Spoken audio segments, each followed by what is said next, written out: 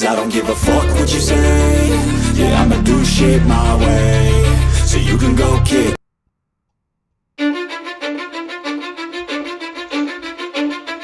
Cause I don't give a fuck what you say. Yeah, I'ma do shit my way. So you can go kick rocks, I'ma stack bricks up, build what I want to make. Yo, I got a lot of shit to say, so I'ma do this every day. I'll be writing things until I'm fucking buried in my grave.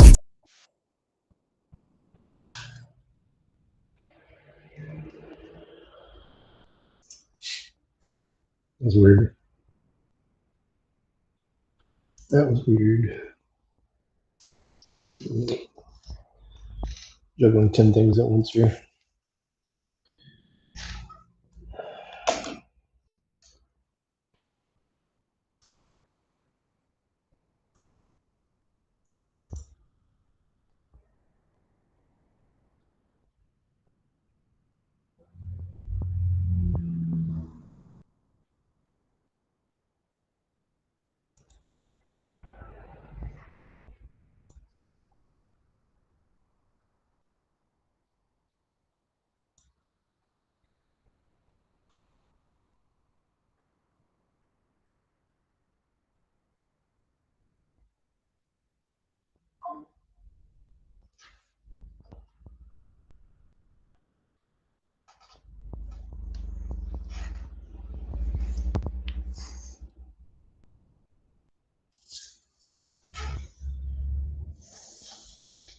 The gift?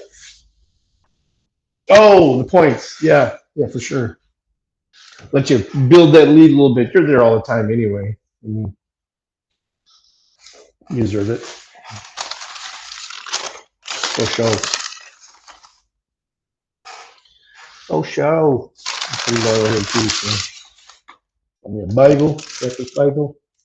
All right, I'm just going to review because I didn't get to. I had to work a lot of last night, so I didn't get to even watch most of the RNC last night. So I'm going to review that. So if you guys are bored, let me know. We'll pop in some other stuff once in a while, but we're going to go with that. So let me get this playing real quick.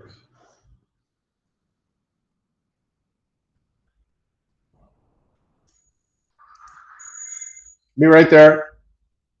Unleashing American energy dominance is our path back to prosperity and peace through strength. Teddy Roosevelt encouraged America to speak softly and carry a big stick. Energy dominance will be the big stick that President Trump will carry.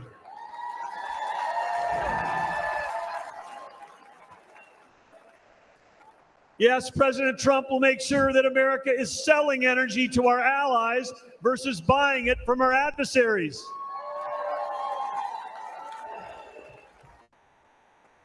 Innovation has always been the source of American greatness, and President Trump champions innovation over regulation. Last year, over that whole year, my wife, Catherine, and I traveled all. Oh, what's up? When is your next orientation for electrical? They have never set foot on my border town. 4 years Well, ago. I mean, there's steps you have to take before that. President, Okay. who believe in borders. And we have a president who traveled That's fine. all the way to San Luis. Well, We that's had not a president encouraging to who hear. cared. I mean, We can have that president. I would have to again. submit your name anyway to get We approval must- to that. Yeah, they already did They who? that. Jim. No. We have to send them. We your must name, and they have re-elect to- President they Trump did to that. close the border, the crime, and stop the drugs What's your from name? pouring in. And Bork. All right, let me check. We must re-elect President Trump to imprison and deport violent gang members instead Who's of your last popping four? them. 0934. Terrorize our nation. We must re-elect President Trump to put our citizens first and make America strong again.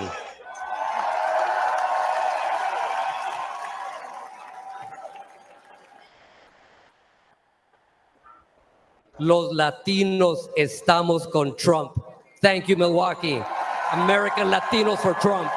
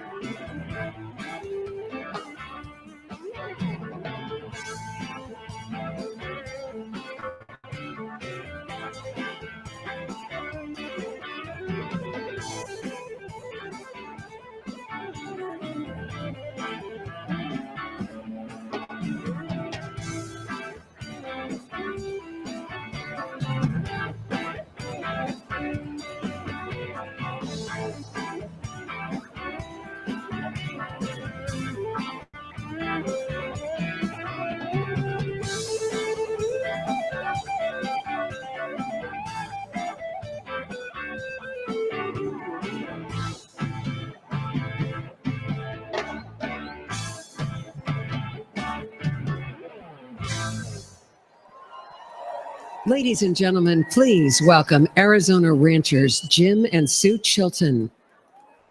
My name is Jim Chilton, and this is my beautiful wife, Sue. We've been married for 60 years.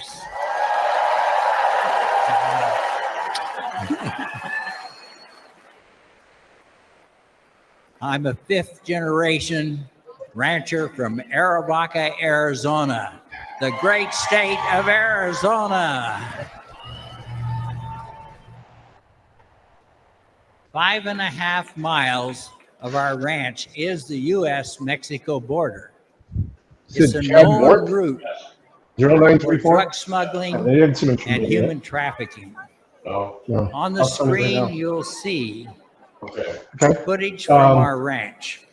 Since Joe Biden took office, our hidden cameras have recorded over 3,500 drug packers and others dressed in We just camouflage ran them yesterday. marching north through I just our searched ranch. your name and your last one. You're not even on the last two names. So let's get a few things These rolling. are Now we're not ready for that. asylum seekers. It looks like and it feels like an invasion because it is.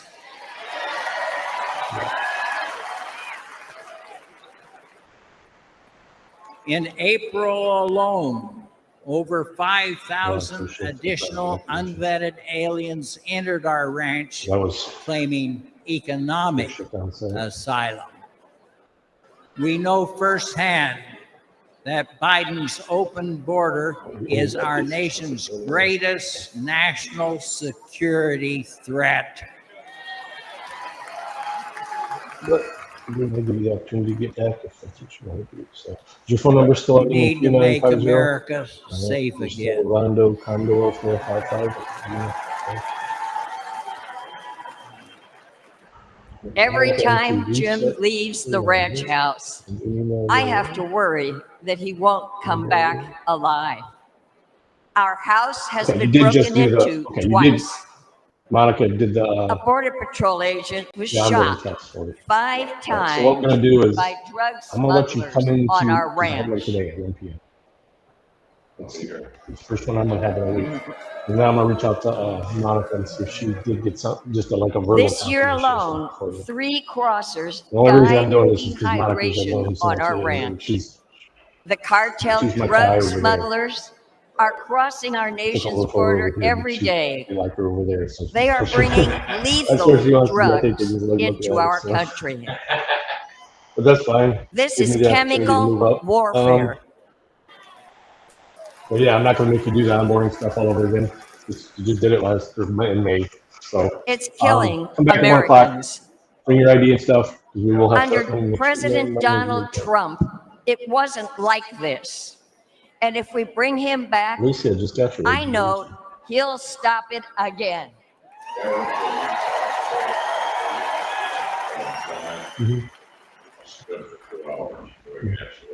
Biden, Harris, and the You know you stay Democrats busy who at support work. open borders are complicit If they're not having in you work, they'll let you go death- chill in the break in room. the So. death of tens of thousands of American citizens. The only thing I'm missing When here. Joe Biden took office, the Trump wall was nearly complete on our ranch.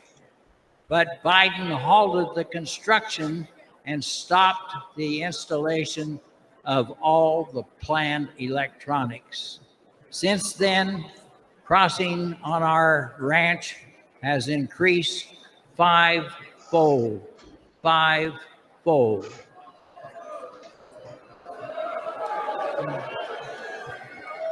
Do you have your social? It's like Biden and Harris Yeah. want My girlfriend's got it. the lawlessness. Can you just like maybe text The it, fact have her text is you a that picture of it or walls something? work. Yeah, and just We must or elect send me a Donald text Trump real quick, to finish the just show you where you wall. want to send it. You look everywhere, it's just gonna keep sending it. To stop the Oh, it's fine. cartels. It's fine. You can do that too. I'm gonna give you our text number anyway, so you have it. I'm just gonna send you the directions. So I mean, obviously, you know, so you'll have the number. All right, come back at 1 o'clock. Yeah, All right. thank you. Yes, sir. In a bit. I'm sorry. No, don't worry about it. Don't worry about it. I wash my hands before you get in there. All right, cool. That's the number. No, that's And we the way to must communicate with keep the officer because if you tried America to call, you safe probably know and that. strong. I mean, she's meeting me right now, so when I'm doing this or 10 other things, I'm not answering the phone. What's up? Yes. Okay.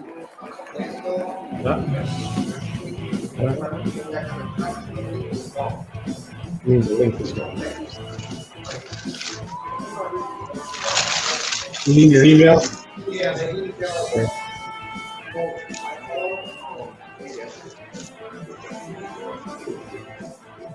Okay, all you have to do is log into the system. I just put that with your email, and then was if you don't know always the there to password, just support reset it. and their And all the families. passwords still need it. He kept his promise to keep them out of endless wars and to never forget about them after they served.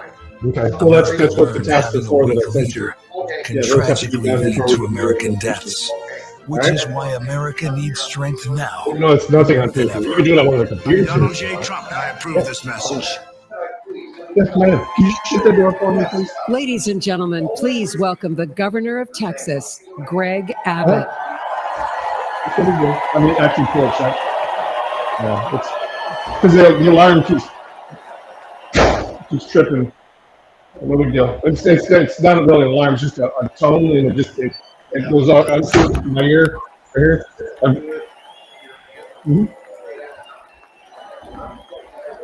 Thank Don't you worry very about it. much. We'll get you pulled up and we'll get you rolling. Let me get it reset for you. Thank y'all very much. Thank y'all very much. As Hang on a second. Let me write this guy's info down. come on, let's go.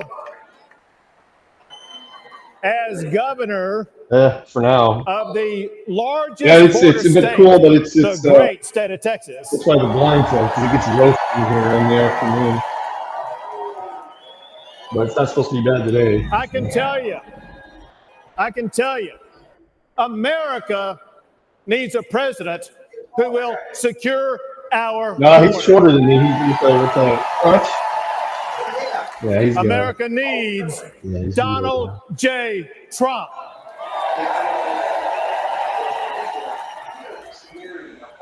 Okay.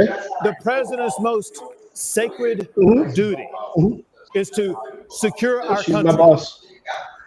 Donald Trump fulfilled that I've been here duty for 12 years. I just by haven't been in this office. eliminating I just took over this illegal office. immigration. Once over the one in Under Monroe President Trump, we had the and the one over lowest in Glendale. illegal border But crossings they needed my in about who was 4 over this office decades. on one of the job sites. So they've got me By contrast, sitting over however, three different offices now. Joe Biden deserted his duty. All On his over. first day in office, 20 something. he There's a gutted bunch of them in President Florida, Trump's a couple in policies. Cleveland. And the result Yeah. has been Yeah, catastrophic. Florida's got Under more Joe than here. Biden, illegal They do immigration like has nursing and stuff like that down skyrocketed. there. So. Under his watch, around 11 million Old people. immigrants have crossed our border illegally. Yeah. All right, That's more. You remember your That's more than the login? entire population of Michigan.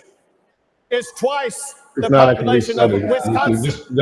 It'll start with Biden your has welcomed into our Okay, country wait a minute. Let me pull you up rapists. and before we even guess. murderers, even terrorists. And the price that we have paid has been deadly.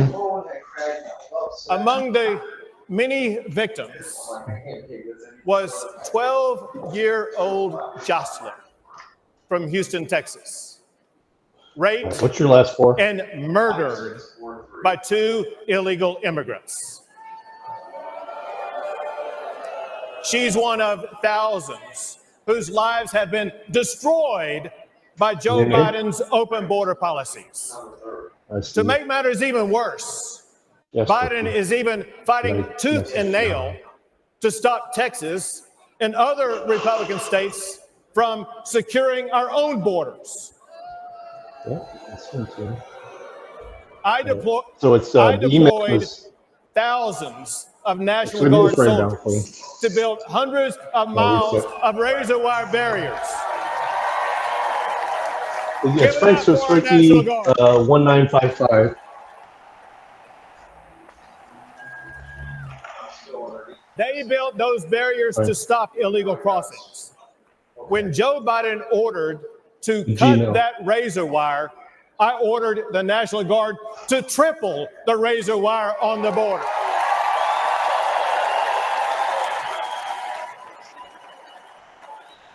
When Biden took 50 acres of Texas border property to illegally process up to 5,000 illegal immigrants a day, I directed the Texas National Guard to take back our land and wire it shut.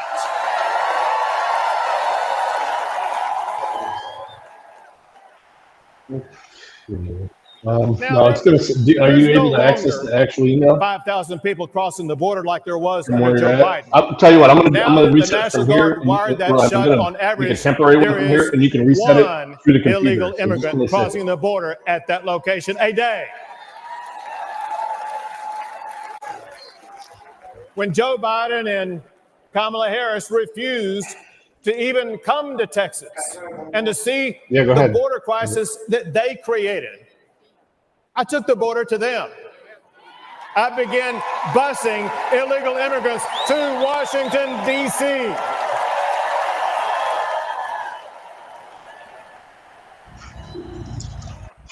And we have continued busing migrants to sanctuary cities across the entire country. And those buses will continue to roll until we finally secure our border.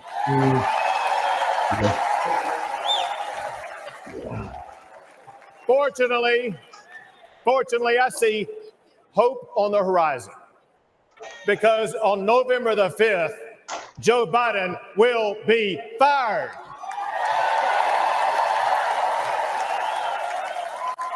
And Donald Trump will once again become the President of the United States of America.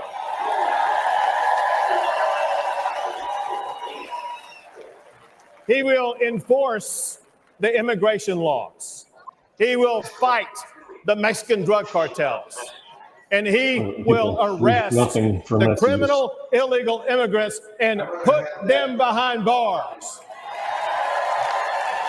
Or send them back.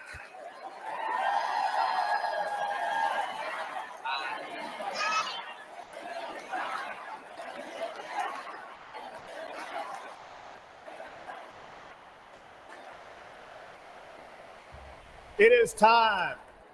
It is time to restore order at the border. It is time to rid our streets of crime and chaos. It is time to secure our nation by returning Donald Trump as President of the United States of America. Thank you all. God bless.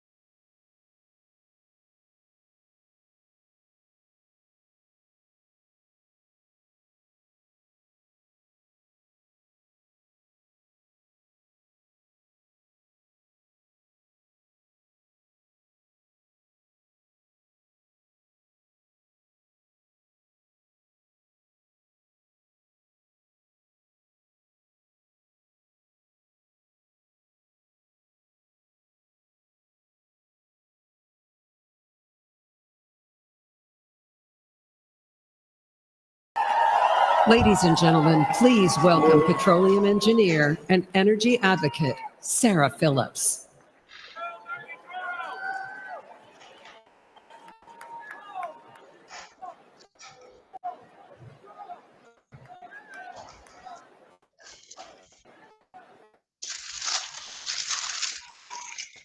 Good evening, Milwaukee.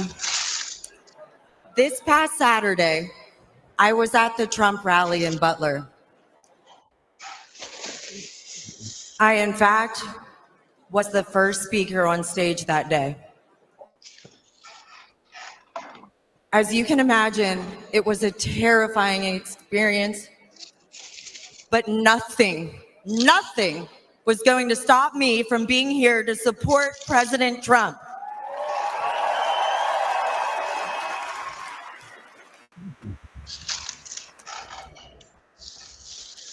Thank God President Trump is alive.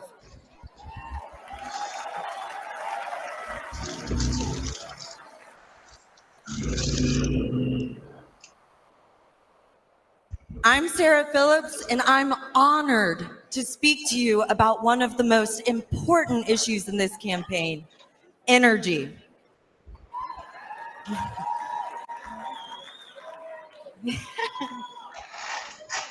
President Trump is high energy and supports energy. Biden is backwards. low energy and is against energy. You have the cap like that. The difference is significant for you and significant for our country. President Trump understands that abundant, affordable energy is vital to our economy and to our national security.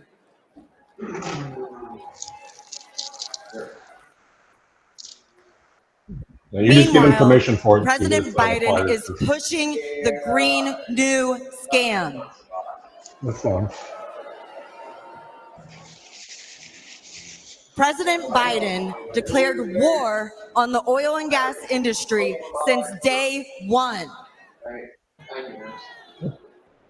He canceled the Keystone Pipeline, overrode congressionally directed oil lease sales in Alaska, and has proposed massive tax hikes on oil and gas.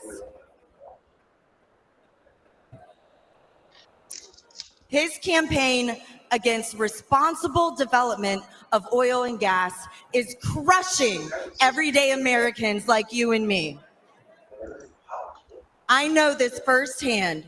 As a petroleum engineer who worked on the front lines as a roughneck, I have witnessed the safe and environmentally responsible way America develops oil and gas resources.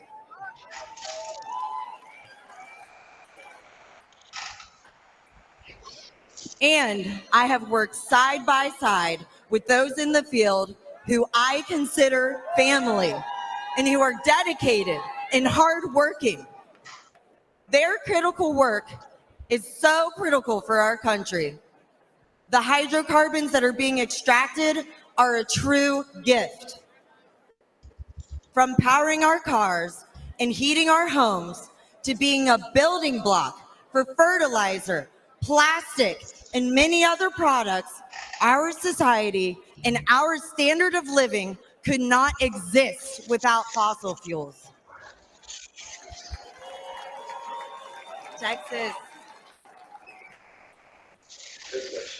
That is among the many reasons why we need to return Donald Trump to the White House.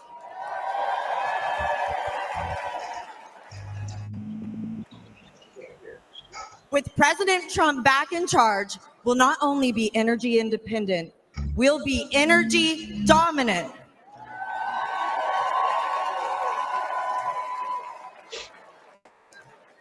We'll create jobs, increase investment, and improve our national security. Under President Trump's leadership, America's great economic revival will be powered by American energy.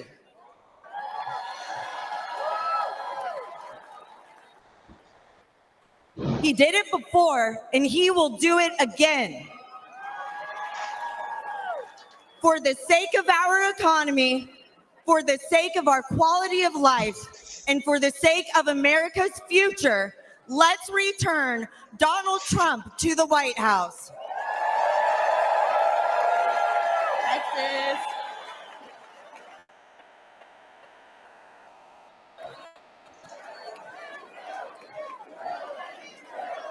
Drill, baby, drill. Drill, baby, drill. Drill, baby, drill. Drill, baby, drill. Yeah.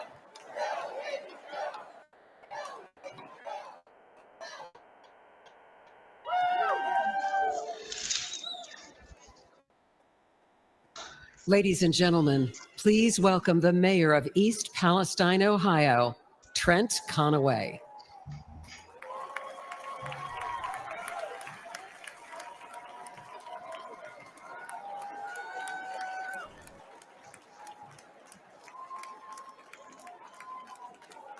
Good evening. February 3rd, 2023 began like any other Midwestern day, but in a heartbeat, everything changed.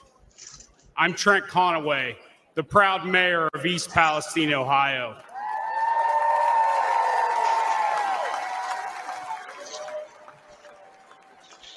When the train derailed, spewing flames and toxic chemicals to our town, faced a disaster unlike we'd ever seen.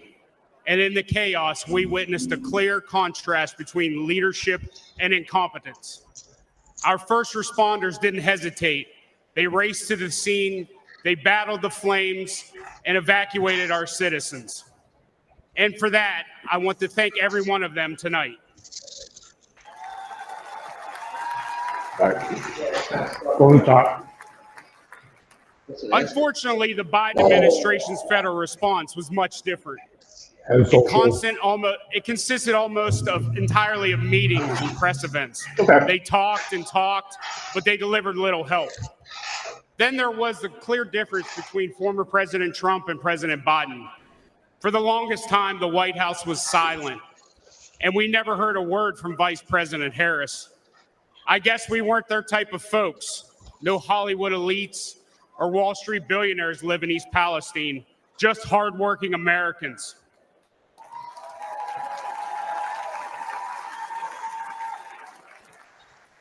But Donald Trump cared. First, he called to ask permission to visit, not wanting to intrude, and then he asked how he could help. When he arrived with fresh pallets of drinking water, he met with everyone, from first responders to local officials and residents. He toured the derailment site.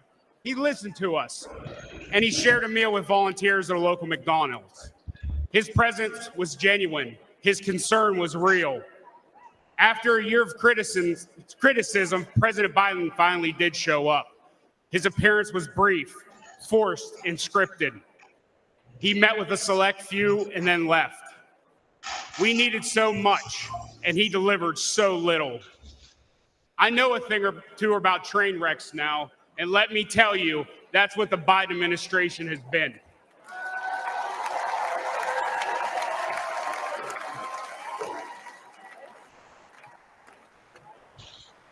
Before President Biden derails our entire nation, we need to act. We need a leader who values small-town communities as much as big cities. We need a president who loves all Americans.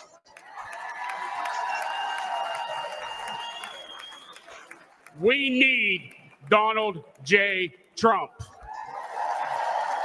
Thank you.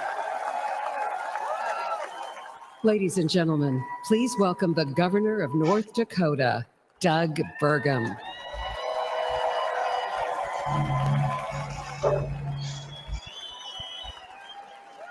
Hello, Milwaukee. And hello, North Dakota. Feels good to be here. The last time I was in Milwaukee, in this building, standing behind a podium was for the debate, and I stood on one leg for 2 hours. You guys might remember I blew my Achilles the day before. But to kick things off, I have a question for you, and I need your help answering so nice and so loud that everyone at home can hear you. Are you ready? Who will make America energy dominant? Again, who will make America energy dominant? Well, that's pretty good, but it's after 4 p.m. in D.C., so how about one more time loud enough to wake up Joe Biden? Who will make America energy dominant? That's right, because when President Trump unleashes American energy, we unleash American prosperity, and we ensure our national security. Serving as a governor with President Trump was like having a beautiful breeze at our back. He cut taxes and he cut red tape. Serving as a governor under Joe Biden has been like a gale force wind in our face. Biden's war on energy hurts every American because the cost of energy is in everything we use or touch every day. Biden's red tape has raised the price of the gas in your car, the cost of food on your table, the clothes on your back, and it's even raised your rent. Biden's green agenda feels like it was written by China, Russia, and Iran. Let's look at Biden's EV mandates. Where do nearly all the batteries and rare earth minerals come from? China, you know. And the day that Biden halted permits for clean U.S. natural gas export facilities, just think about the party they must have thrown that night at the Kremlin, because Biden's policies are making Russia and Iran filthy rich. And they're using that money to fund wars and terrorism against our allies. At home, Biden is acting like a dictator. He's using mandates to shut down reliable baseload electricity. That's why your electric bills have soared upwards as our nation's electric grid reliability spirals downward. 4 more years of Joe will usher an era of Biden brownouts and blackouts. Imagine no electricity for your fridge, your lights, or air conditioning. President Trump will ensure that there is power for you, and importantly, that we have the power as the United States to beat China in the AI arms race. Yeah. It's just, and basically that's just so we'll get a Unleashing tax credit American for hiring energy somebody dominance else. is our path back to prosperity and peace It doesn't through affect you. strength. That's fine. Teddy Roosevelt encouraged America to speak softly and carry a big stick. Energy dominance will be the big stick that President Trump will carry.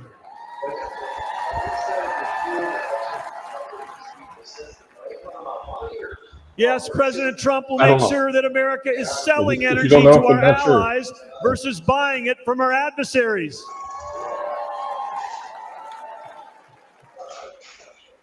Innovation has always been the They'll do is source they'll just of they'll American just look it up. greatness. So. And They'll President figure it Trump out. champions innovation over regulation. Last year, over that whole year, my wife Catherine and I traveled all across America. As all of you know, it's rural America that feeds the world, that fuels the world, and defends the world. Small towns with a huge impact, and rural America is Trump country.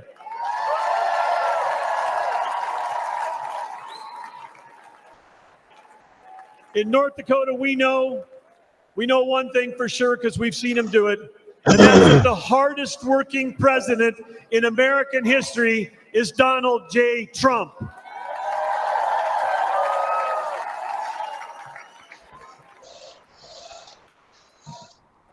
President Trump cares deeply about every American, rig workers, truck drivers, roughnecks, and yes, America's great farmers and ranchers.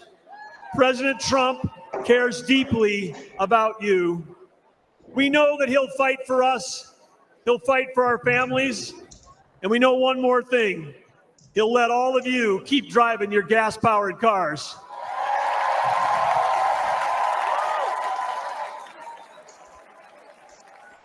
When President Trump unleashes energy dominance, he will make America affordable again. He will make America strong again. And when President Donald J. Trump and J.D. Vance together, they will make America great again.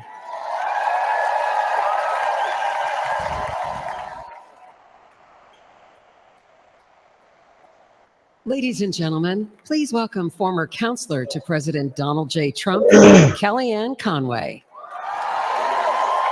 We'll click on this one. No, just got 3 on the left there. Just click on the one on the side there.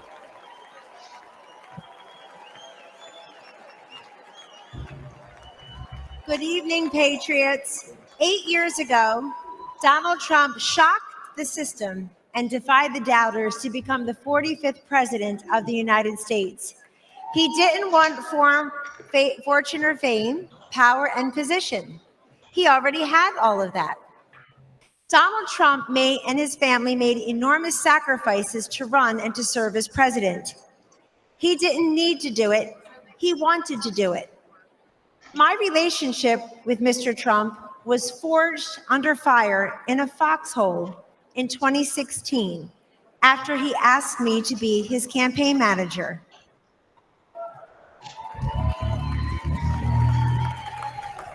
We had no idea that he was making history as the first successful presidential nominee ever to tap a woman to lead a campaign.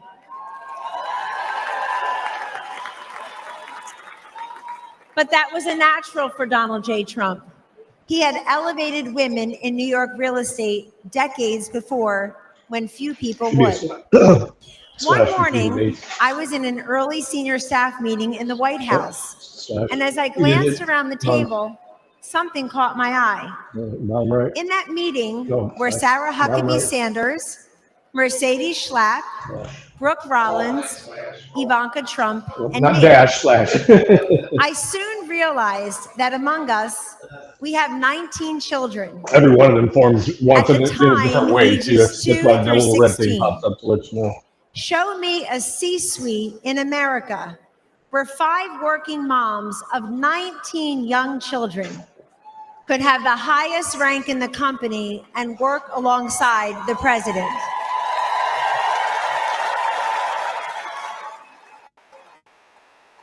In the Trump White House, we lived it. Sure, he saw something in me and the other working moms that perhaps we did not see in ourselves. But more importantly, he sees what's best and what's possible for millions of decent, hardworking Americans. Now, 8 years later, he and his family have made the sacrifice again for him to run and serve as president. Donald Trump could be the envy of former presidents. If you're not interested in nutrition. He's a billionaire who could play golf every day at his own golf courses. He can enjoy a magnificent life with his incredible 5 children, his 10 amazing grandchildren, and that extraordinary, elegant, beautiful, brilliant wife. It's the basic of basic coverage reason. The former and future First But you're Lady, still going to get the Melania supplemental Trump. that you sent up. That was the first one. So. He does not need to do this, but we need him to do this. How often do we hear, I want Trump's policies without Trump's personality? Right. Well, good luck with that. We don't get those policies without that personality.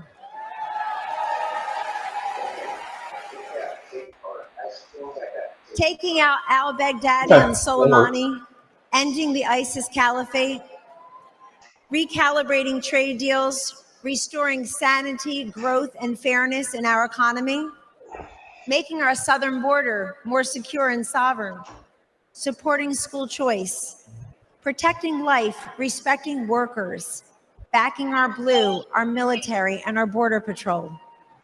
You get that through strength and toughness. Weakness emboldens our adversaries, enables failure, and empowers evil. The answer to weakness is strength. The antidote to division is unity. And the alternative to failure and incompetence to Joe Biden and Kamala Harris is to send them packing and send Donald Trump and J.D. Vance to the White House.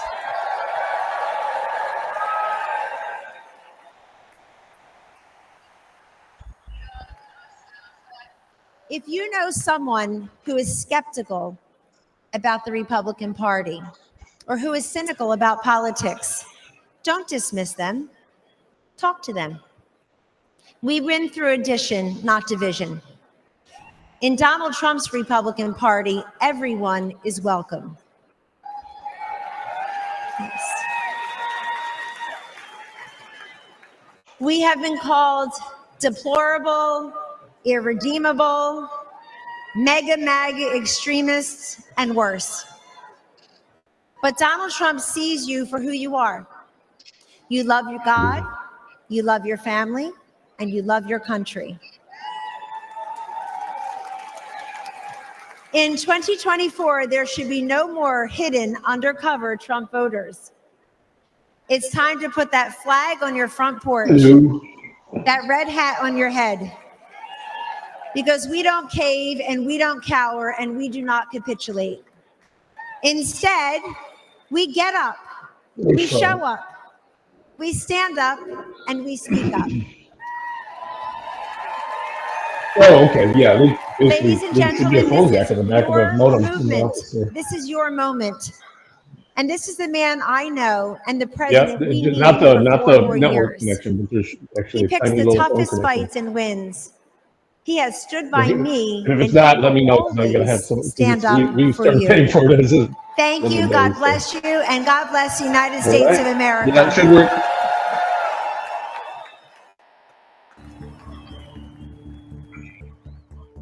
No worries. Yep. I would describe Joe Biden as an absolutely horrible commander-in-chief and a danger to every single person wearing the uniform. We don't have that sense of leadership. We don't have that sense of trust. I think it's absolutely unforgivable that a commander-in-chief would leave people behind. The military has been unfortunately demoralized. You've seen the enrollment drop precipitously under this administration. They don't feel like they have a leader, somebody that they can follow. I do believe this country is less secure with Joe Biden as president. We're absolutely 100% weaker with Joe Biden as our president. We are far less secure today under Joe Biden's watch than we've probably ever been. Our enemies see Joe Biden as a weak president. Our enemies have taken full advantage of Joe Biden's weakness as commander-in-chief. The weakness of President Biden has strengthened our enemies. All you have to do is take a look at the border. Even in America, we're scared. It's not safe to walk our streets here in the United States of America because of President Biden. I served under every president from Ronald Reagan when I first enlisted all the way through Joe Biden. And by far, Donald Trump was the most respected and best commander-in-chief that we had. Donald Trump is a strong leader. He cared about the troops. He showed in his actions that he put us first. I have the utmost confidence in President Trump as our commander-in-chief. He will stand up for the American service member. Under Donald Trump, that military can be brought back to as strong as it was. We were absolutely more respected under President Trump from all countries, even if it was ones that were adversaries. Leaders across the world knew that if he said something, that he would act. Under President Trump, in 4 years, there was no foreign war to be fought. There was no invasion of Ukraine. If President Trump was still president, we wouldn't have had the attacks in Israel. We wouldn't have a lot of these foreign issues that we're seeing right now. He was respected on the world stage. When President Trump was president, these people all stayed in their place. They understood we had a strong leader. We are definitely more secure with Donald Trump as the president of the United States. Joe Biden puts veterans last. President Trump is the only president that's actually cared about the veterans. President Trump was led from the front, not the rear. I'm a proud Democrat, but I'm more proud to say that I'm a veteran, and I do wish that all Democrats, all people would vote for President Trump. President Donald J. Trump has been the best commander-in-chief for the men and women in the uniform in the last 20 years. Ladies and gentlemen, please welcome Congresswoman Anna Paulina Luna of Florida.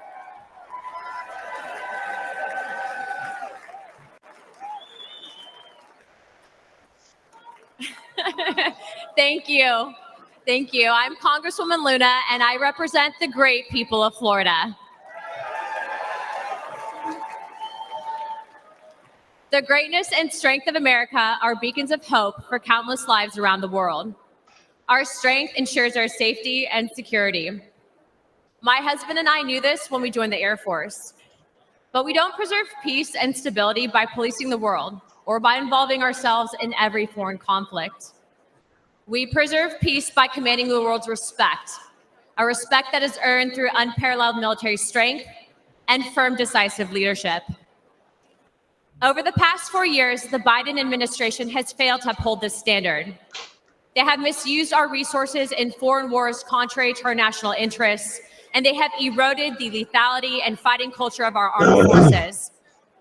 The leadership that we need, that respects our military and understands the true cost of war, is only found in Donald Trump.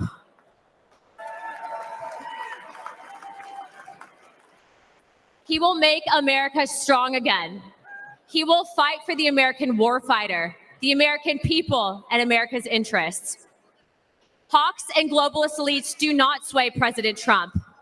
He knows the cost of military action like I do. My husband was shot in combat by terrorists and continued to deploy in the fight against America's enemies. I know the fear and anguish of waiting for news about a loved one in harm's way and the pain of losing friends in combat. President Trump knows what it means to put your life on the line. Our service members and their families make immense sacrifices, and they deserve a president who respects that sacrifice and who would lay down his own life in defense of this great nation.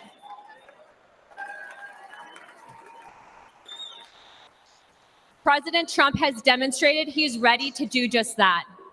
It is time that we all rise to his stature. The world needs a strong America, and America needs strong leadership.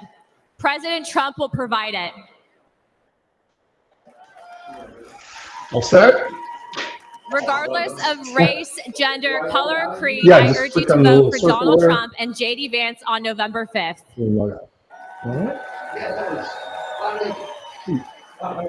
It's All time right, can to you unite America. come back Thank at you, 1 o'clock for the Milwaukee. God bless the orientation? United States. Let's Okay. get him in. With your ID and stuff? All right, just bring it back when you come back. It was Christmas Day.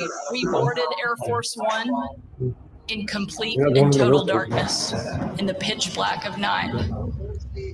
We landed in war-torn Well, I don't Western even know Iraq. what No lights on the next order is runway. going to come in. There Just were to get you down hundreds the of left troops packed into a dining hall. They had Yeah, absolutely but no we pretty idea much that go the through it. So president and today's first lady orientation were is going about to to be the next. walk into that room. All right? And when they did, it was a sight and a sound and a scene that I hope I never forget. That room absolutely erupted. That was the kind of patriotism President Trump brought back to our country. One of the young soldiers yelled from the back of the room, "Mr. President, I re-enlisted in the military because of you." And without missing a beat, the president said, "And son, I am here because of you." Ladies and gentlemen, please welcome Medal of Honor recipient David Bellavia. Oh, wow. This is the one with the burns.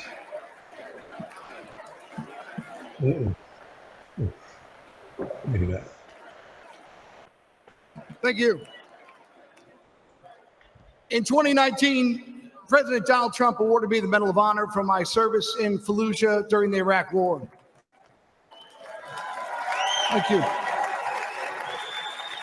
Today, I speak across the country on behalf of our military services, and I ask parents, I look them right in the eye, like I'm looking at you, and I ask them, will you give America your sons and daughters to serve in the greatest force for good this world has ever seen, the United States military? I tell them what I learned when I was in combat. Your sons and daughters will be loved. They'll be our family. And that bond, that commitment is for a lifetime. Their response? Well, it's changed in the last couple of years. Now they say, what about the 13 heroes we lost at Abbey Gate in Afghanistan? Now they say, what about the desperate civilians falling off the transport airplanes?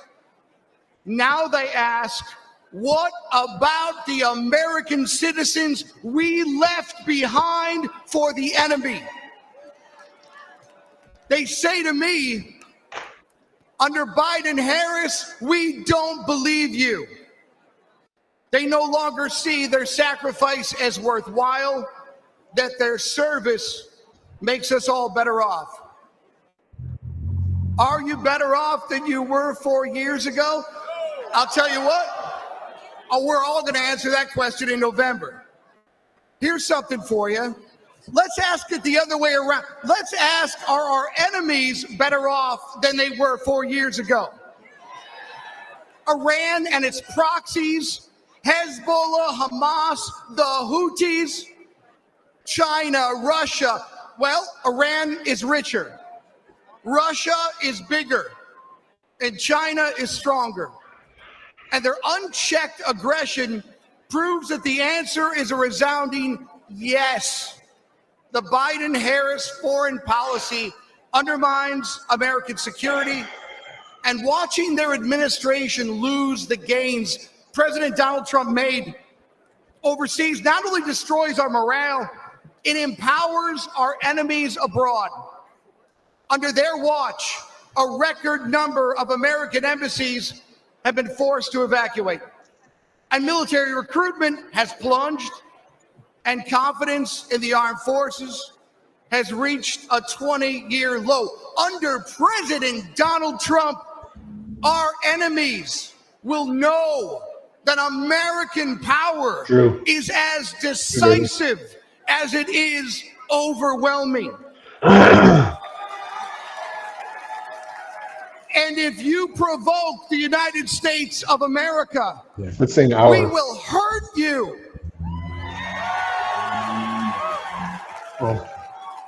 And if you threaten If you have resources you want, citizens we will hurt you. of the United States of America, we will hurt you for generations to come, so help me If you don't God. fight someone else that we don't like, we will hurt you. Donald Trump is a commander-in-chief that I am confident to tell parents is at the helm. Donald Trump loves America. He too has bled for the nation that he loves. May God bless America. May God bless. The Nickel's where I'm at right now. It's the east side of Toledo. The zip code's 43605. Only people from this area generally know what it is. Toe always knows what it means because he grew up here. But yeah, the Nickel. Our Gold Star families, thank you for what you've given this country.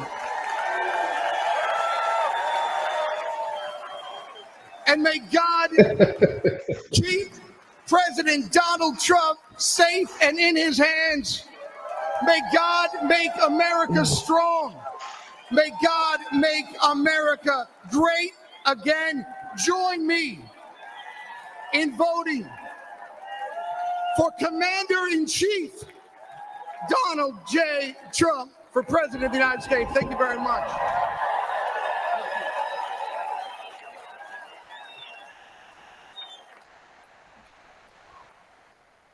Ladies and gentlemen, please welcome Afghanistan war veteran, Scott Neal.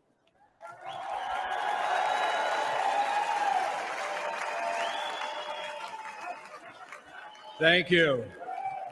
Look at all these great Americans here.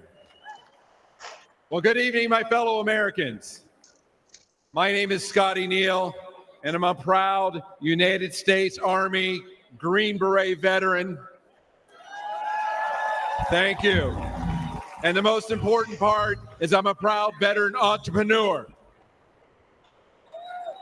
Almost 23 years ago, Al Qaeda declared I need to war try on this America whiskey. September 11th, 2001. Weeks later, Green Berets from the 5th Special Forces Group became the first Americans in uniform to deploy to Afghanistan, and I was one of them. Thank you. Deep in enemy territory, some of us rode on horses.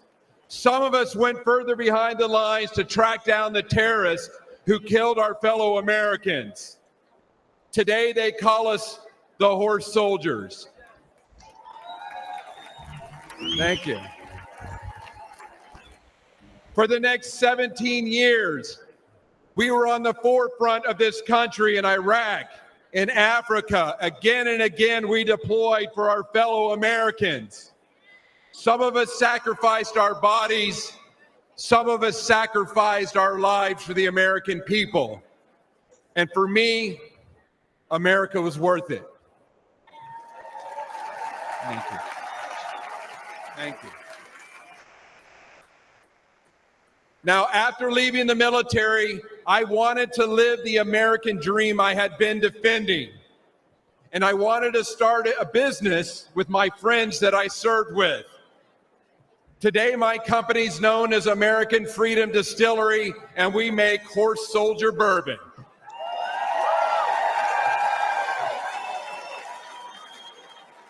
We are building our forever home in the great Commonwealth of Kentucky. Soldier bourbon. That's right, where true bourbon comes from, in a little small town called Somerset. Please come visit us. All of our ingredients are made here in the United States of America. We ensure we hire veterans. We want to prove that America remains the land of opportunity for those brave enough to reach out and grab it. But tragically, almost 3 years ago, my fellow veterans and I recoiled at the bloody anarchy of President Biden's withdrawal from Afghanistan. We saw weakness in chaos. We saw 13 of our brothers and sisters lose their lives. Most of us veterans who served got phone calls for those courageous Afghanistans that we fought with in the mountains as they were pleading with us not to leave them behind. Throughout our careers, we never had regrets about our service. But this moral injury caused many of us to ask, why did we serve if this was the outcome? But despite this dark chapter, I know America is good. We're still the shiny city on the hill that everybody wants to come to.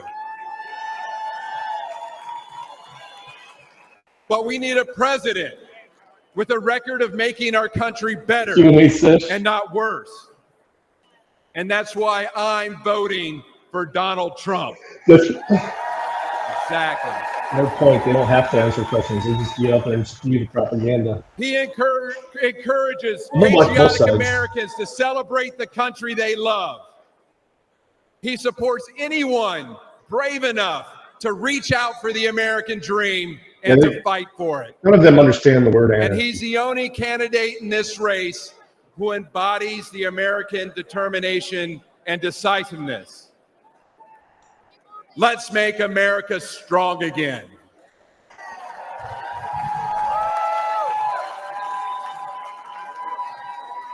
Let's vote for Donald Trump. Thank you. Dio presso liber. God bless America.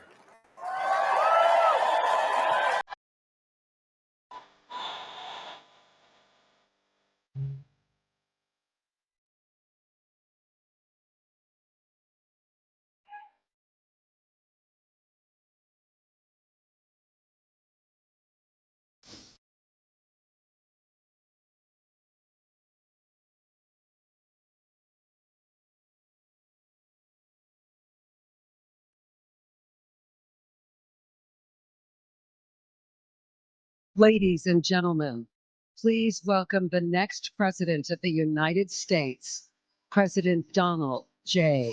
Trump.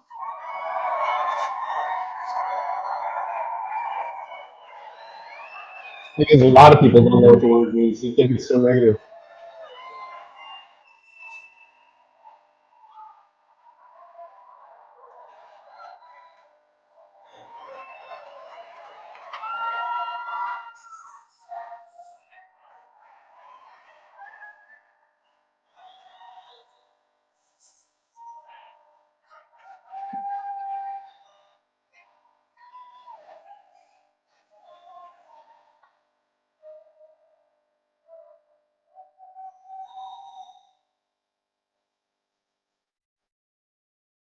No.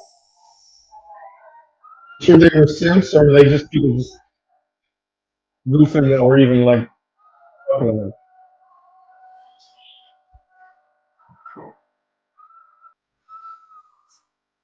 That's some pretty tough protesters. They grabbed the guy with an AK in the area there the other yesterday or the day before and get into it.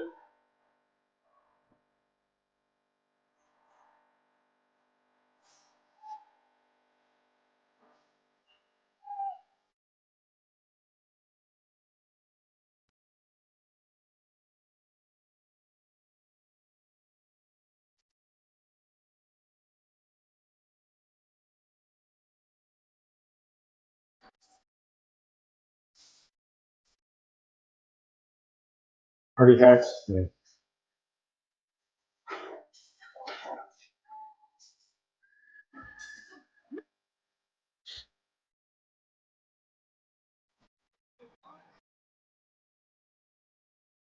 We had people expounding on the fact that the guy who's down at him is a registered Republican. And the only reason he was registered is so he could vote for Haley. Donated to Joe Biden before he even registered. It's looking bad for the Secret Service, though. It looks like they just turned a blind eye. Ladies and gentlemen, please welcome Kimberly Guilfoyle. Too late. They said that.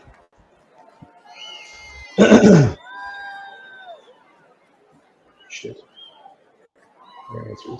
Good evening, ladies and gentlemen.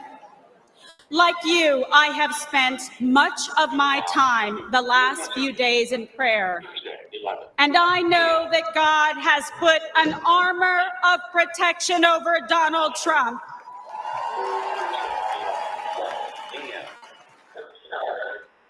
We are all reminded that love for Yeah, it'd be hard to hear while they're talking.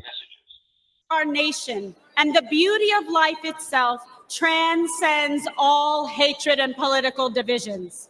Oh. I stand before you tonight, more convinced than ever. This Plus, I had the wrong microphone on. I had it on the earbud on the earbud, which is in the charger rather than the computer. Sorry.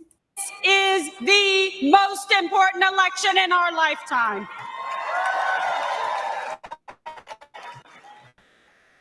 This election will decide the fate of our great nation. And that is why we must elect President Donald John Trump.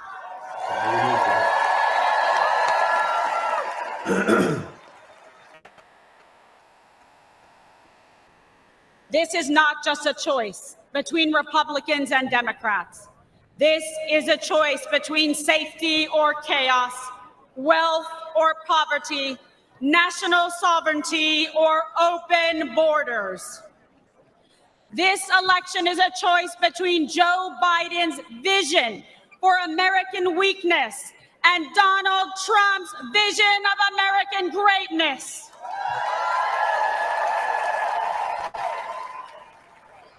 Donald Trump will once again make our country strong, safe, and prosperous.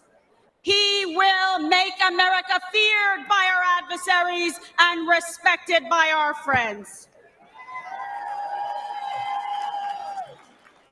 And most importantly, Wants to be he feared. will always put America first.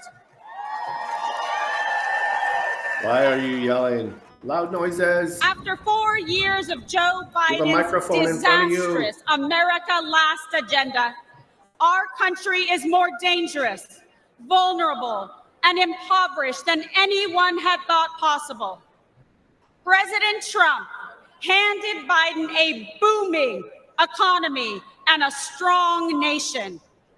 All Joe had to do was leave it alone and take a nap.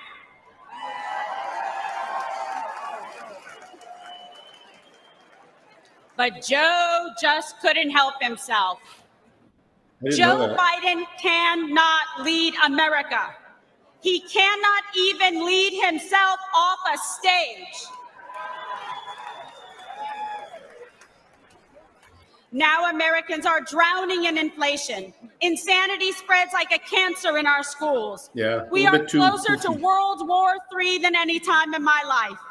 And we are facing an unprecedented invasion of millions of illegal aliens across our southern border. Rioters and looters go free, while Biden and the Democrats persecute American heroes like Donald Trump.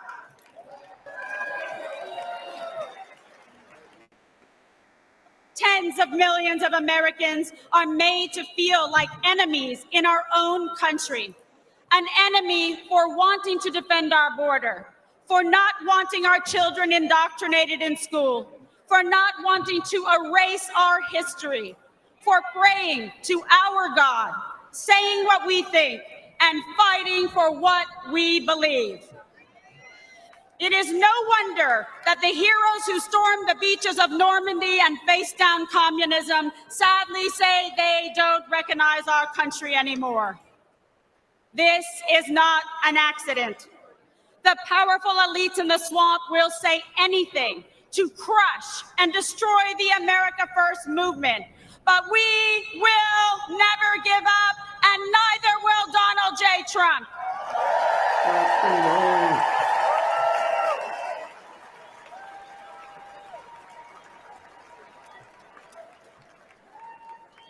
I know I speak for patriots everywhere when I say we are fed up.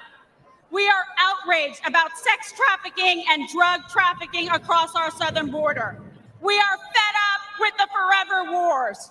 We are done being told by the radical left to sit down, shut up, and obey. The Democrat vision for America is governed by fear, hatred, and political oppression. Our vision is defined by a love of our country, love for our fellow citizens, and our love of freedom.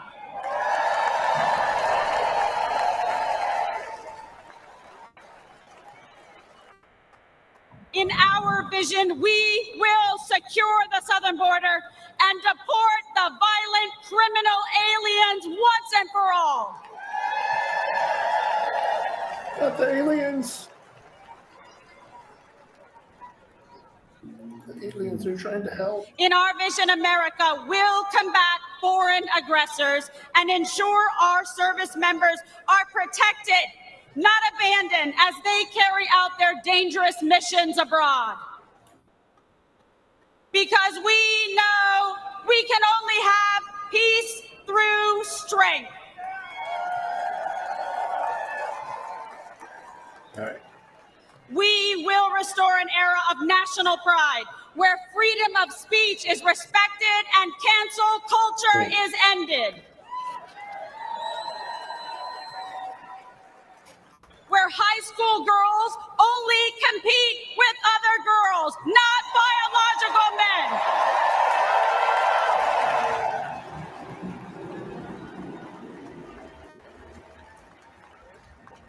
Where struggling cities never put criminal illegal aliens above our heroic veterans and brave law enforcement. Where our streets are not ruled by gangs and rioters, but governed by law and order. Where Our students are freed from failing schools and corrupt teachers' unions through universal school choice.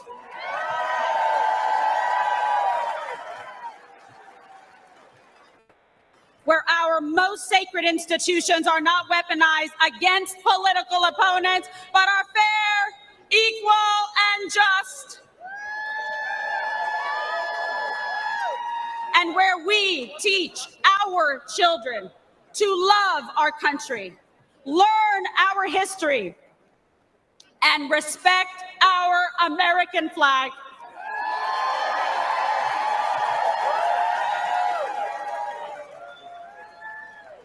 I believe in America. I believe in our freedom and liberty. And I believe in Donald John Trump.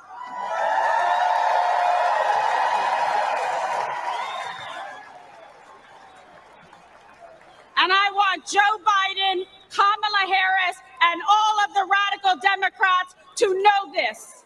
We will not be bullied into obedience.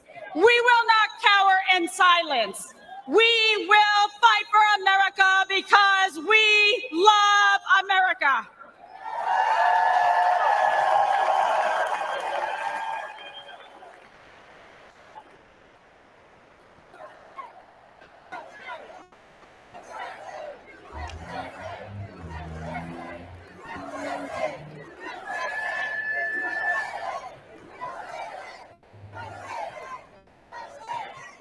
JC, cackle-doodle-doo, yeah.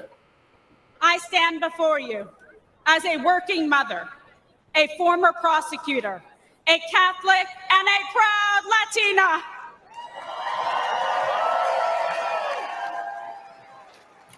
I know personally what every American has now seen with their own eyes.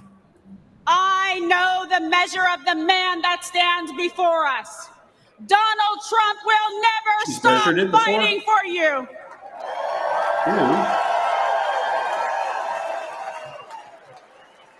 So join me in voting for Donald J. Trump for president again.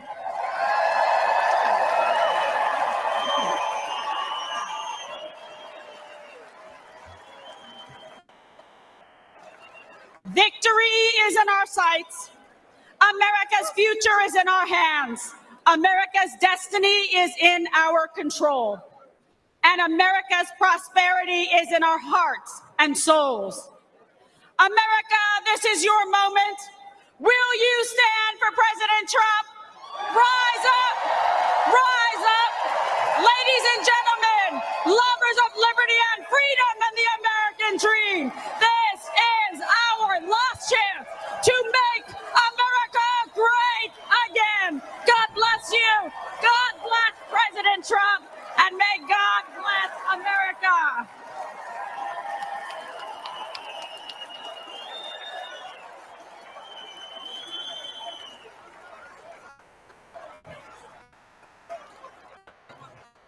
Ladies and gentlemen, please welcome Congressman Michael Waltz of Florida.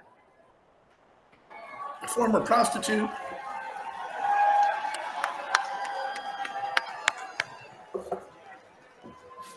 I think she was just a toy. I am so honored.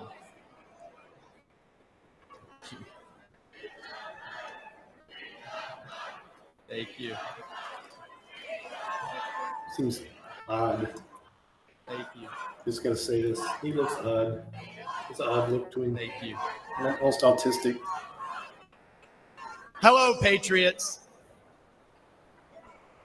I am so honored to stand before you as a 27-year Army veteran and the first Green Beret ever elected to Congress. And I'm joined tonight by my beautiful wife, Julia, who, oh, by the way, has more combat tours than I do. Look, folks, we have deployed all over the Middle East, all over Africa, all over Afghanistan, and I have never in my lifetime seen the world falling apart like it is under Joe Biden. And that's because under President Trump, we had a president who defeated ISIS, broke Iran, stood with Israel, always stood with our allies, made China pay. You didn't see any spy balloons under President Trump, did you? He deterred Russia. You know what he told Putin? You try anything, and I'll take the tops off the Kremlin. And he didn't dare, did he? He did under Obama, he did under Biden, but not under Donald J. Trump. He diffused North Korea. And importantly, he got our hostages home and didn't pay billions of dollars to get our Americans back. And here's my favorite part about Donald Trump, the commander-in-chief. He sat across the table from the bureaucrats and the generals and said, if you don't give our troops what they need, you know what he told the generals? You're fired. You're out of here. We're cleaning house. Everything takes too long, costs twice as much, and delivers half of what our troops need. And what do we have today? What do we have today with President Biden? What's he focused on? He's focused on pronouns. He's focused on renaming bases. He's focused on DEI. And here's my favorite. He's focused on building electric tanks.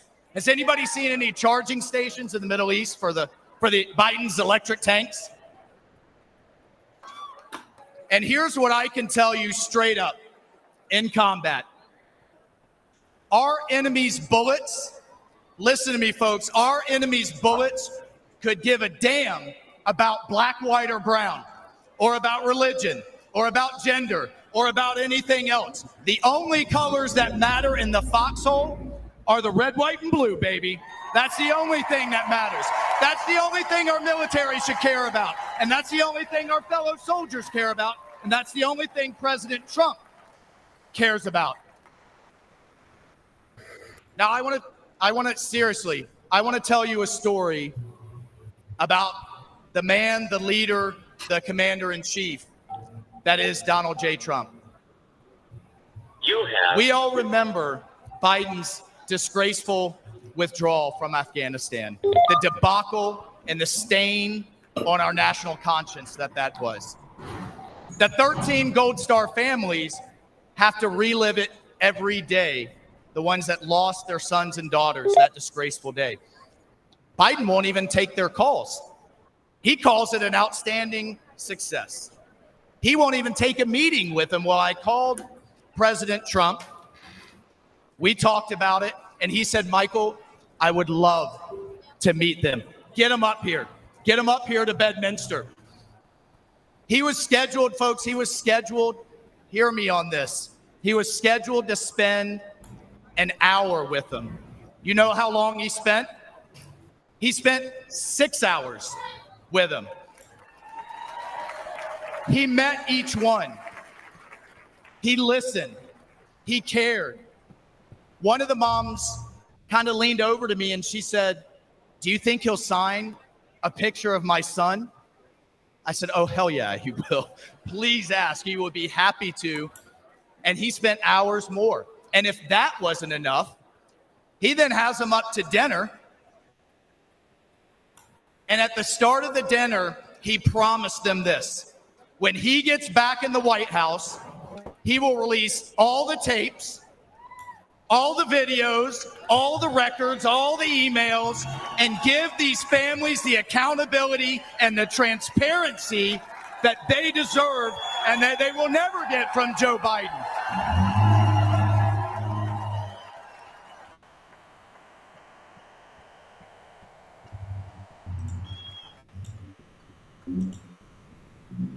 And then God bless this man. This is why I love this man so much.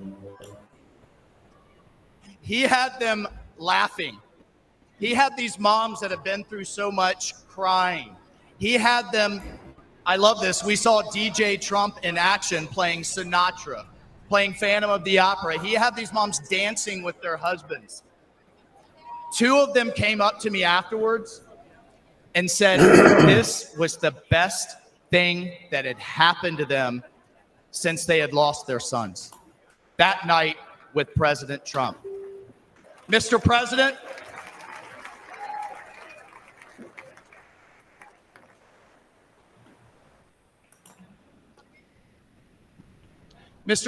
you helped them heal.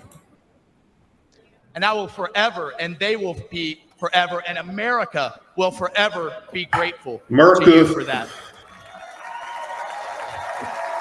Thank you for letting them heal.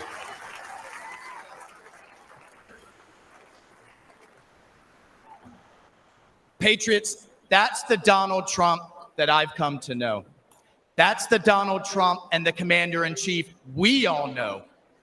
That's the Donald Trump the media never wants you to see. That is the Donald Trump we must have as commander-in-chief back in the White House this November. We need it. The country needs it. The world needs it, because we will once again have peace through America's strength.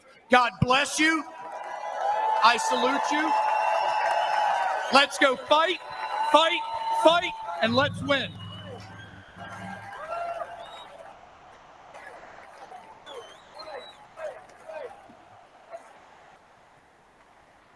Ladies and gentlemen, please give your solemn attention to the following video presentation honoring our nation's Gold Star families.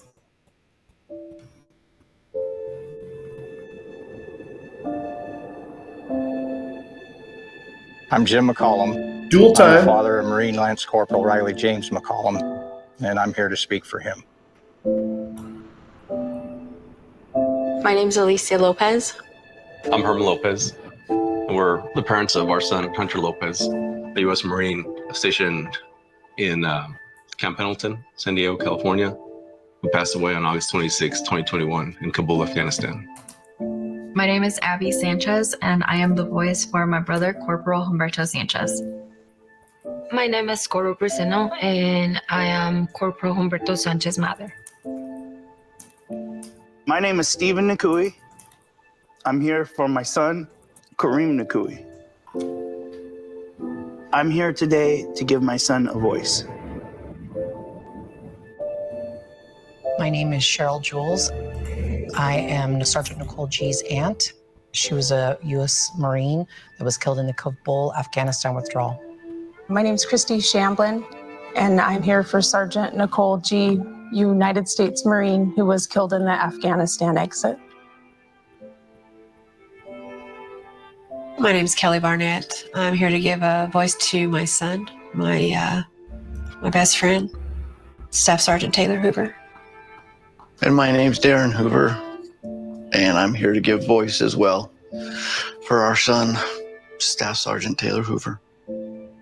When we started hearing that the Taliban was moving in, that there wasn't more military being deployed, and that they had decided that the Taliban was our security, that was when I became terrified. They were just kind of left there, hung out to dry. For you from Afghanistan, where there are significant casualties, including some Americans from a I was at work attack outside. and heard about it. Instantly had that just chill go through me, and I started sending messages. I'm talking to people. I'm calling his girlfriend. I'm saying, well, have you heard from him? Calling his sisters. Have you heard from him? You know, we're texting. We're saying, please, just send us a text. Just whatever. Just let us know that you're okay. When all the explosions went off, I had messaged her and I said, hey, you know, I know you can't say anything, but, you know, just an emoji, just a bubble.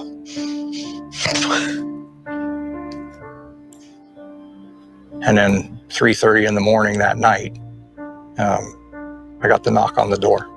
You know, there's no other reason 2 Marines are standing on your door. Right away, they told you, we have news about your son, and he just passed away. I just start screaming. I throw myself on the floor. I pull up the street and I see a white van. And once I saw them, I knew. I think what they're talking about fighting, though, is actually... It's surreal. Seeing all those flag draped coffins in the back of a C-17 is something you'll never forget. And it really drives home that, you know, these young men and women gave the ultimate sacrifice. They had all the families within this large room. The president showed up, and that was, it wasn't what I was expecting. You know, this guy's sitting across from me on that tarmac, and he keeps looking at his watch. Biden did not want to be there. I don't know what he wanted to do, but he did not want to be there. He looked at his watch multiple times. I saw it 3 times. He didn't say anything about Riley. And to this day, he has yet to say those 13 kids' names. And that makes me so upset because those kids were serving their country. Those kids, they were giving their life for this country. And I always said they were thinking that their commander-in-chief was gonna have their back because they were fighting for this country, and that didn't happen. The administration, the White House, our president has never once mentioned their names, not one of them. Honestly, I don't feel like Joe Biden cared. He just had no empathy for us at all. I do think incompetence played a huge factor in what happened. Bad decision, bad leadership, and it all starts at the top. Joe Biden should not be leading this country. There was no point in making that hard deadline August 31st. It was 100% a political stunt. He let my son down. He let the 13 down. He let the 45 wounded down. He let those 174 civilians down. He let our country down. And then what it hurts the most is that they could be here.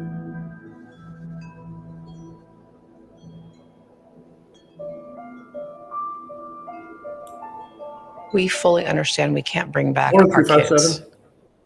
But there are thousands and thousands more out there that are going to come home the same way if something doesn't change. We're the United States of America. We can do better by our men and women that are risking their lives for this country. We can do better for them than that.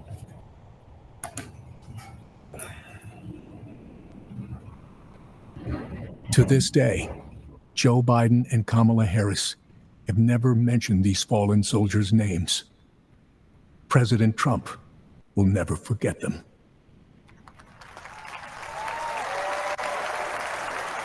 Good venues there. It's like is this where the Bucks play? Milwaukee Bucks basketball team. Ladies and gentlemen, please welcome to the stage the Gold Star families of our fallen heroes.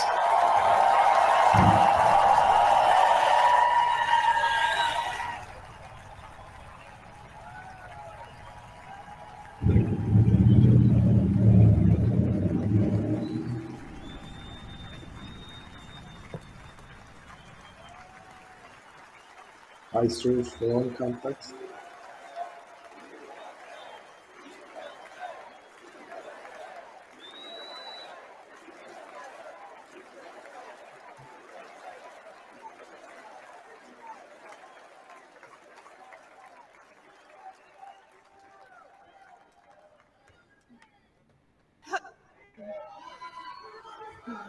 Hello, America. I'm Christy Shamblin. My daughter-in-law, Sergeant Nicole Leanne G.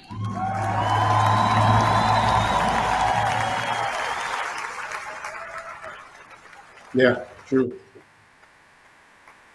Was a United States Marine, and she was killed at Abbey Gate in Afghanistan, alongside 12 of her brothers and sister-in-arms. While Joe Biden has refused to recognize their sacrifice, Donald Trump spent 6 hours in Bedminster with us.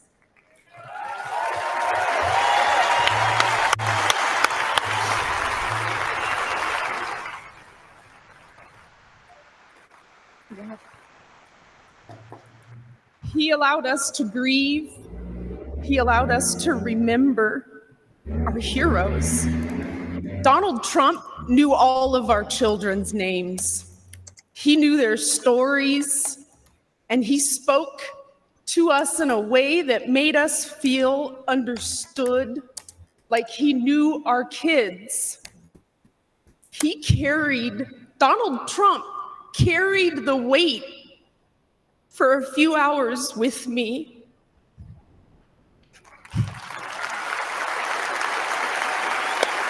Yeah.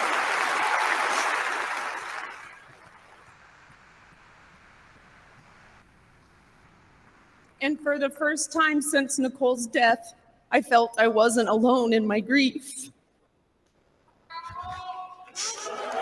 Thank you.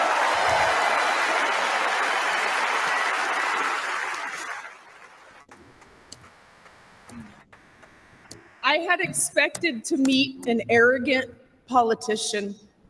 Instead, I met a man who had empathy for us. He was compassionate, and he spent time with us because he knew it would make us feel better. Thank you, President Trump.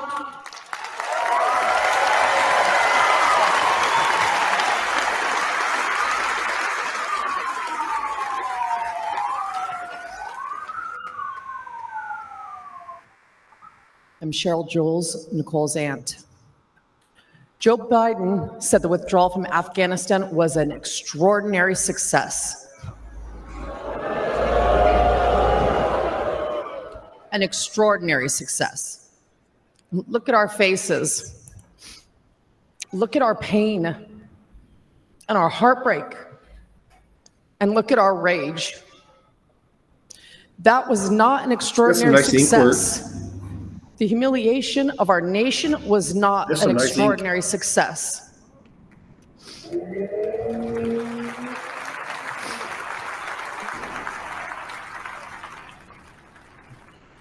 Joe Biden may have forgotten that our children died, but we have not forgotten. Donald Trump has not forgotten.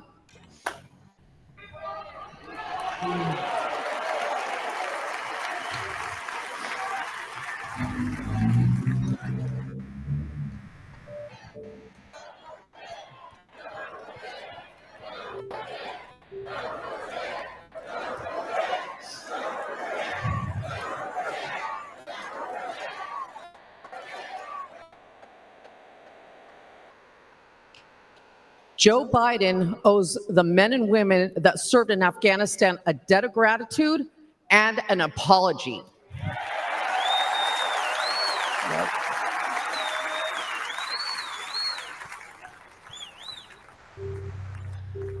Donald Trump loves this country and will never forget the sacrifice and bravery of our service members. Join us in putting him back in the White House.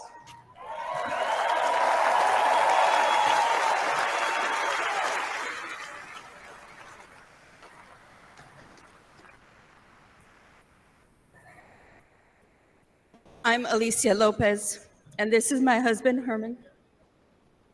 Our son, Corporal Hunter Lopez, whose name Joe Biden has refused to say out loud, was killed on August 26, 2021.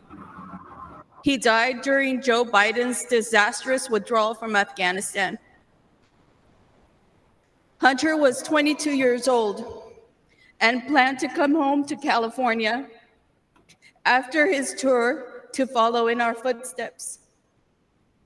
Herman and I work for the Riverside County Sheriff's Office.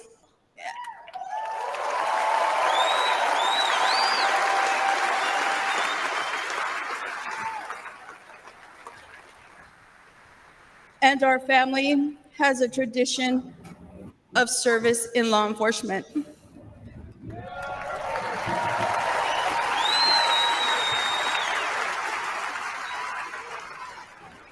Hunter was excited to carry it on.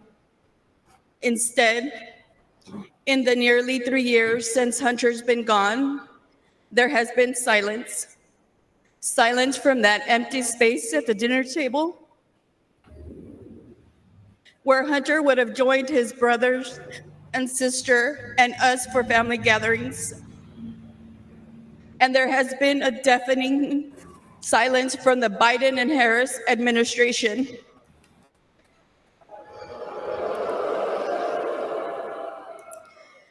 Despite our pleas for answers and accountability, they have pushed us away and tried to silence us.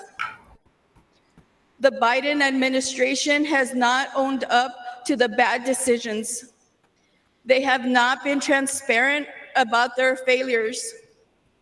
And their so-called leaders work to protect themselves rather than our sons and daughters who took the oath to defend our country.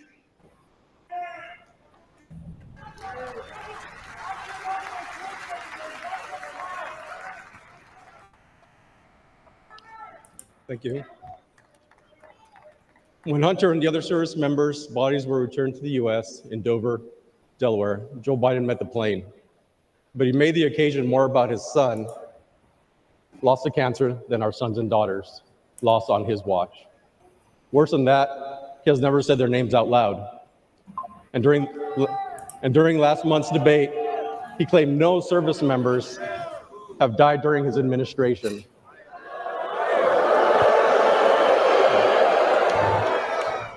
None. That hurt us all deeply. So Alicia and I are here to say the names of all 13 service members who lost their lives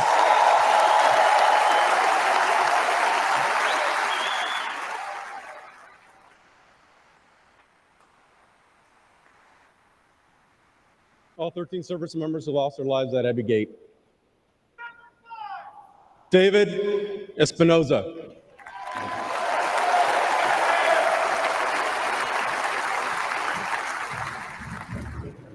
Nicole G.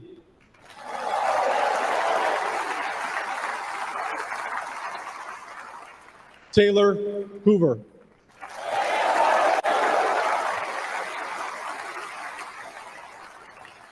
Ryan C. Knaus.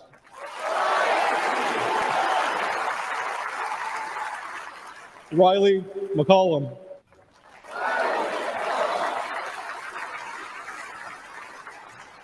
Dylan Marola.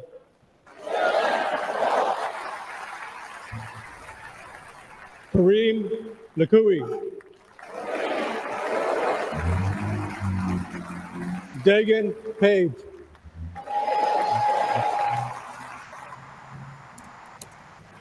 Johanny Pichardo.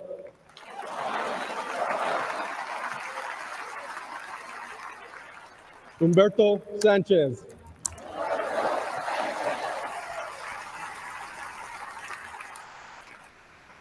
Jared Schmitz.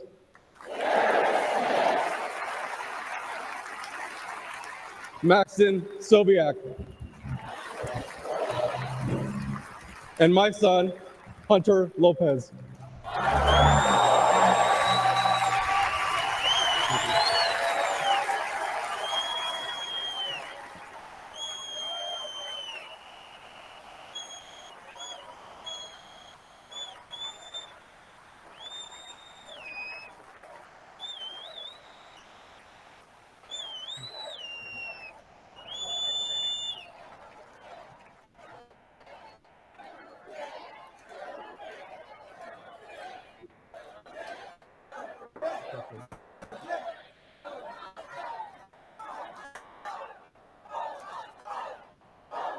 Joe Biden has to go. He failed the American people. He failed the Afghan people and our military service members. He failed our family, and he failed Hunter. Donald Trump has a proven record of keeping the peace and honoring those in uniform.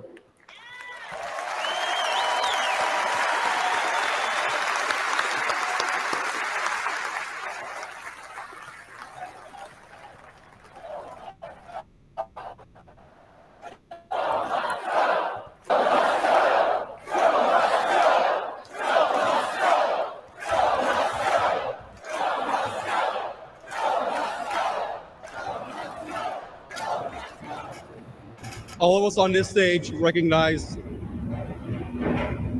the efforts of Mr. Trump. We know this firsthand. We've experienced it. Whenever we've met with him, he has demonstrated compassion. He has joined us on our mission for answers. and he has given hope to our extended Gold Star family.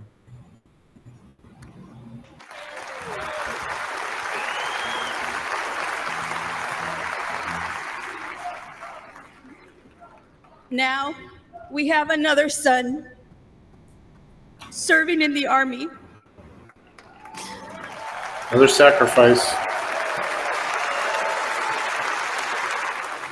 And we do not trust Joe Biden with his life.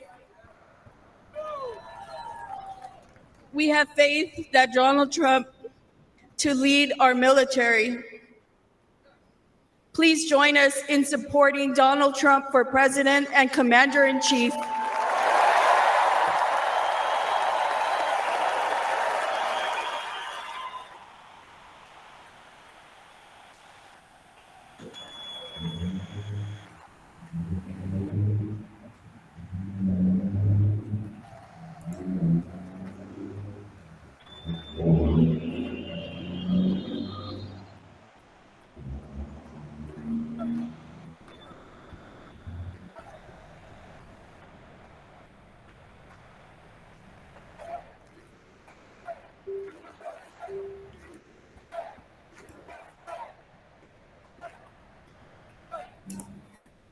While campuses struggle to get control of their students, at UNC Chapel Hill, they are bringing order back. Students restoring the American flag and singing the national anthem.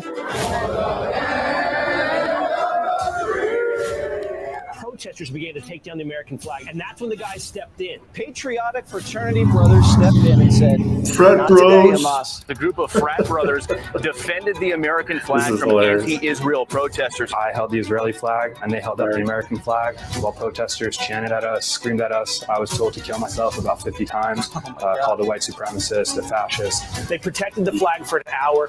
They were pelted with bottles and rocks, but they stood strong. I think the most popular college students right now are the ones at UNC. God bless those UNC frat guys for taking down the Palestinian flag and putting up Old Glory. Giving us some hope there that not all college students have gone woke. They should be celebrated for, and what might more rare is their bravery, their willingness to stand up and exhibit that patriotism and protect America. All is not lost. In every corner of America, there are many people that love this country. I'm very proud of these boys and very, very proud that we have parents that are raising good kids like this in our country. I love America. There are still patriots in this country that actually want to fight and sacrifice themselves for this flag, this country. It's good to know that there's some patriotic women out there supporting the flag still out there. Don't bend the knee to these people.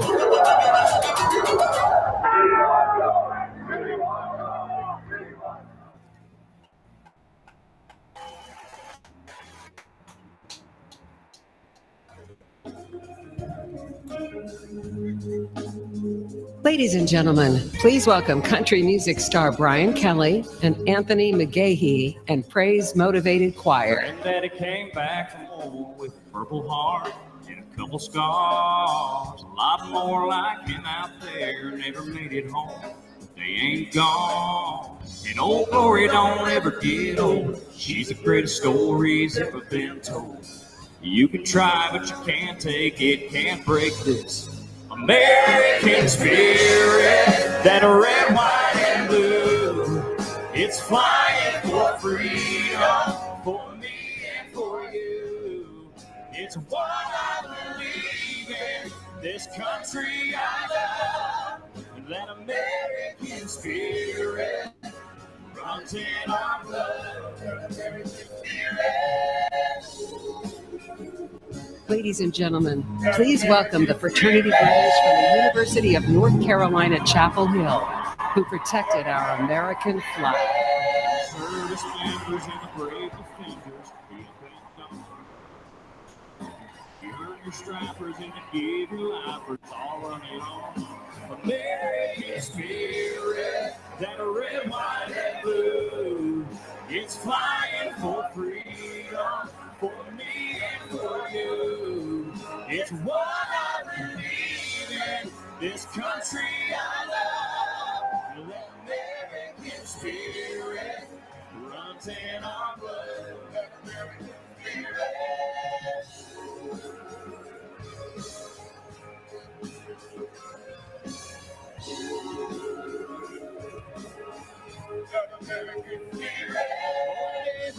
city and all the small towns. Hats come off when the flags come out. Every mom and pop shop flying and proud. You can't take down American spirit, that red, white, and blue.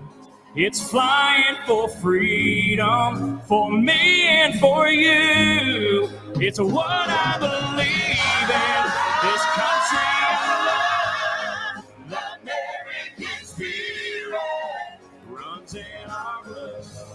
Come on. Oh, in every big city and all the small towns. Hats come off when the flags come out. Every mom and pop shop flying and proud. You can't take down American spirit. Oh, American spirit.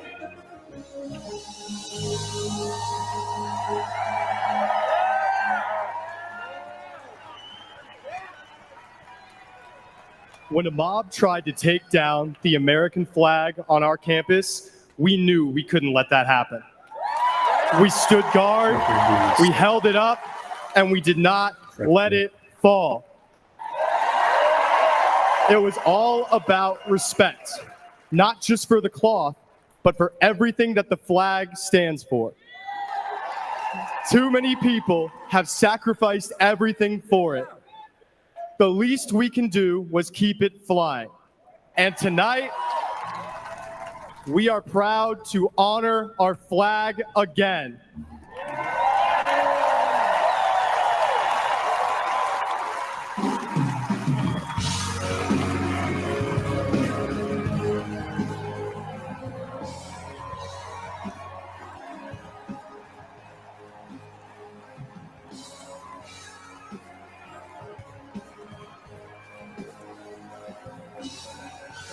First day that we take back the White House from crooked Joe Biden, the worst president in the history of our country, I believe that we're going to have 4 of the greatest years in the history of our country.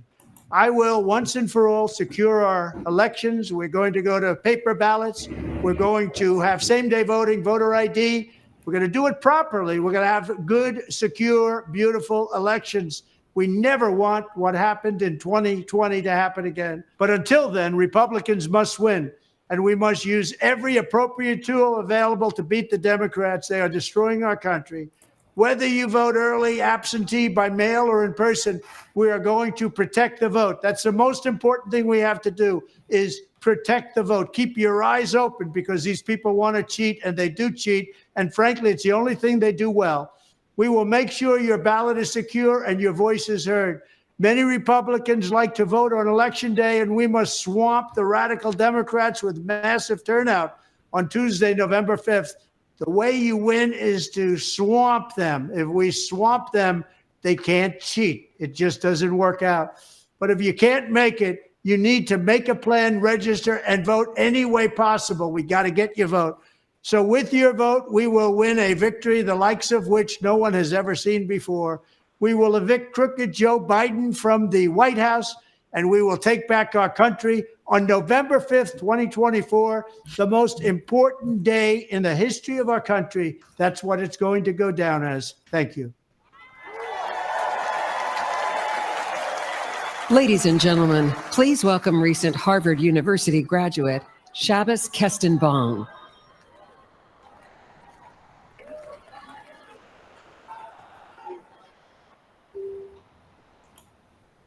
My name is Shabbos Kestenbaum. I am a proud first-generation American. I am a proud Orthodox Jew.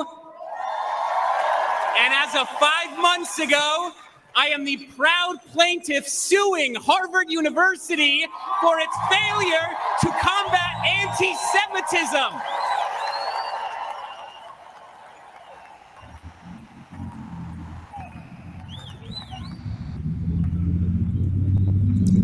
I came to Harvard to study religion, the foundation of Western civilization. What I found was not theology, but a contempt for it.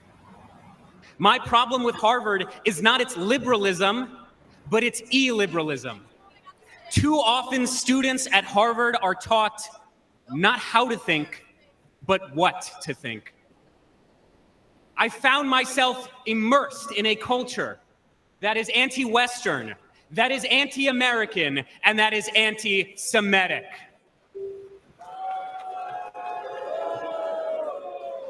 After October 7th, the world finally saw what I and so many Jewish students across this country experienced almost every day. When I planted 1,200 Israeli and American flags on campus, they were all vandalized within 24 hours. I was harassed by my peers merely for being a Jew and have received countless death threats online. Students and professors have openly called for new Hamas-style attacks against the United States. And perhaps most damning, when Hamas terrorists butchered 45 American citizens on October 7th, when they took 12 Americans hostage, Harvard refused to immediately and unequivocally condemn this atrocity. My fellow Americans, the anti-Semitic bigotry, unfortunately, extends far beyond the universities. Although I once voted for Bernie Sanders, I now recognize that the far left has not only abandoned the Jewish people, but the American people.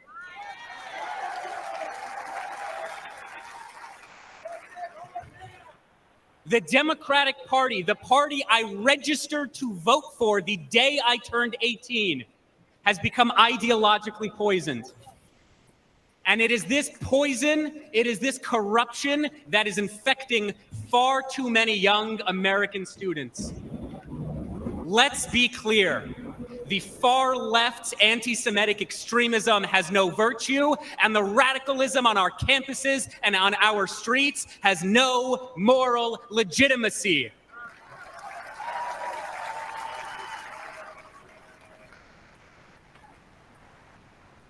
Sadly, the far left-wing tide of anti-Semitism is rising. But tonight, we fight back. I am proud to support President Trump's policies to expel foreign students who violate our laws, harass our Jewish classmates, and desecrate our freedoms.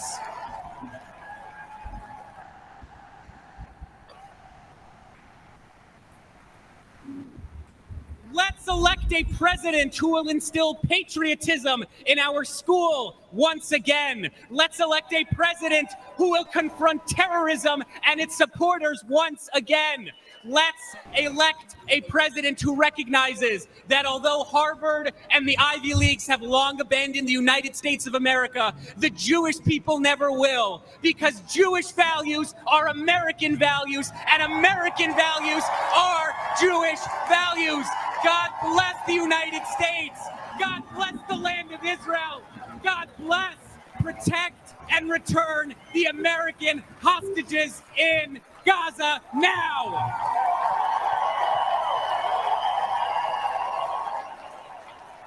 Ladies and gentlemen, please welcome the parents of an American hostage held in Gaza, Orna and Ronan Nutra.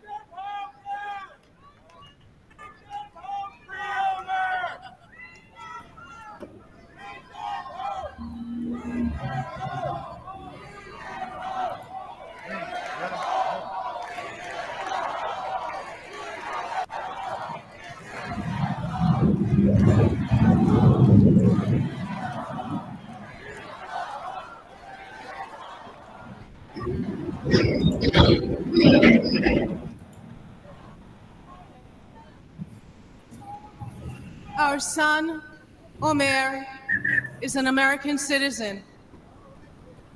For 285 long days and nights, Hamas terrorists have been holding Omer imprisoned in tunnels underneath Gaza.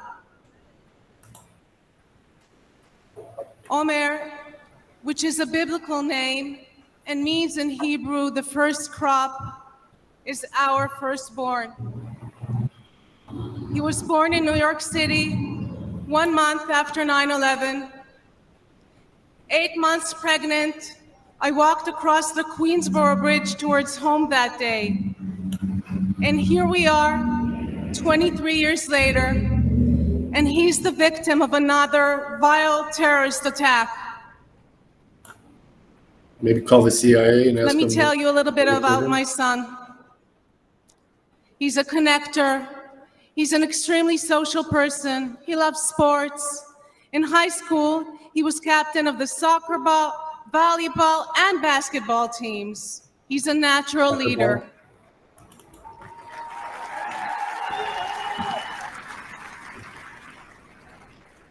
And he cares deeply about others and about helping them grow.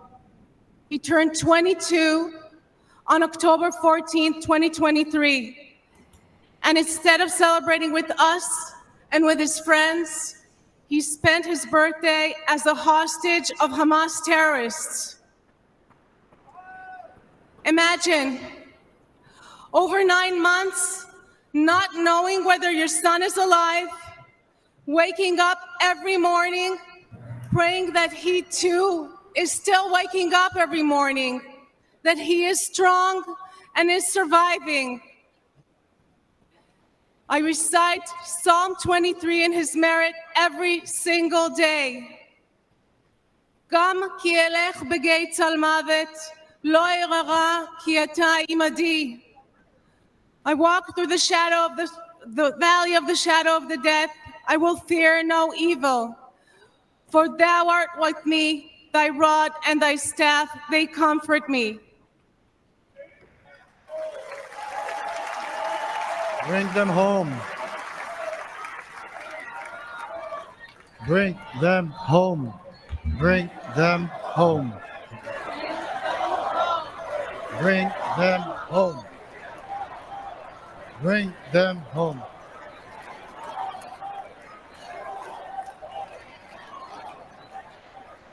During the brutal October 7th attack on Israel, over 1,200 people were slaughtered.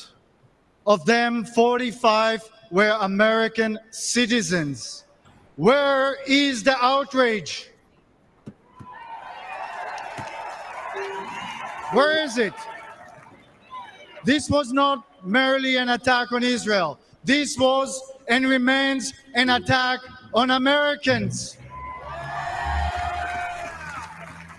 Omer is one of 8 American hostages and one of 120 hostages still left in Gaza. Citizens of 24 countries and 5 different religions, still held by Hamas, denied basic human needs, their lives threatened every day. President Trump called us personally right after the attack when Omer was taken captive. We know he stands with the American hostages. We need our beautiful son back. And we need your support. We need your support to end this crisis and bring all the hostages back home.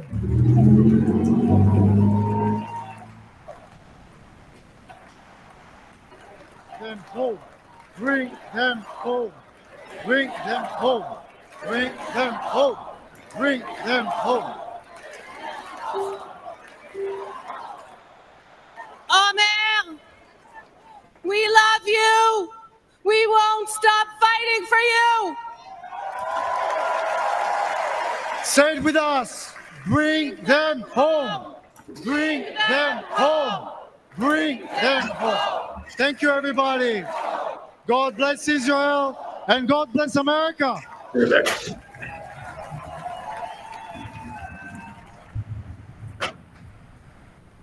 Ladies and gentlemen, former paratrooper, congressman, and New York State gubernatorial candidate, Lee Zeldin.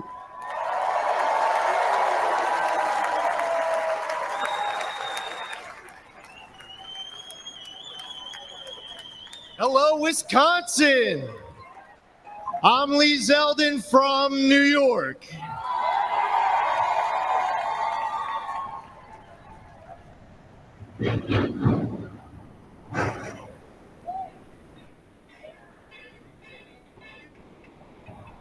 A nation led by President Trump is a nation stronger, safer, and more secure. As a former 82nd Airborne paratrooper,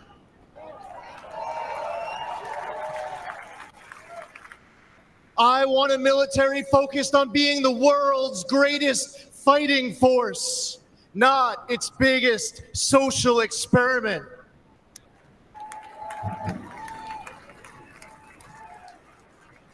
We need a president treating our friends as friends and our adversaries as our adversaries, understanding they only respect strength, not weakness.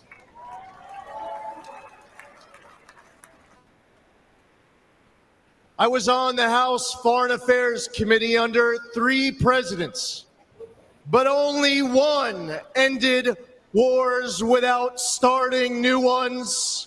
President Donald Trump.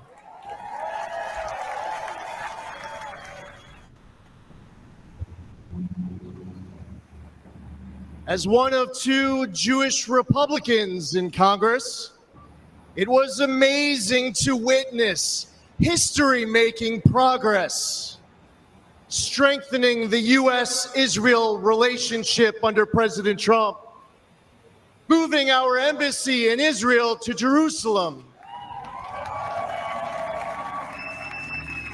recognizing Israel's sovereignty over the Golan Heights, and launching the Abraham Accords, which no one said was possible.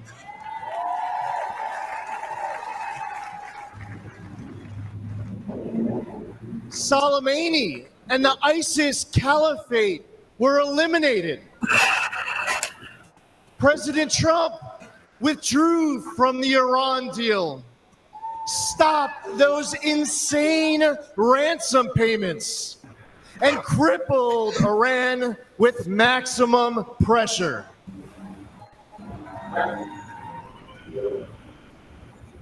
But then everything went downhill under Biden.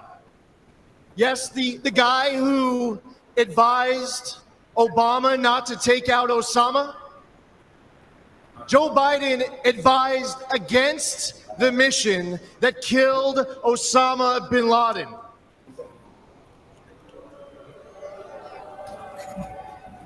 As an American, and especially as a New Yorker, that's unforgivable.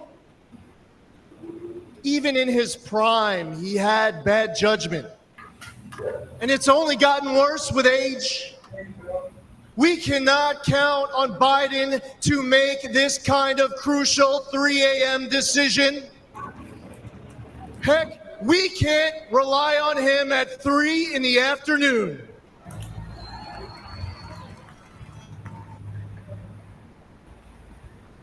He has refilled Iran's coffers. Since October 7th, Biden has pandered to anti-Semites who cheer Hamas's attack.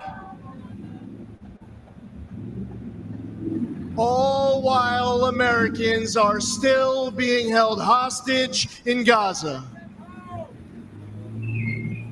Biden turned 13 Blue Star families into Gold Star families with his fatal withdrawal from Afghanistan, and then he lied about it during last month's debate, claiming that no service members had died under his watch.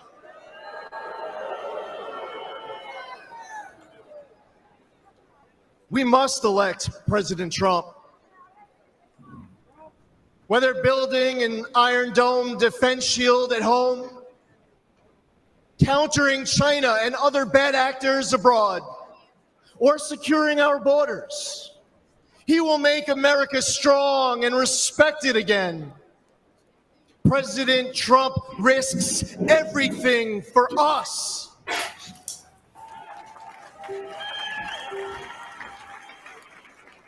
We need him back in the White House now more than ever before.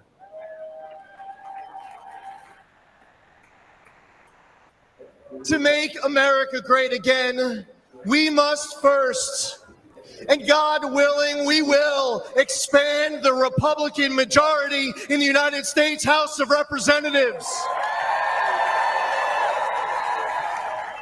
We will flip the United States Senate.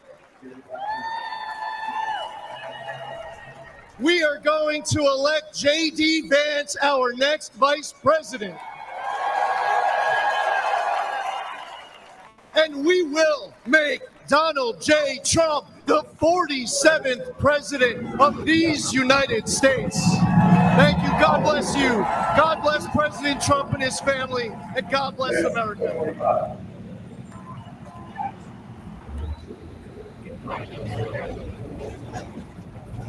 We are gathered here on freedom's altar, on these shores, on these bluffs, on this day 75 years ago. 10,000 men shed their blood and thousands sacrificed their lives for their brothers, for their countries, and for the survival of liberty. Those who fought here won a future for our nation. They won the survival of our civilization. These men ran through the fires of hell, moved by a force no weapon could destroy. The fierce patriotism of a free, proud, and sovereign people. And they showed us the way to love, cherish, and defend our way of life for many centuries to come. And our children and their children will forever and always be free.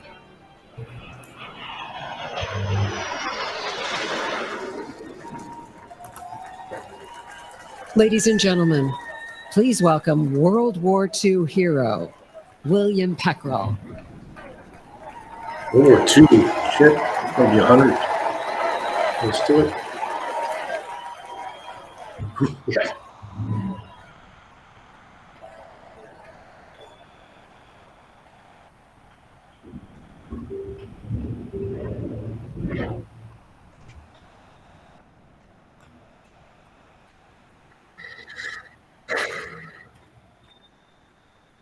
Thank you very much. My name is Bill Peckrell. I'm a proud Wisconsinite. I'm a proud husband of 76 years old to my wife, Rosemary. I'm a father of 11 children. Right there. 6 girls, 5 boys. Our family across 5 generations and a proud World War II veteran.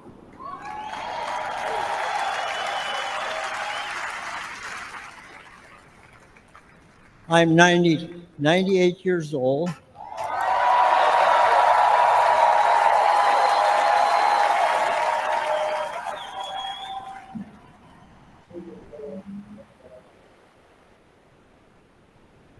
Some call us the greatest generation.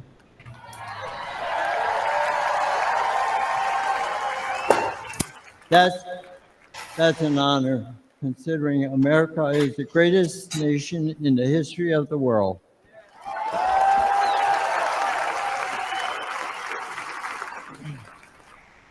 I will never forget and witness the horror of the Nazis' war camps. In the Battle of the Bulge, my friends and I fought to stop the Nazis' last major push in the Western Front.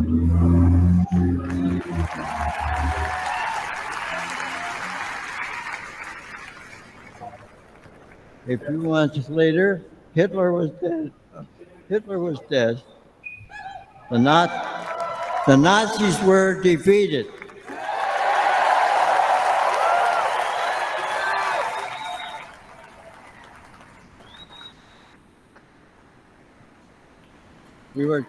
and we gave thanks to Almighty God for delivering us from evil.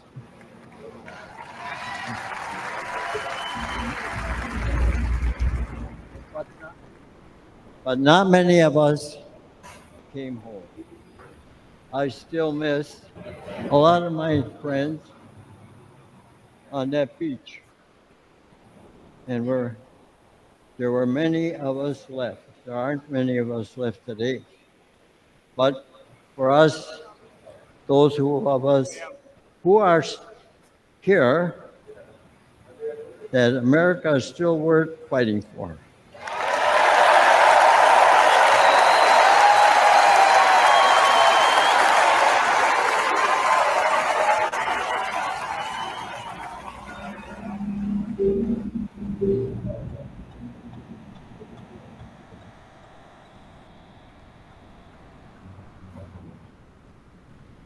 It hurts my heart to see what our current president and vice president have done to the country I love so well.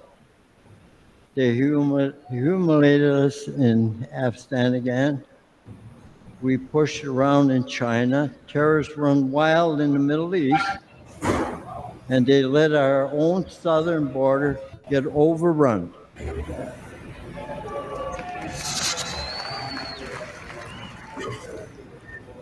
America, people say, America is an idea. But I believe America is much more Yeah, that was the one that than fixed that. it. That was the one that got them get the fix started before. The weekend just wasn't fast enough. Tennessee.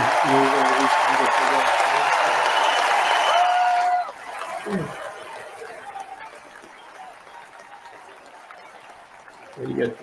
I sent you 2 stubs too. You always know you'll know what's coming to you when it finally gets to you.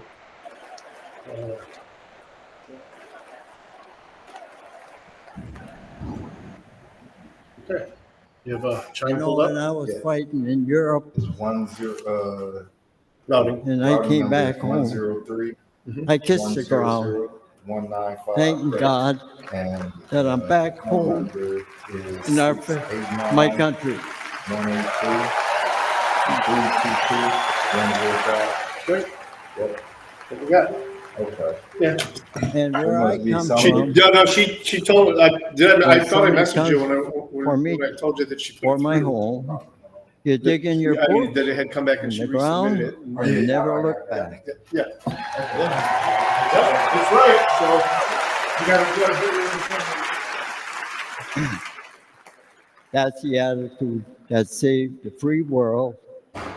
And it was years ago. And President Trump, back in Commander-in-Chief, I would go back to re-enlist today.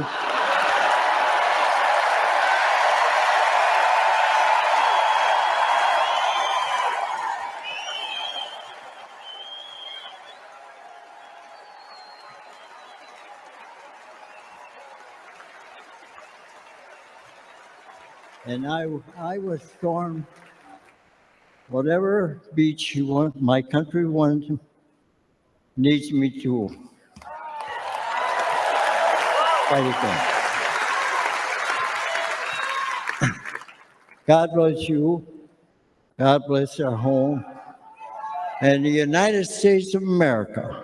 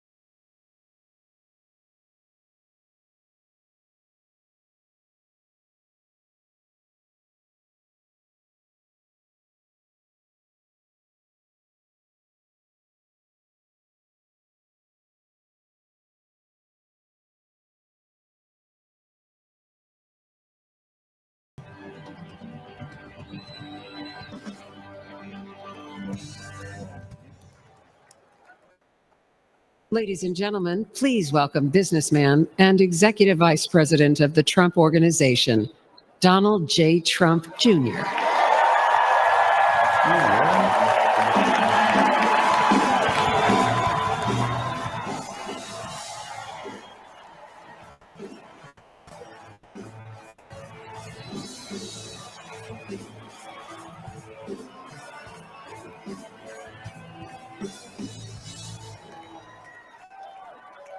Good evening, America. Before I begin my remarks, I'm going to do something a little uncharacteristic. A Trump is going to give up the microphone. Doesn't happen often. You may never see it again.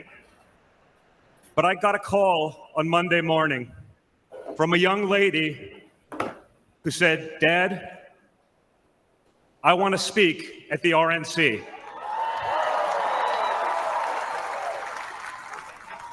I want to speak at the RNC because I want America to know what my grandpa is actually like.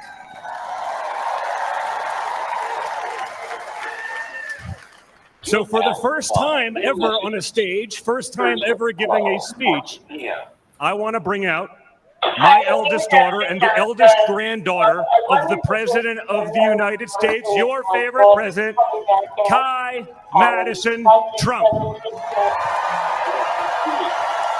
Thursday, 12:23 p.m.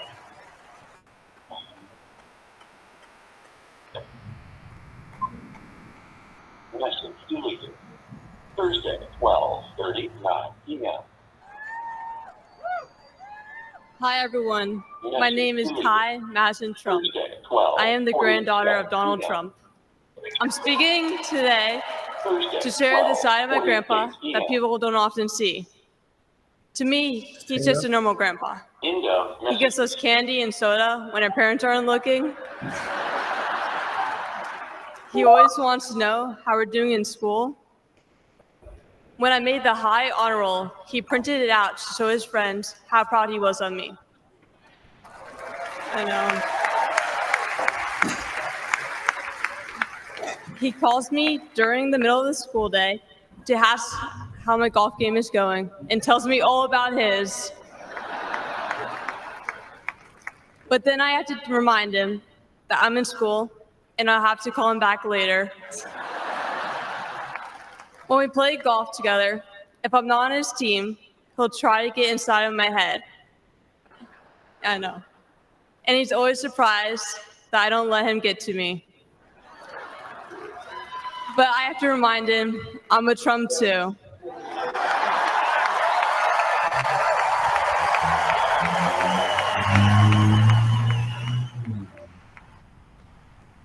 Even when he's going through all these court cases, he always asks me how I'm doing. He always encourages me to push myself to be the most successful person I can be. Obviously, he sets the bar pretty high, but who knows, maybe one day I'll catch him. On Saturday, I was shocked when I heard that he has been shot, and I just wanted to know if he was okay. It was heartbreaking that someone would do that to another person. A lot of people have put my grandpa through hell, and he's still standing.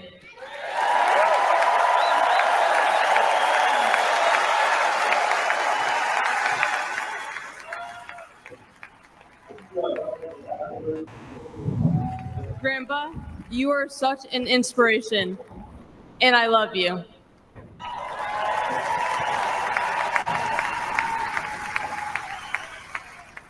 The media makes my grandpa seem like a different person, but I know him for who he is. He's very caring and loving. He truly wants the best for this country, and he will fight every single day to make America great again. Thank you very much.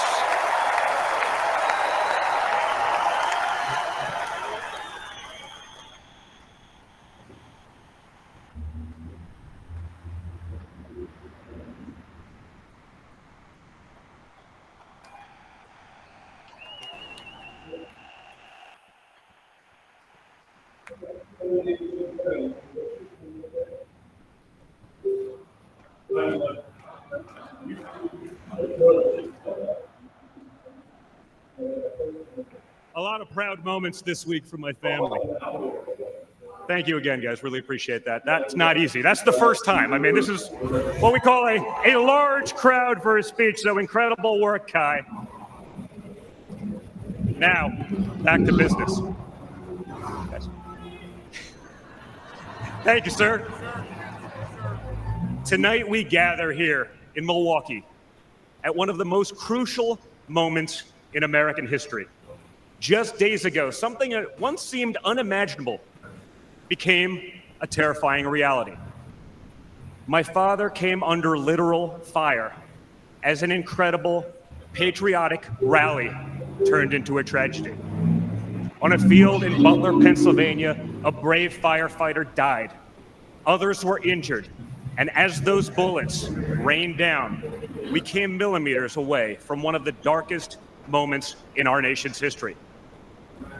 But we did lose an American hero that day. We wish that he were with us tonight. But his memory will live on forever in the hearts of his family, his community, and the nation that he loved.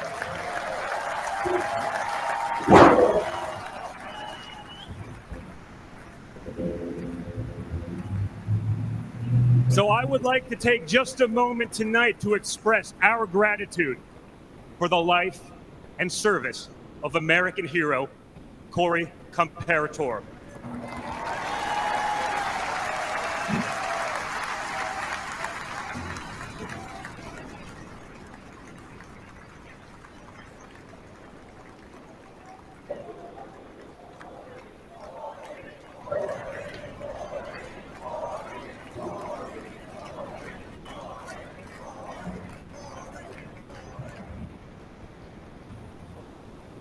They say you can't truly know how you'll respond in a moment of danger until you're actually confronted with it.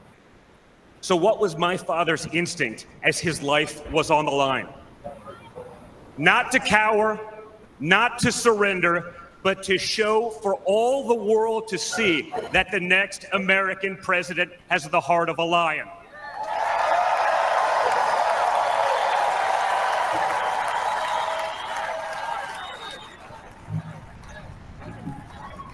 That the next American president has the courage to put the American people first once again.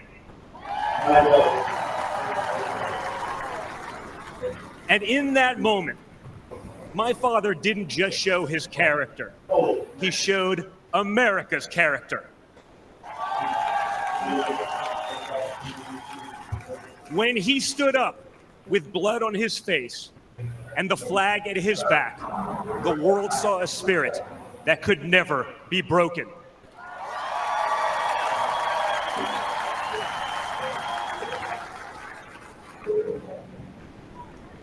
And that is the true spirit of America. America knows what it's like to be down. We know what it's like to be confused and to be afraid. Long before the attempt on my father's life, every American I met was filled with fear and anxiety. They were afraid our country was being torn apart. They were anxious about the massive and chaotic invasion of illegal aliens across our border. They were deeply concerned about partisan lawfare, education indoctrination, and attacks on freedom of speech. Most terrifying of all, they saw that our leaders didn't care, or worse, that they joyfully aided and abetted the erosion of our rights. And the lies. Oh yeah, the lies. We won't ever forget the lies. From left-wing politicians, from their allies in the media. When you hear them in a row, you fully understand the extent they have gone to divide this great nation. They lied about Russia collusion. They lied about Hunter's laptop. They lied about Joe Biden's fitness for office. They lied about the border being secure. They lied about inflation being transitory. They lied about how they would safely withdraw from Afghanistan. They lied about Biden being a, quote, moderate. And they told one nonstop lie after another about my father. But they could only run away from reality for so long. All hell has broken loose in America, and it's impossible to hide anymore.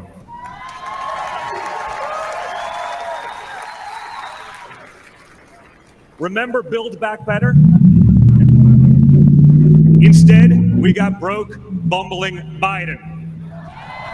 Nothing is built, nothing is back, and nothing is better. Bridges are collapsing, our credibility is crumbling, and our money is worth less and less every single day. It was just one giant bait and switch, and normal Americans are the ones left holding the bag. Housing costs, gasoline prices, grocery bills just keep going up. Wave after wave of illegal aliens, deadly drugs keep pouring across our border. Meanwhile, pro-crime district attorneys have turned our cities into giant crime zones. They've turned criminals into victims, prosecutors into criminal defense attorneys, and police into public enemies.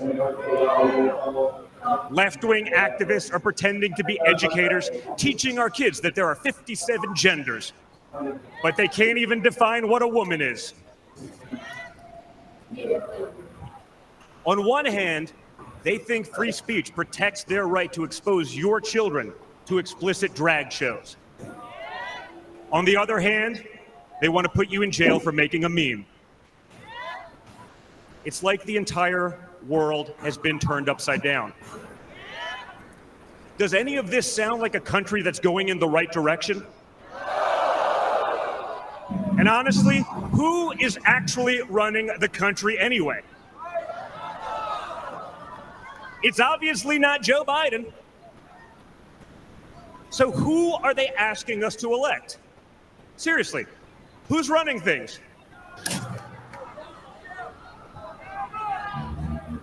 Does anyone really know? Is it Jill? Is it Hunter? Barack Obama? Maybe it's the ghost of Corn Pop.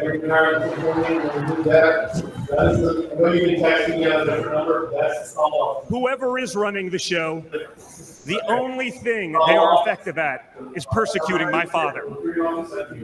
They twisted, contorted, and corrupted the criminal code to turn bookkeeping errors into felonies. They concocted new legal theories out of thin air. They imposed gag orders on my father because the last thing a defendant should be able to do is defend himself, right? They punished him for merely speaking the truth. They say they hate Vladimir Putin, but it sure seems like they've spent a lot of time copying his playbook.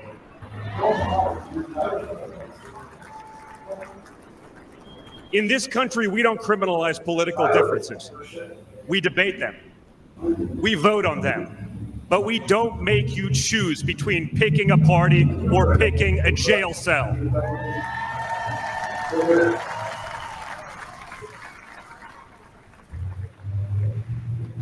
There was a time when the Democrats really wanted what was best for America, even if they had a different way of getting there.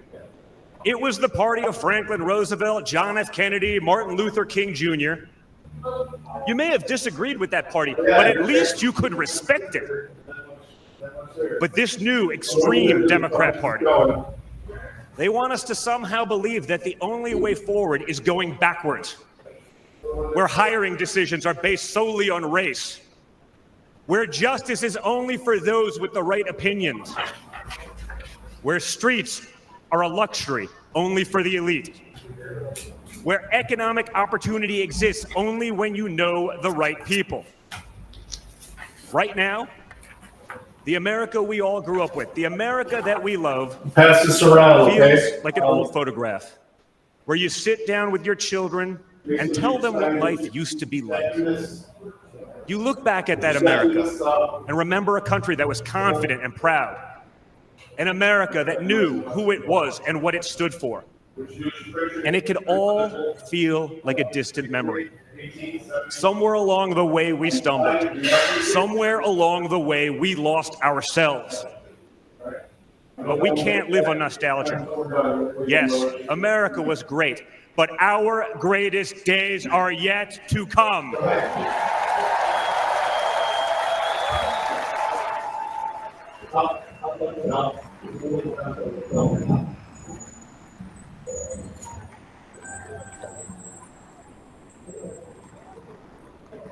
Because no matter how far off that old photo may feel, it's not the end of our story. We're like that man who stood on that platform and felt the bullet pierce his flesh just days ago in Pennsylvania. He may have moved to the ground, but he stood back up.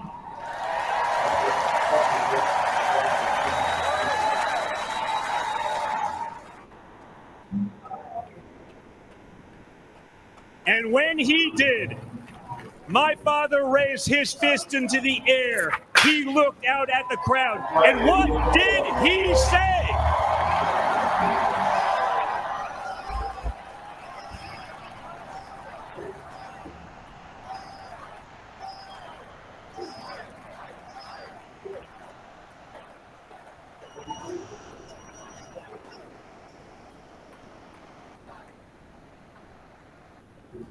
And we will fight. We will fight. We will fight with our voices. We will fight with our ideas. And on November 5th, we will fight with our vote.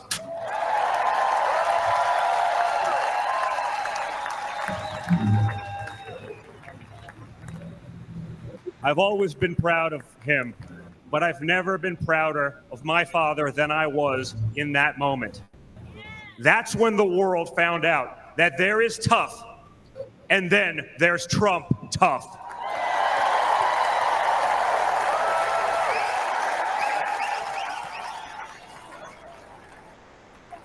And the good news is, America is Trump tough.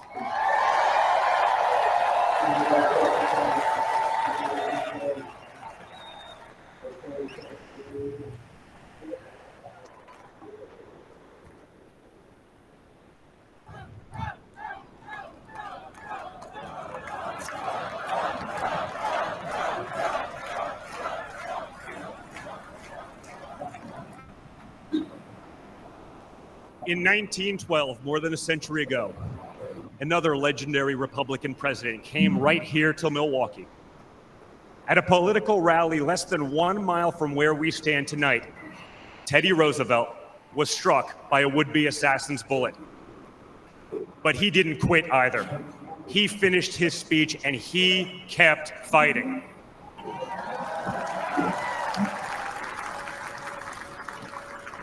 My friends, I don't believe in coincidences, but I do believe in God's plan.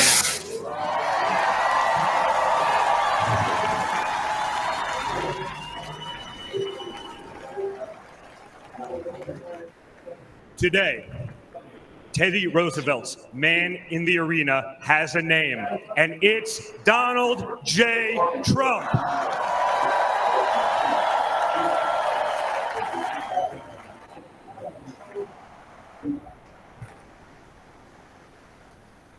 Remember, my father didn't have to run for re-election this year. He doesn't need the money, the fame, the power. Frankly, he doesn't need the witch hunts, the phony investigations, or the political prosecutions either. But he knew he had to run if there was any chance at saving America.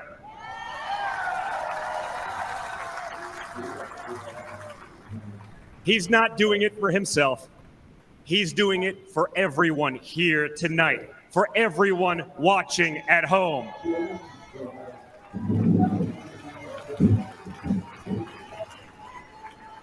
No matter who you are, you can be a part of this movement to make America great again. Look at me and my friend J.D. Vance, a kid from Appalachia and a kid from Trump Tower in Manhattan. We grew up worlds apart, Yet now, we're both fighting side by side to save the country we love. And by the way, J.D. Vance is going to make one hell of a vice president.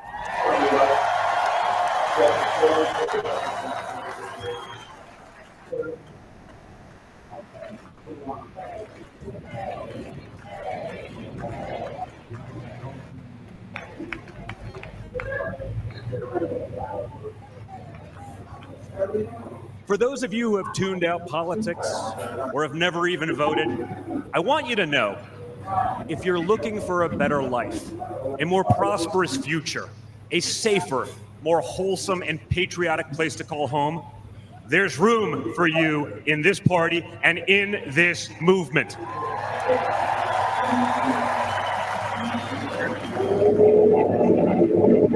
In fact, you're the ones who matter most of all. My father has always said that the people he gets along with best are the people who really work for a living.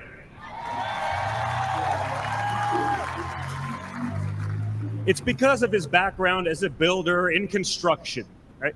In construction, it doesn't matter how smart your architect is if you don't have the best guys laying the bricks. People with grit, people who get their hands dirty.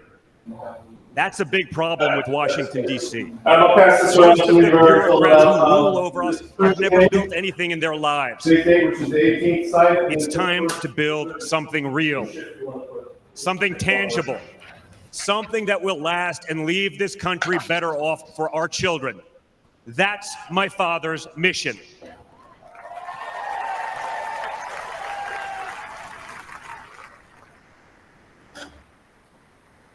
This November, we have a choice.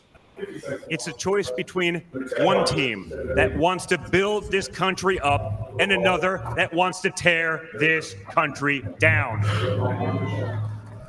It's a choice between people who are proud of America and people who are ashamed of America. And ultimately, it's a choice between America last and America first.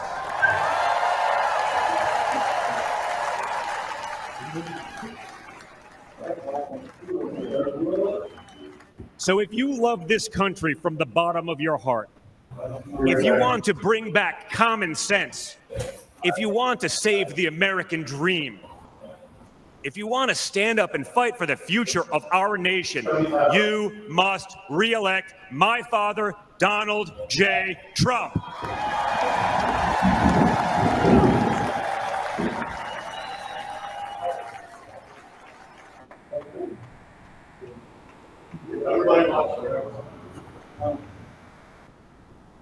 Together, we will make America great once again. Thank you. Thank you, Wisconsin.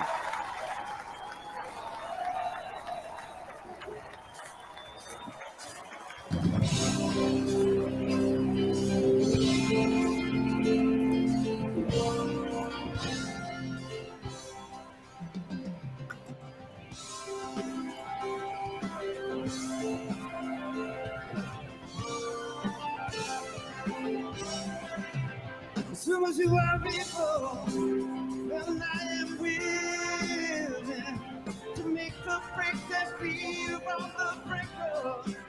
Like it was on the table, that love is feeling. Waiting here for you to take that trigger. So if you're tired of the same old story, yeah, let's make some changes.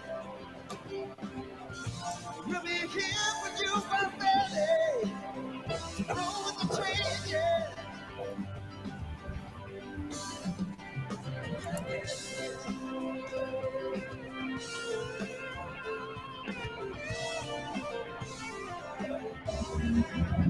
I knew it had to happen. Felt the tables turning. Got me through my darkest hour. Heard the thunder clapping. Felt the desert burning. Till you poured on me like streets of shower.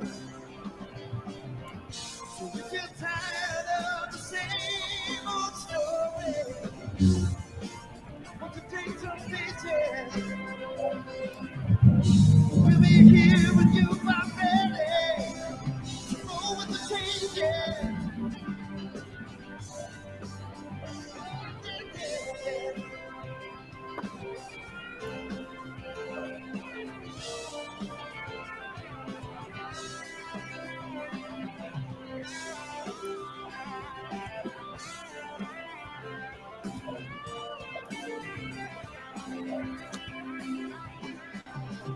Oh, if you're tired of the same old story, then turn some pages. We'll be here when you are ready to roll with the changes. Baby, roll with the changes. You got to keep on rolling, keep on rolling, keep on rolling. Gotta roll with the changes. Oh, baby, keep on rolling. Oh, baby, keep on rolling. You got to keep on. Keep on rolling. Yeah, you gotta roll with the changes. Keep on rolling. Keep on rolling. You got to keep on.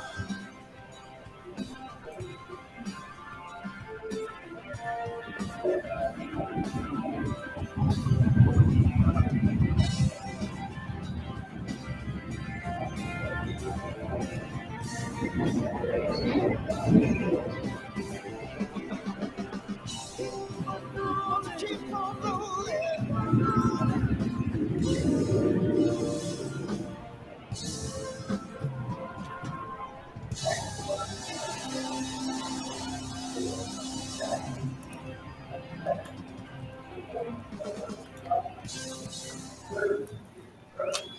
It's nothing short of a miracle that J.D. Vance is a household name, or a United States Senator, or our next Vice President.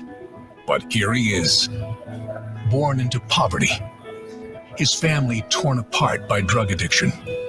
No money, no prospects, no future. J.D. joined the Marine Corps, used the GI Bill to attend college, then went to Yale and earned a law degree and shared his heartbreaking story in a best-selling book. Only in America is this story possible. But today, for many families, the American dream is now gone. And this is the team tough enough to bring it back. J.D. Vance understands that working families have become the forgotten families. Under Biden, wages are going down while prices skyrocket, forcing the majority of Americans to live paycheck to paycheck. Working families will have J.D. Vance fighting for them. Seniors, J.D. will have your backs too. No more deciding between putting food on your table and paying for the prescriptions you need. As a husband and father, J.D. knows the importance of fighting for a parent's right to protect their children. And you can count on this Marine to stand up for our soldiers who put their lives on the line for their country every day. J.D. Vance's story is one of perseverance, of duty, of commitment to what's right. It's an American story, and it's just getting started.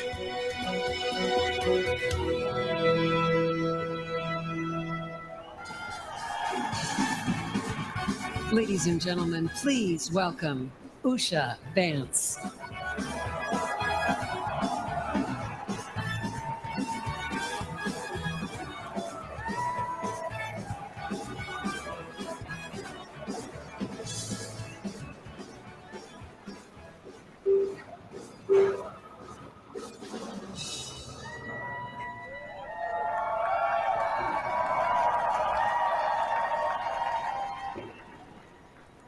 Good evening. Good evening.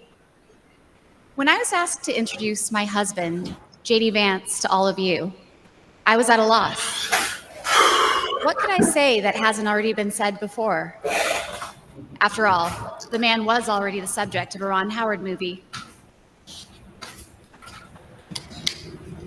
JD has shared much of his life through his own eloquent words.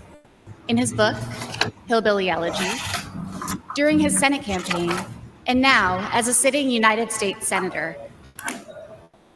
It occurred to me that there was only one thing to do: to explain from the heart why I love and admire JD and stand here beside him today, and why he will make a great Vice President of the United States.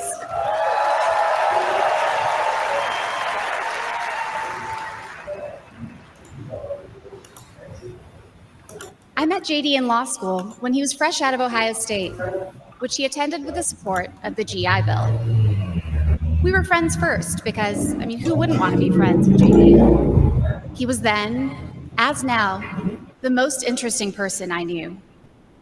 A working class guy who had overcome childhood traumas that I could barely fathom to end up at Yale Law School. A tough Marine who had served in Iraq, but whose idea of a good time was playing with puppies and watching the movie Babe. The most determined person I knew with one overriding ambition: to become a husband and a father, and to build the kind of tight-knit family that he had longed for as a child. My background is very different from JD's. I grew up in San Diego, in a middle-class community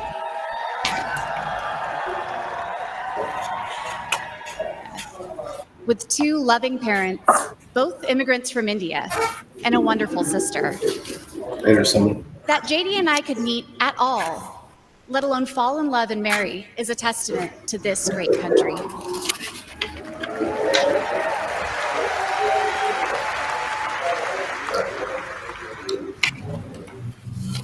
It is also a testament to JD, and it tells you something about who he is. When JD met me, he approached our differences with curiosity and enthusiasm. He wanted to know everything about me, where I came from, what my life had been like.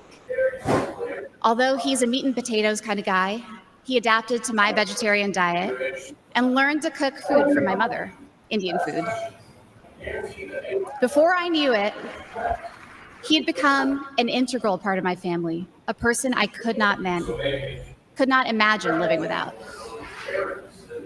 The JD I knew then is the same JD you see today, except for that beard. And his goals in this new role are the same that he has pursued for our family: to keep people safe, to create opportunities, to build a better life, and to solve problems with an open mind.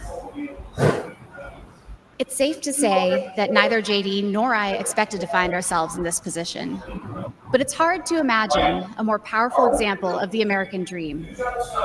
A boy from Middletown, Ohio.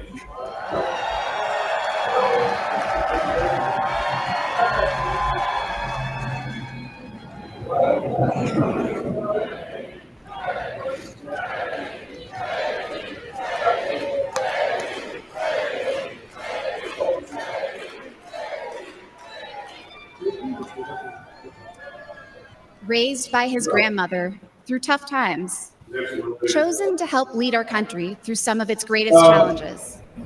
I am grateful to all of you for the trust you have placed in him and in our family. And with that, it is my great privilege to introduce my husband and the next Vice President of the United States, JD Vance.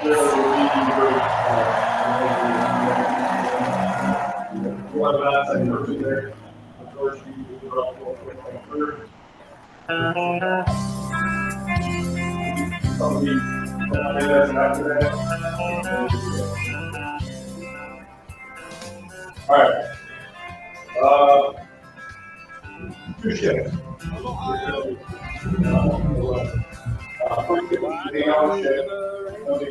These United States. Let the rest of the world help us march ahead, and let's rebuild from there. Thank you. First ship is who's blessed with the lasting curse.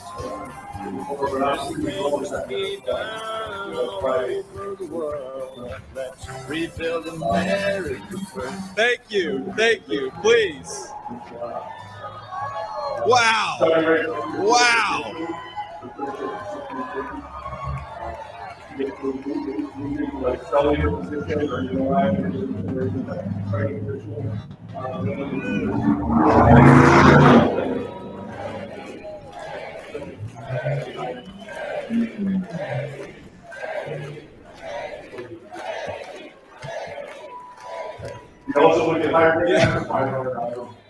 First of all, aren't I a lucky guy? Isn't she lovely? Isn't it amazing?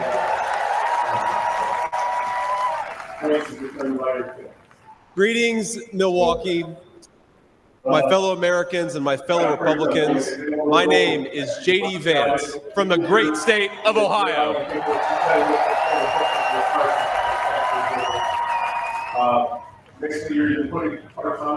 Tonight,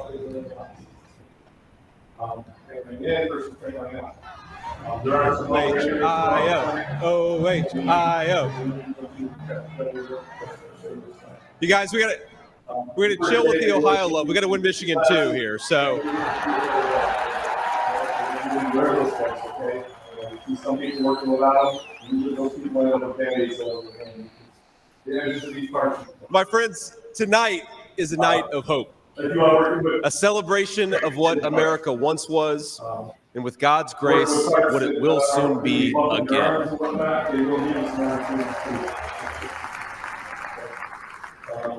And it is a reminder of the sacred duty we have to preserve the American experiment, to choose a new path for our children and grandchildren. But as we meet tonight, we cannot forget that this evening could have been so much different. Instead of a day of celebration, this could have been a day of heartache and mourning. For the last 8 years, President Trump has given everything he has to fight for the people of our country.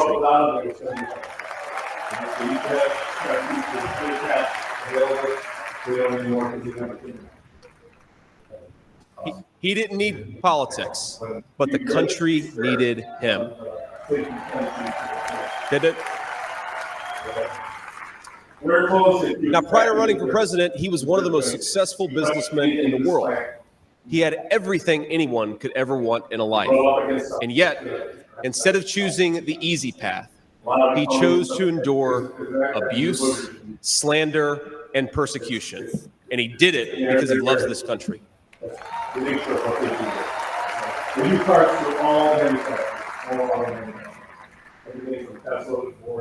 want all Americans to go and watch the video of a would-be assassin coming a quarter of an inch from taking his life. Consider the lies they told you about Donald Trump, and then look at that photo of him, defiant, fist in the air, when Donald Trump rose to his feet in that Pennsylvania field. All of America stood with him.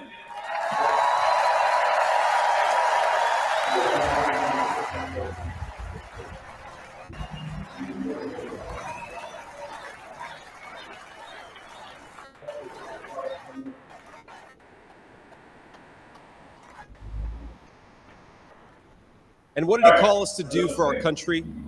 To fight. To fight for America. Even in his most perilous moment, we were on his mind.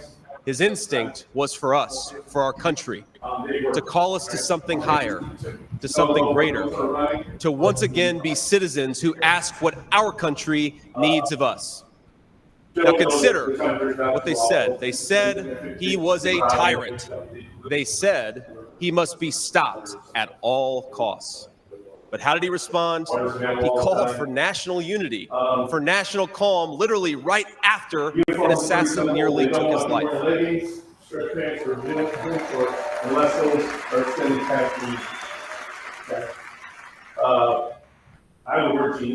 He remembered the victims of the terrible attack, especially the brave Corey Comparatori, who gave his life to protect his family. They do expect you to be able to lift up to 50 pounds. God bless him. And And then President Trump flew to Milwaukee and got back to work.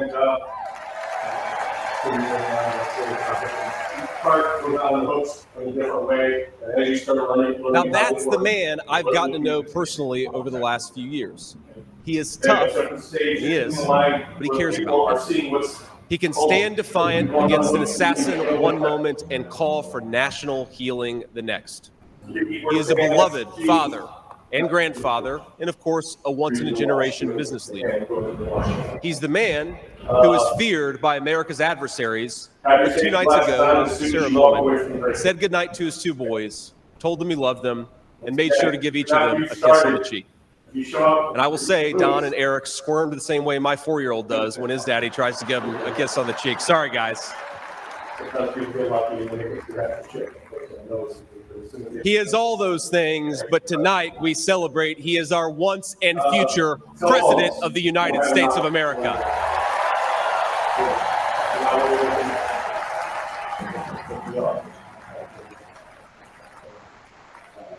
Emergencies do happen, I realize that.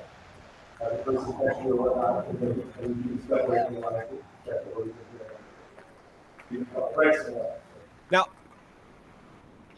I want to respond to his call for unity myself. We have a big tent in this party on everything from national security to economic policy.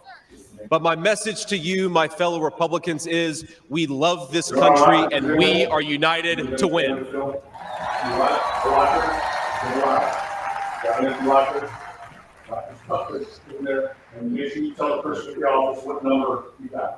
Now, I think our disagreements actually make us stronger. That's what I've learned in my time in the United States Senate, where sometimes I persuade my colleagues and sometimes they persuade me. And my message to my fellow Americans, those watching from across the country, is shouldn't we be governed by a party that is unafraid to debate ideas and come to the best solution?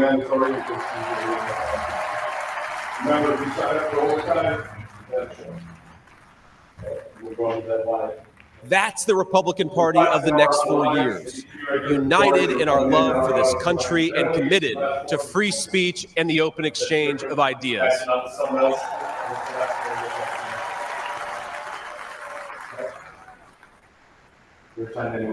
And so tonight, Mr. Chairman, I stand here humbled, overwhelmed with gratitude to say I officially accept your nomination to be Vice President of the United States of America. The first things I used to do when you're on third shift is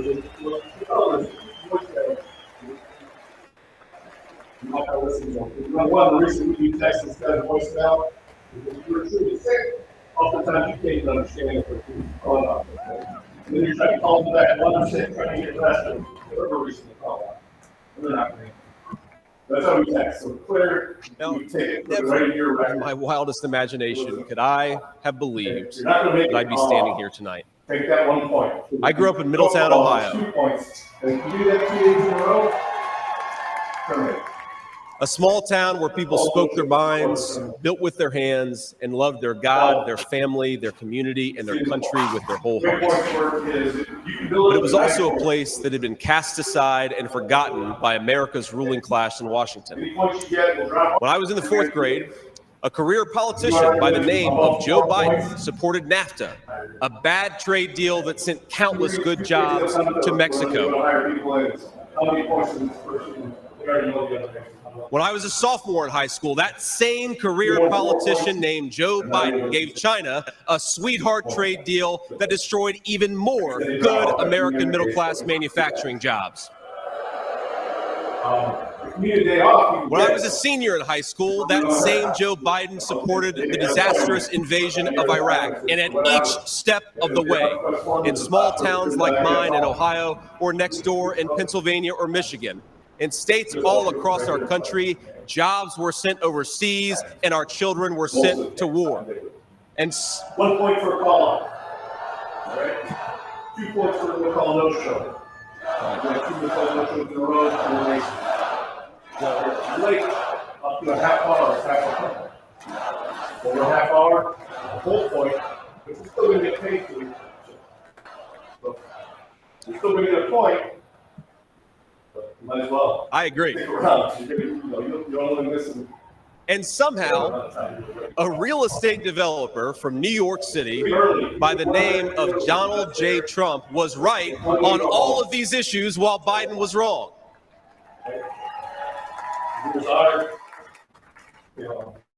President Trump knew even then that we needed leaders who would put America first.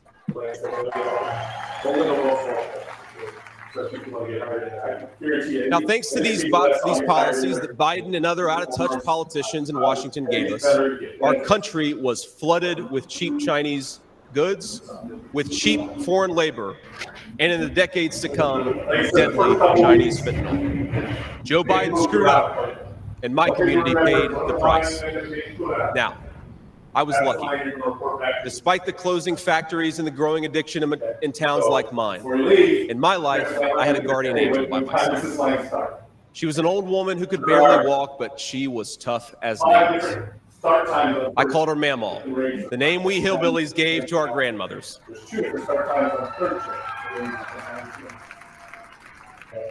Generally, your first day on first shift. Mamaw raised me as her own. Mamaw raised me as my mother struggled with addiction. Mamaw was in so many ways a woman of contradiction. She loved the Lord, ladies and gentlemen. She was a woman of very deep Christian faith.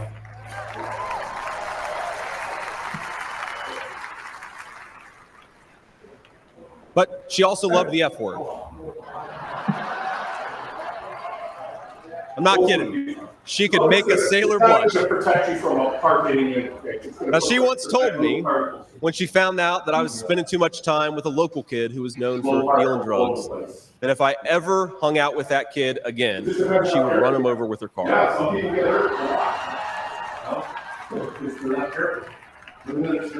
It's true. And she said, JD, no one will ever find out about it.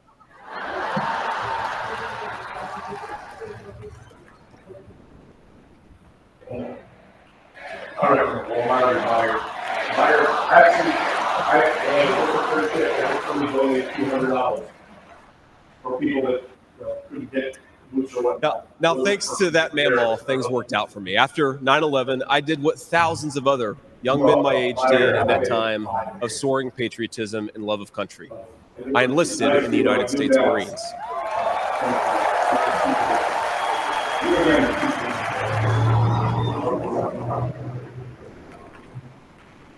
Simplified to my fellow Marines. Now, I left the Marines after 4 years and went to the Ohio State University. Yeah, we'll have these jobs. Call them, and sometimes they can help you. I'm sorry, Michigan. I had to get that in there. No wife leaders either, guys. Don't take that. Sorry. You gotta have a sleeve on it. Come on. We've had enough political violence. Let's. Now, after Ohio State, I went to Yale Law School, where I met my beautiful wife. And then I started businesses to create jobs in the kind of places that I grew up in. Now, my work taught me that there is still so much talent and grit in the American heartland. There really is. But for these places to thrive, my friends, we need a leader who fights for the people who built this country.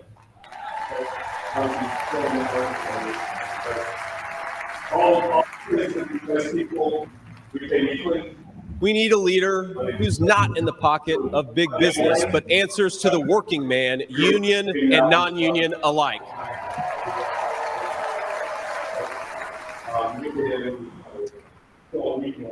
A leader who won't sell out to multinational corporations, but will stand up for American companies and American industry.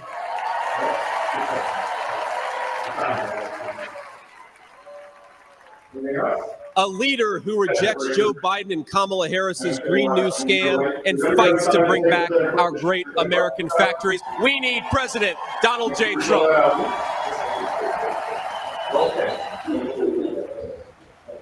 Okay, start date. I'm just going to have a start date for you today. Keep an eye on your phone. If you're not changing, some people tell me I've lived the American dream, and of course they're right. and I'm so grateful for it. But the American dream that always counted most was not starting a business or becoming a senator or even being here with you fine people, though it's pretty awesome. I understand. My most important American dream was becoming a good husband and a good dad, of being able to give.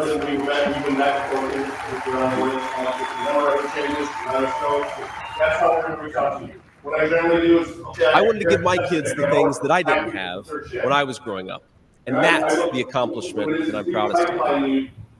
That tonight, I'm joined by my beautiful wife, Usha, an incredible lawyer and a better mom, and our three beautiful kids, Ewan, who's 7, Vivek, who's 4, and Mirabelle, who's 2. Now, they're back at the hotel, and kids, if you're watching, Daddy loves you very much, but get your butts in bed. It's 10 o'clock. But my friends, things did not work out well for a lot of kids I grew up with. Every now and then, I will get a call from a relative back home who asks, "Did you know so-and-so?" And I'll remember a face from years ago, and then I'll hear they died of an overdose. As always, America's ruling class wrote the checks. Communities like mine paid the price. For decades, that divide between the few with their power and comfort in Washington and the rest of us only widened. From Iraq to Afghanistan, from the financial crisis to the Great Recession, from open borders to stagnating wages, the people who govern this country have failed and failed again. You've been up all day, but you can sleep good after that. All right? That is, of course, until a guy named Donald J. Trump came along. And sometimes I'll go to there's been times where I've gone on this orientation and not really. President Trump represents America's last best hope to restore what, if lost, may never be found again.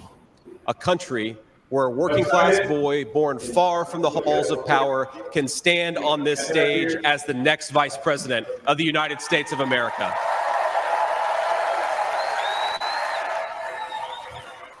All right. All right, everybody signed in. Cool. Make sure you keep taking that green card with you, and once again, if the number changes, let us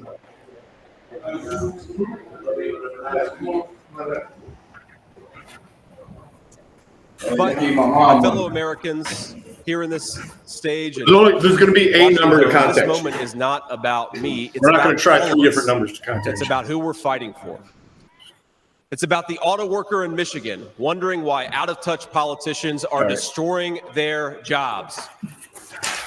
It's about the factory worker in Wisconsin who makes things with their hands and is proud of American craftsmanship. What's the number you got? 567. It was different. Yeah, I'm happy I said so. It's about the energy worker in Pennsylvania and Ohio who doesn't understand why Joe Biden is willing to buy energy from tin-pot dictators across the world when he could buy it from his own citizens. I'll upload right all here those in our own IDs in country. there and I'll change numbers. If you haven't heard anything, no. Listen, if you haven't heard anything by Wednesday, text the office number, and we'll update you and figure out where you're at on the list. If we do get an order and we filled it before we got to your name, we're going to tell you where you're at on the list. Okay. All right? Yep. 315. 315? It's what we got. Yeah, all right. You guys are a great crowd. Wow. 419. What's your name? Jared McCann. And you said 419? Yeah, 419-642-1664. That's what we have. Okay. Cool. All right, brother. Have a good night.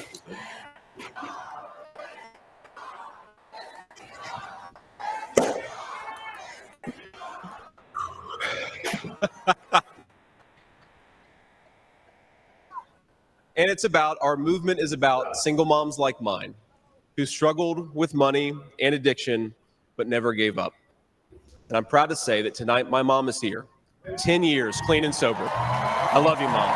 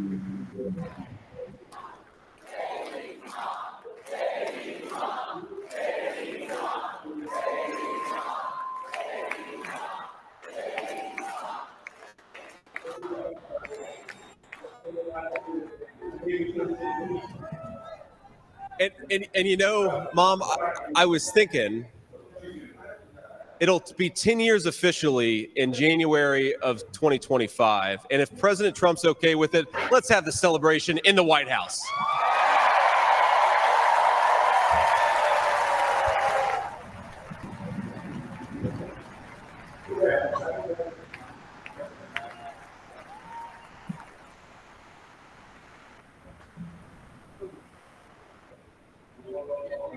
And our movement, ladies and gentlemen, it's about grandparents all across this country who are living on Social Security and raising grandchildren they didn't expect to raise.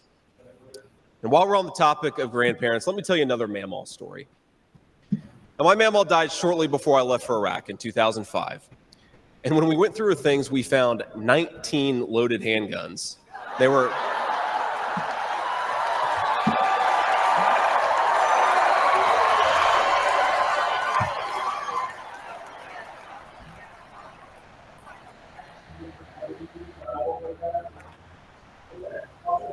Now, the thing is, they were stashed all over her house, under her bed, in her closet, in the silverware drawer. And we wondered what was going on, and it occurred to us that towards the end of her life, Mamaw couldn't get around so well. And so this frail old woman made sure that no matter where she was within arm's length of whatever she needed to protect her family. That's who we fight for. That's American spirit.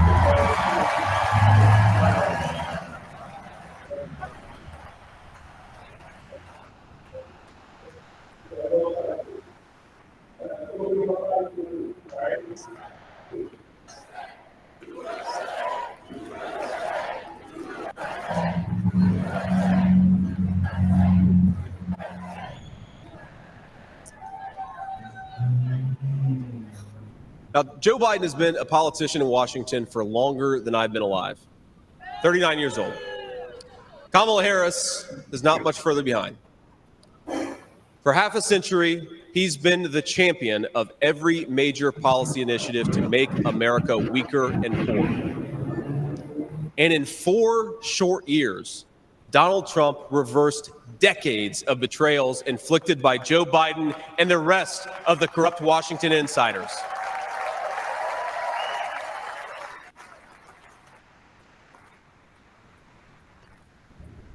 He created the greatest economy in history for workers.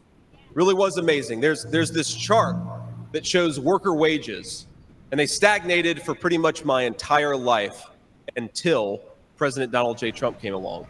Workers' wages went through the roof.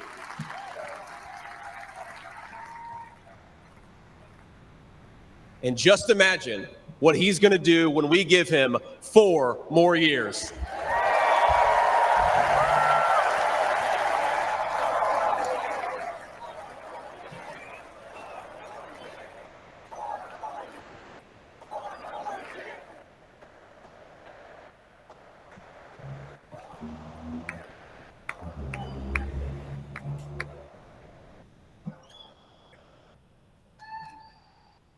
Months ago, I heard some young family member observe that their parents' generation, the baby boomers, could afford to buy a home when they first entered the workforce.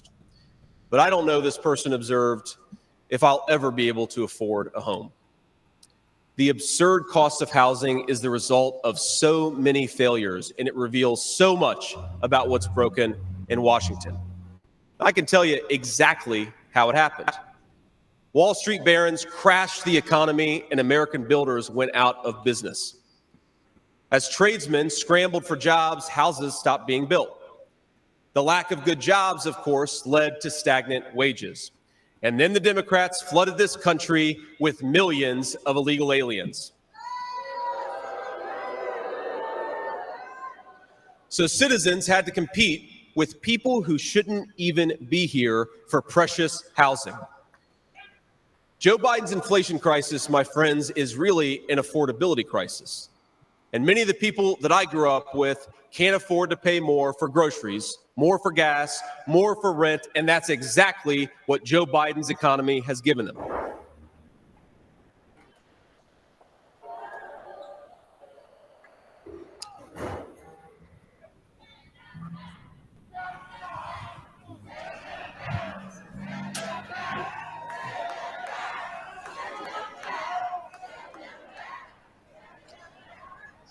So prices soared, dreams were shattered, and China and the cartels sent fentanyl across the border, adding addiction to the heartache. But ladies and gentlemen, that is not the end of our story. We've heard about villains and their victims. I've talked a lot about that, but let me tell you about the future.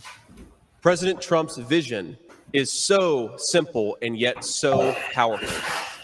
We're done, ladies and gentlemen, catering to Wall Street. We'll commit to the working man.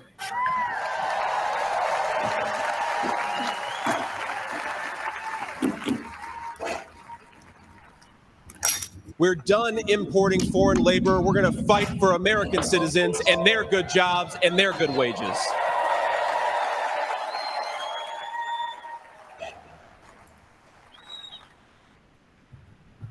We're done buying energy from countries that hate us. We're going to get it right here from American workers in Pennsylvania, in Ohio, and across the country.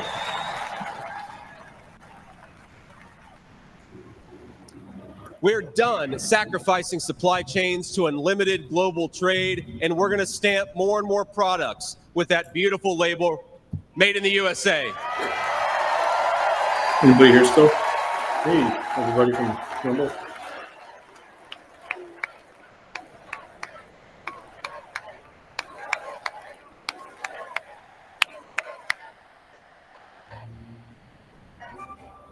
We're going to build factories again, put people to work making real products for American families made with the hands of American workers. Together, we will protect the wages of American workers and stop the Chinese Communist Party from building their middle class on the backs of American citizens.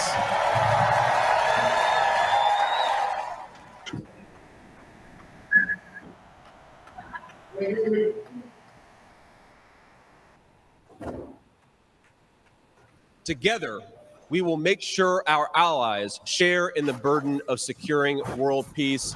No more free rides for nations that betray the generosity of the American taxpayer.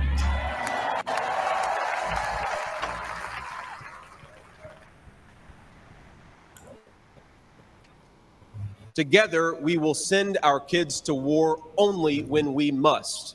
But as President Trump showed with the elimination of ISIS and so much more, when we punch, we're going to punch hard.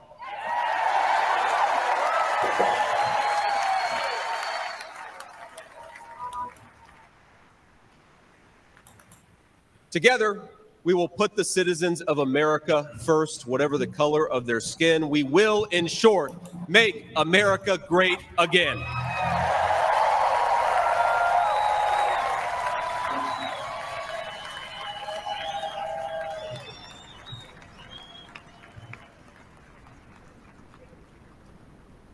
You know, one of the things that you hear people say sometimes is that America is an idea.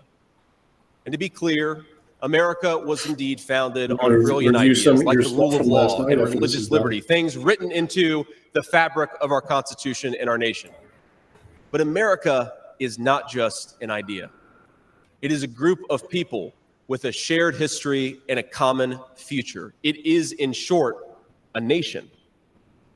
Now, it is part of that tradition, of course, that we welcome newcomers. But when we allow newcomers into our American family, we allow them on our terms.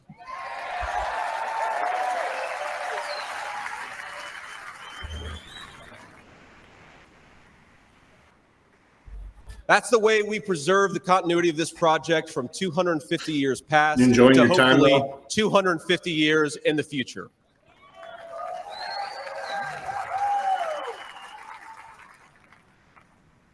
And let me illustrate this with a story, if I may. I'm, of course, married to the daughter of South Asian immigrants to this country. Incredible people. People who genuinely have enriched this country in so many ways. And of course, I'm biased because I love my wife. Everybody's honking around here.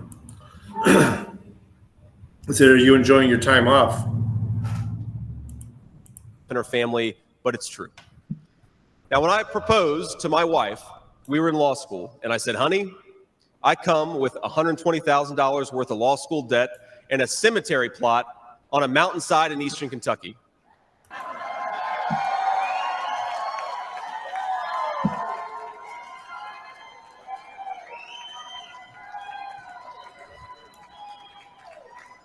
And I guess standing here tonight, it's just gotten weirder and weirder, honey.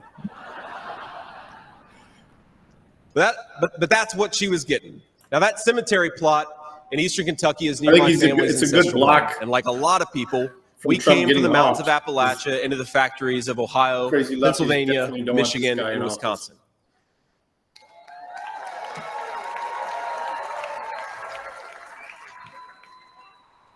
Now, that's Kentucky coal country, one of the 10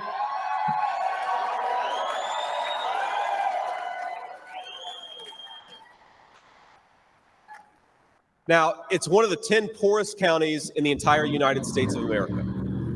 They're very hardworking people, and they're very good people. They're the kind of people who would give you the shirt off their back even if they can't afford enough to eat. And our media calls them privileged and looks down on them. From last night. But they love this country, not only because it's a good idea, but because in their bones they know that this is their home. And it will be their children's home, and they would die fighting to protect it.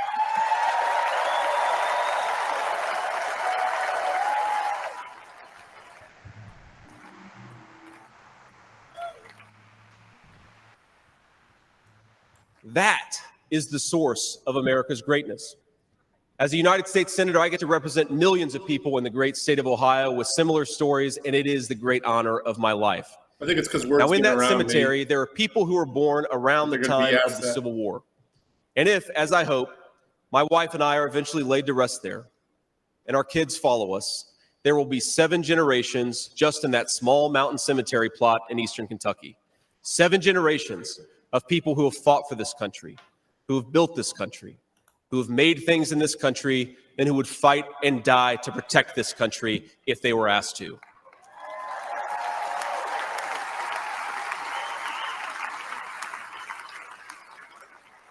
Now that's not just an idea, my friends. That's not just a set of principles. Even though the ideas and the principles are great, that is a homeland. That is our homeland.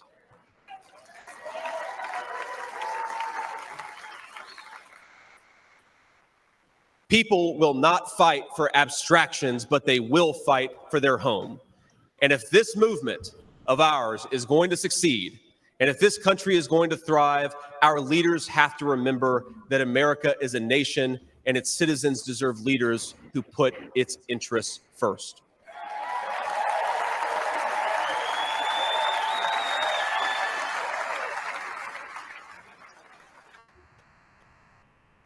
Now, we won't agree on every issue, of course, not even in this room. We may disagree from time to time about how best to reinvigorate American industry and renew American family. That's fine. In fact, it's more than fine. It's good. But never forget that the reason why this united Republican Party exists, why we do this, why we care about those great ideas and that great history is that we want this nation to thrive for centuries to come.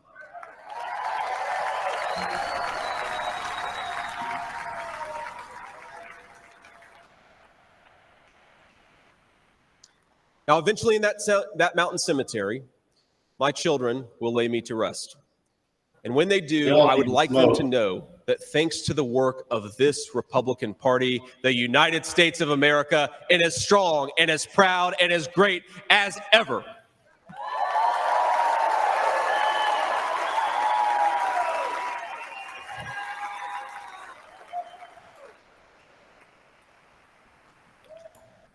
That is who we serve, my friends. That is who we fight for. And the only thing that we need to do right now, the most important thing that we can do for those people, for that American nation that we all love, is to re-elect Donald J. Trump, President of the United States.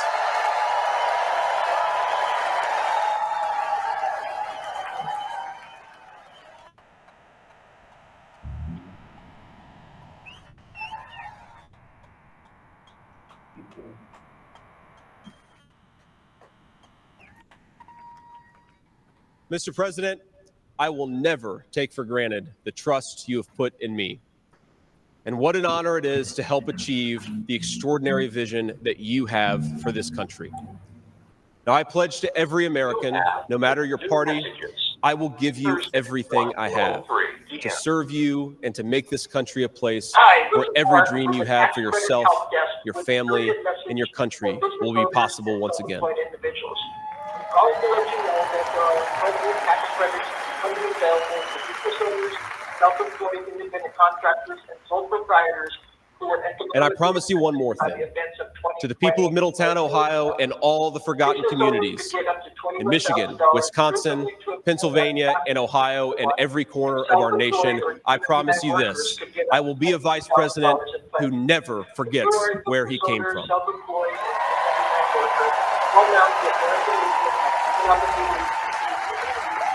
Call 323-438-3938 now to find out how you can receive available funding. That's 323-438-3938. Thank you. Thursday, 1:09 p.m. And every single day for the next 4 years, when I walk into that White House to help President Trump, I will be doing it for you, for your family, for your future, and for this great country. Thank you. God bless all of you, and God bless our great country.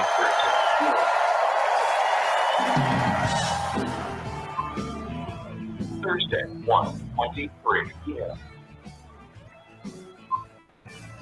Thursday, 1:33 p.m. Thursday, 1:36 p.m.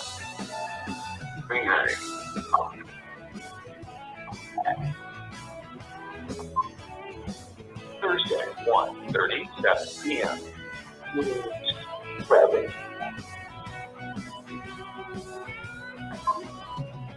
Thursday, 1:46 p.m.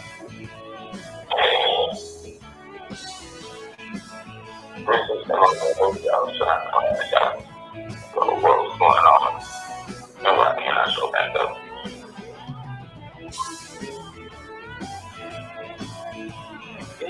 Messages.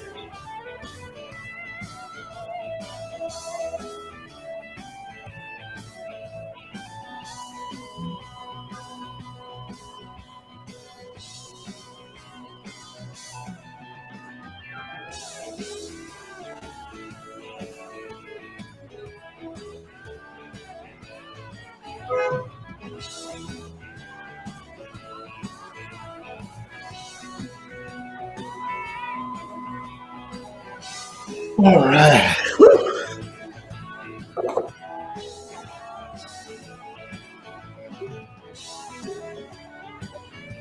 You're going to give Peoria a break. They deserve it.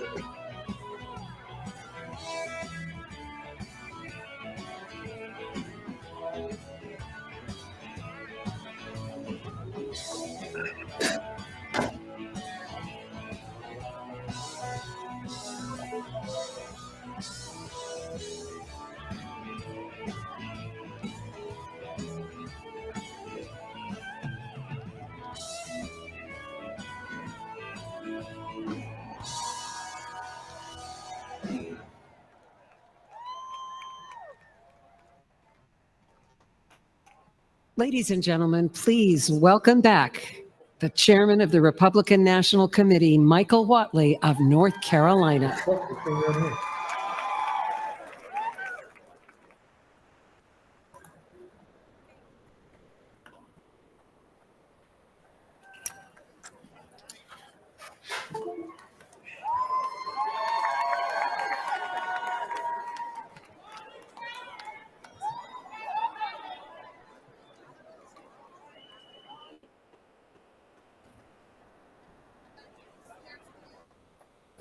delegates and alternates, Republicans around the world. Find your stuff from last night.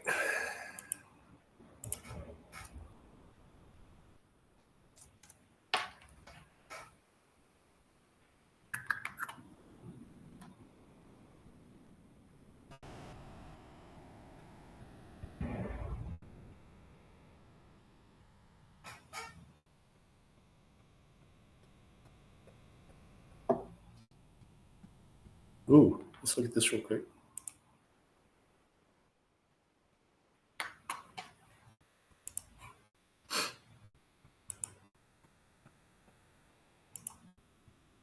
Mr. Justice.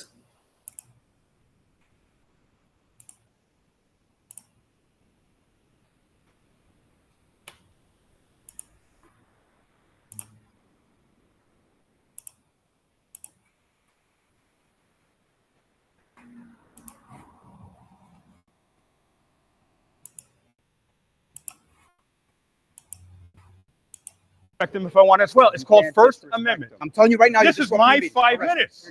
I am being arrested for exercising my First Amendment right here in Union City, New Jersey.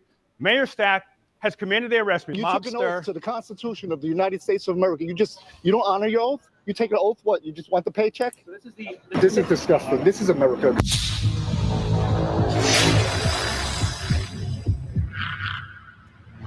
Fellow Patriots, 2 days ago, independent journalist and activist Leroy Truth was unlawfully arrested by Union City Police Captain Omar Hernandez. Leroy was arrested because he dared to exercise his First Amendment right to expose Union City Mayor Brian Stack's tyranny and corruption. Let's get into it. My name's Scalzo. My contact information is at scalzophoto.com, SCALZO. I just wanted to read two of these political comedy pieces here. One of them authored by Police Chief Anthony Ficini, the other one authored by Brian Stack. The first comedy piece is basically a criminal charges towards Leroy here. And thank you for joining us today. Appreciate your time. And so let's read this here. This is in reference to a pending litigation matter. I don't care. I'm going to read it anyway. Am I allowed to speak about it? I'm not allowed to. Well, I'm going to do it anyway. Sir, you're disrupting. With purpose to harass another, make or cause to be made communications in a manner likely. This is a public document. Please show this gentleman to his seat. To cause annoyance or alarm, specifically. This is my time.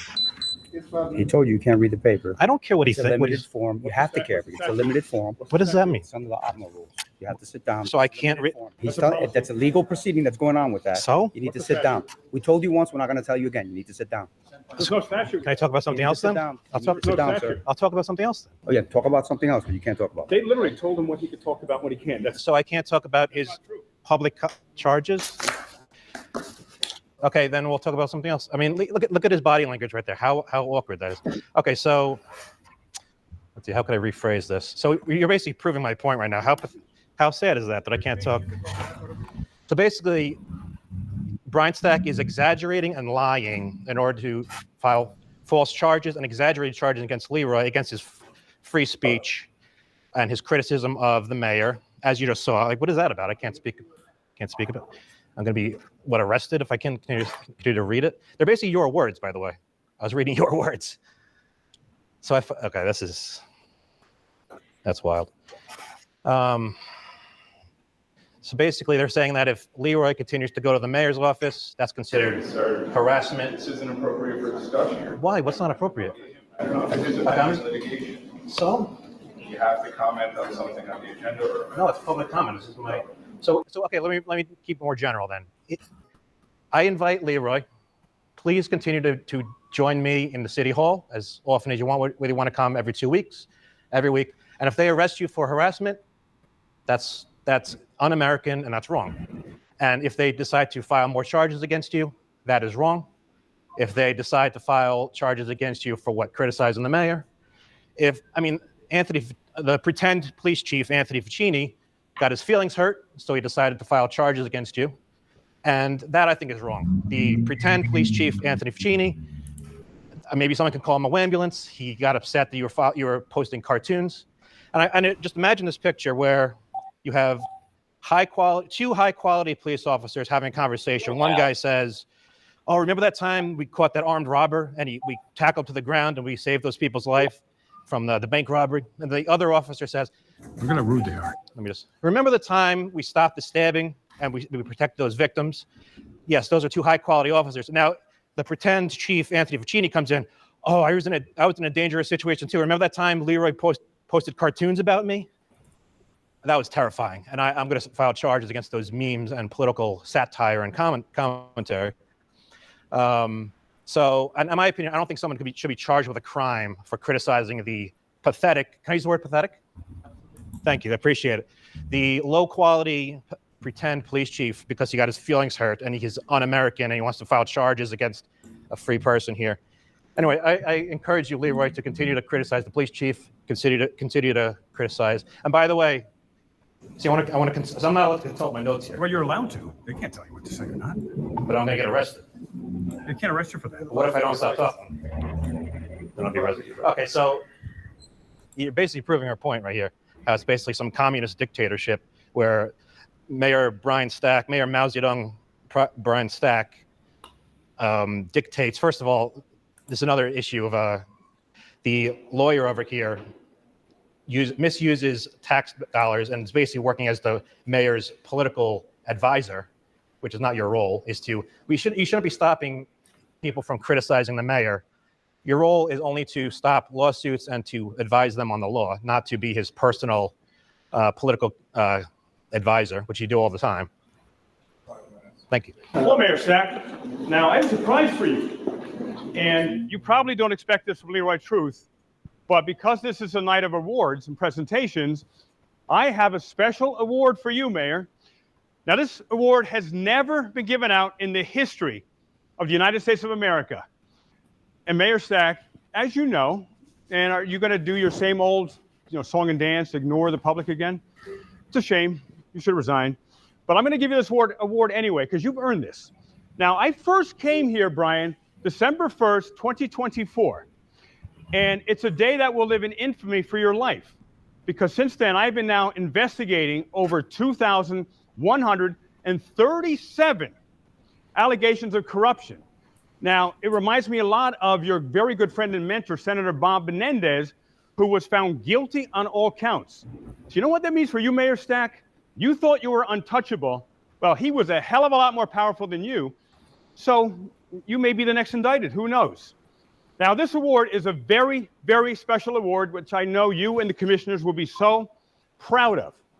Now, I have received so many women have contacted me asking me to give you this award. And Mayor Stack and Senator Stack, Head of Judiciary Stack, do you know what this award is? Well, I will tell you, since you have become mute again, apparently. Your mother would not be proud. And this award was earned, excuse me, I have a First Amendment right, and I am not, you're disrupting me. You are hurting my First Amendment right now. So, excuse me, I'm talking. This is my 5 minutes. No, I don't have to respect anybody. This is my 5 minutes. You gotta get your time back. No. Reclaim your time. This is not harassment. Step back. No, there is no statute of law that have to be on the podium. There's no statute of law. I am in a public. I don't have to respect them.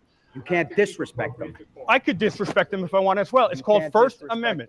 Now, I need to give him his award now. This is a limited form. No. On the OPMA, you need to step back. No, I step do. back. No, I do not Step back need or to. your time will be eliminated. No, I do not need to step back. First Amendment, I can be anywhere. There is no statute or law. You name the statute or law that says I have to be. I don't care what they say. You're disrupting the meeting. They are disrupting my time. I want my time back too. You're going to get arrested if you don't step back. I do not have. You give me the statute that says I have to step back. You're disrupting the meeting. I am talking. I I'm not cannot gonna be discuss this disrupting the anymore. meeting when I'm speaking. You're disrupting the meeting. No, I do not have to step back. There is no statute or law. I am in a pub. Am I in a public area or not right now? You are in a public area. Am I? But you're disrupting the meeting. I am speaking. I cannot be disrupting the meeting while I am speaking. You're yelling at me right now. You're disrupting my time right now. You're disrupting the meeting. Actually, you're not talking to me. You're being very good. But you are disrupting my time right now. So you need to stand down and let me and protect my First Amendment rights. That's what you need to do. I'll protect it if you get behind the podium. No, I don't need to be behind the podium. There is Obviously, when you stand over here, you disrupt the meeting. So you need to get back there. Come on. I am in a public area here. So I'm going to give Mayor Stack this very special award now. Now, Mayor Stack. Get behind the podium. No, I am. All right, I'm going to have to arrest you. I do not have to. You want to get arrested? Is that what you want? No, I do not want to get arrested. But I want to exercise. The meeting. This is a limited forum. No, There's you are certain rules here. disrupting me. Yes, sir. This is my. I'm explaining to you. Get your face out of my face. No, get your hand out of my face. You came up to me. Your hands are in his face, sir. Your hands are in his face. De-escalate. Your hands are in my face. I'm de-escalating. You're not listening. You're not de-escalating. You have disrupted. You're escalating. My 5 minutes. You're not listening. You I'm going to tell you one more time. They told you were disrupting the meeting. Either you sit down or get behind the podium. You give me the statute or law that says I have to stand behind the podium, and I will go. You don't have to sit. You can go back there. You cannot. What are you talking about? What law says I can't be here? Give me the statute or law, and I will go. It's a limited forum. You're disrupting a commission meeting. Time, place, and manner, brother. All right, that's why I'm not going to play with you. A limited form is time, place, and manner. Everyone, go behind everyone has protected my rights. I don't have to go behind the podium. You're disrupting the meeting. I'm telling you right now. This is my 5 minutes. Your time has already expired, sir, so you're going to have to go. Your time is Hey, don't strong arm me. I'm not going to resist. I'm not going to resist. Here, take that. I am being arrested for exercising my First Amendment right here in Union City, New Jersey. Mayor Stack has commanded they arrest me. Don't strong arm me. And I was arrested because I was exercising my First Amendment right, and they were attempting to make me go behind a podium. There is no statute or law that says I have to go behind a podium. I'm in a public area in front of the rope right here. Thank you, Leroy. Thank you for what you're doing. Thank you, Leroy. You're welcome. So these are the cops who broke the 100% track record of. And what? Hey, you can tell them to stand down, right? Listen, I'll give up my life before I give up my rights, ma'am. Nobody's telling you to give up your All right. Can you believe this? He shouldn't be arrested. I'm arrested for First Amendment during my 5 minutes, and the captain's saying I'm disrupting when he's yelling at me and he disrupts my 5 minutes of time. And then he says I have to respect the commissioners. That's a joke. They are not to be respected. They are disrespectable.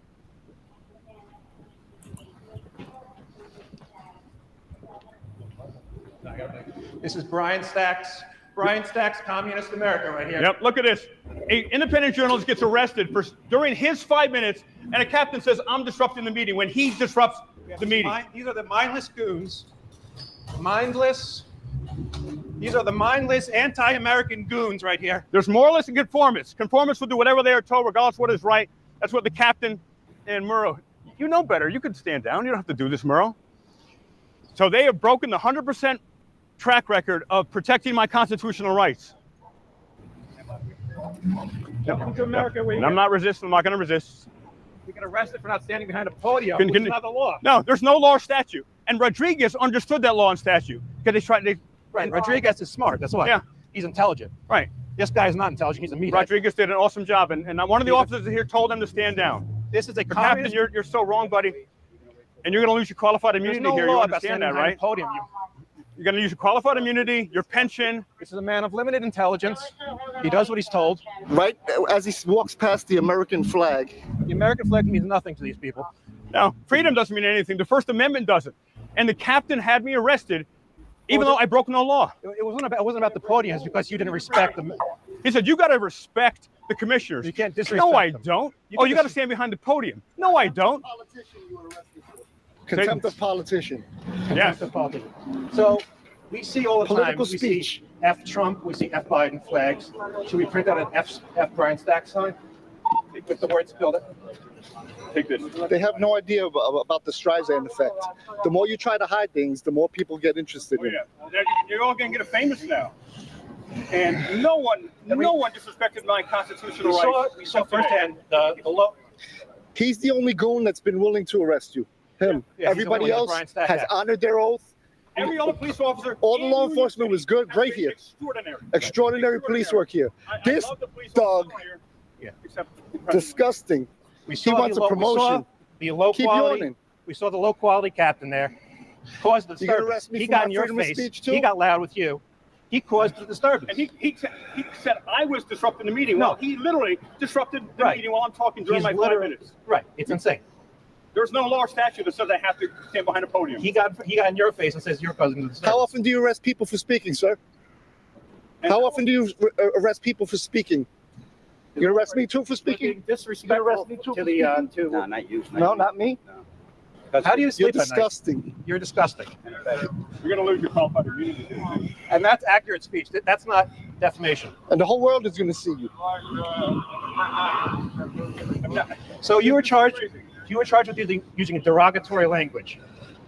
I think you are a man of limited intelligence, and I don't like you. Is that derogatory? Yes. Not enough. He's a pig. That is derogatory. I think you're an order follower, and you're not intelligent. And because Brian Stack and that... You're a pig, bro. You're a pig. Because Brian Stack and that you took an oath to the Constitution of the United States of America. You don't honor your oath. You take an oath. What? You just want the paycheck? This is the Yep. He says yep. He says yep. Mobster mentality right here. Or you just follow orders. I think you guys are bullies. I think you're a bully. He's the one in cuffs. He's the one in cuffs. You don't disrespect him. We didn't get in your face. See, you have the badge. You have the gun. You have the monopoly on violence. Nobody has any weapons. We're no threats. We have cameras in our voice. We should be able to exercise our voice. A limited forum. A limited public forum. So we can time, place, and manner restrictions. The time is business hours. The place is public. The manner was peacefully. Yeah. He said because I didn't respect the commissioner. You have no idea what a public So forum is. this guy doesn't even know what a limited public forum is. All right. You're a bum then and you're a bum now. And that's accurate. That's not defamation. It's disgusting. Can I get my car keys? I'll meet you at the police station. You don't deserve that badge. You don't deserve that. I'm serious. You're an anti-American. We're going to take that. You're badge anti-American. lawfully. That's what you are. Lawfully. And you're not intelligent enough to understand that.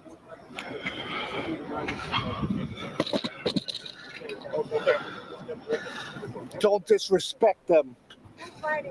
Respect the public. You work for us. Respect the public who pay order followers there. salary. Sorry about that. That's okay. She's been respectful every time. He's been respectful every time. This guy, he wants a promotion. Can you believe this, ladies and gentlemen? We're exercising my First Amendment right that ridiculous captain. He said I was disrupting the meeting. But he got in your face. Yeah, he got in your face. Thank you for trying to. So, Leroy, exercising our First Amendment freedom. I completely understand. Yeah. This is disgusting. This is America. This I get shouldn't. it. This shouldn't. Listen to me for a second. Yeah. Once he's arrested and you get You could get him. I can speak though. you could absolutely. I could record. I could speak. I would never interfere or obstruct or anything. no, but he's a like that. garbage human being, that captain. He's garbage. But I know the law. I would never violate the law. And that's what I'm Yeah, saying. yeah. No, I don't want you to get appreciate arrested. that was the mama bearing you. That was just, I can't imagine doing that to another human being. Imagine handcuffing a man because he was disrespectful to the mayor. The mayor. That's sick.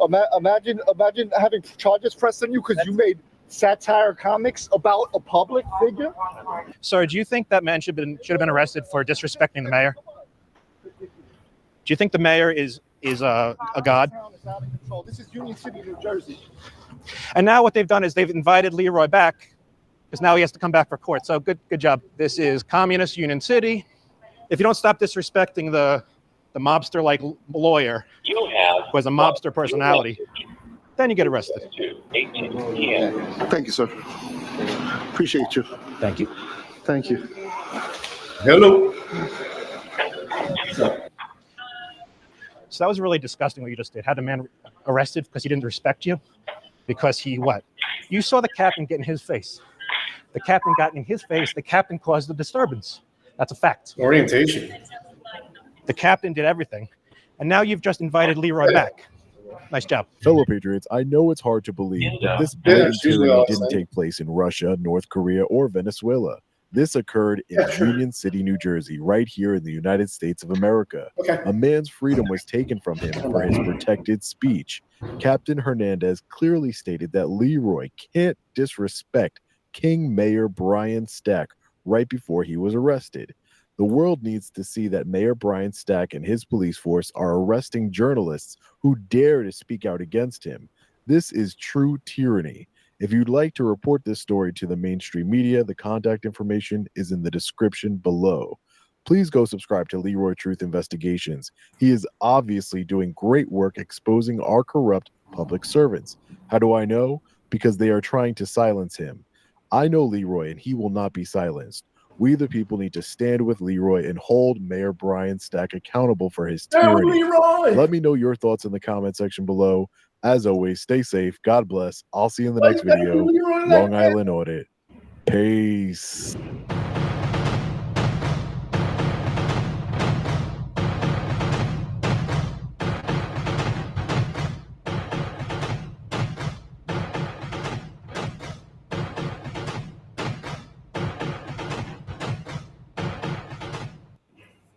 Don't do Leroy like that, man.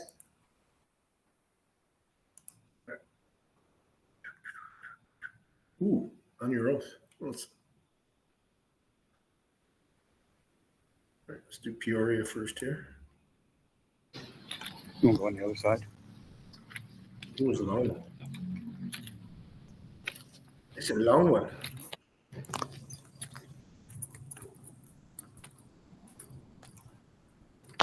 Yep.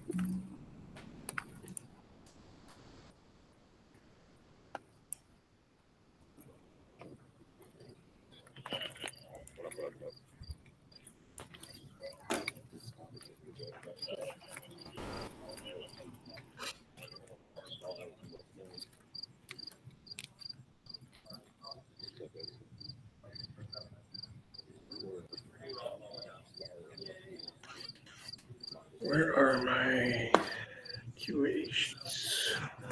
Pipeline is beautiful. Let me call this guy first.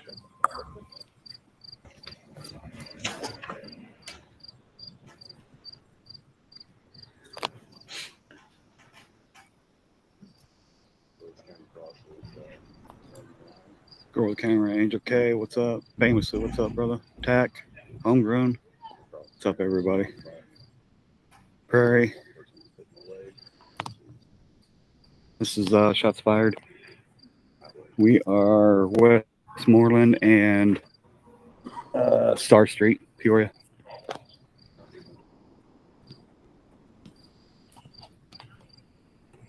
One guy was struck in the leg.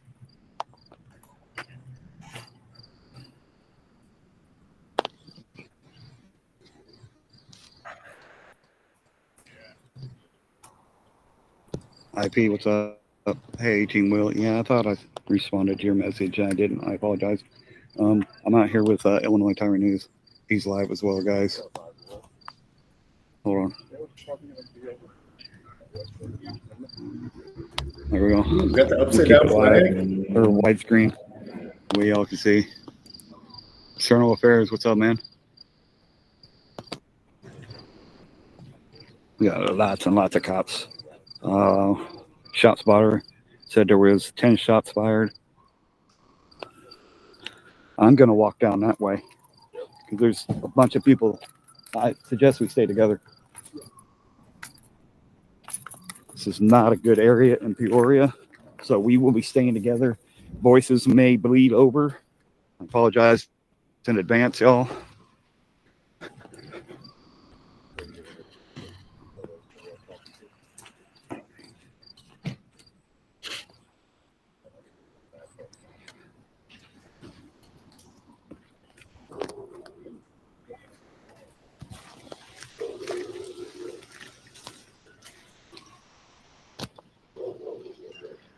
Someone somewhere, good to see you.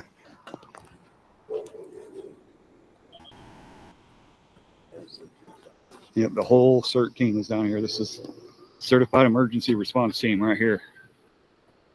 That's the whole crew that's on scene or on duty right now.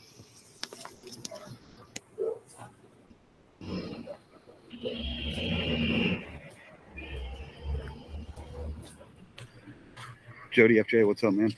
Brendan Mitchell, what's up, brother? Cajun Randy, what's up? This is the CERT team right here. And I do believe it was at this market that guy was shot. Ambulance has already been here. We followed the ambulance here.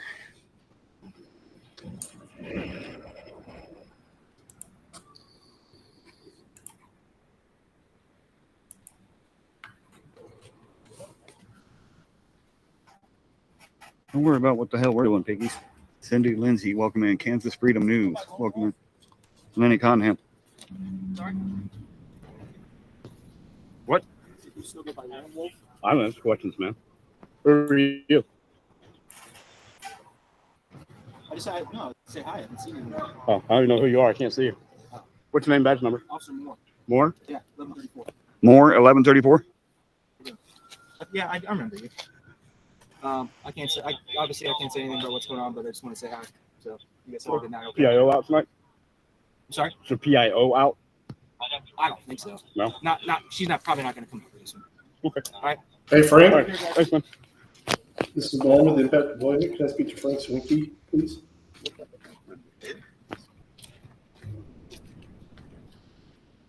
Thank you for that, Brandon. Appreciate that. Text, No, I'm not out alone. I'm with Illinois Tyrant News, guys. He's live as well. And I don't have a gimbal. I don't have anything with me. I just jumped out with just my phone. So I'll give him a call back. I'm probably going to need him to start Monday. Okay, cool. I'm marked. That's fine. It's just I'm up and moving around. Maybe it was down here. This might be where the shooting was at down here. So the pew pew. Huh? I see him. Yeah, I'm gonna shoot you a text with the number to text. Okay. Play around there. Claudette, welcome in. Yes. Yes. The CERT team during the summertime, they usually wear shorts. Lenny. No, text. I just texted the number that he needs to text back, and then I'll let you know. I'll give you a call back. Just tell him that he's available, and I can speak to him. Matt R, what's up, brother? All right. Great dude, what up? Okay. Jack off Jack. Appreciate everybody coming in. It's hard for me to keep up with the chat. My head is on a swivel.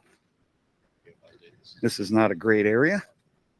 And with shots fired calls, you really need to pay attention to your surrounding. I really don't know what's going on. So 10 rounds, shot spotter, guy was hit in the leg from what I understand.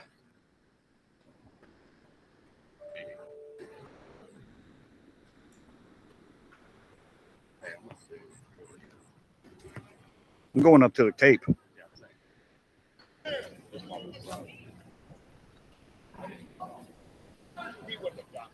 By the time I saw it, as soon as it goes down. And that's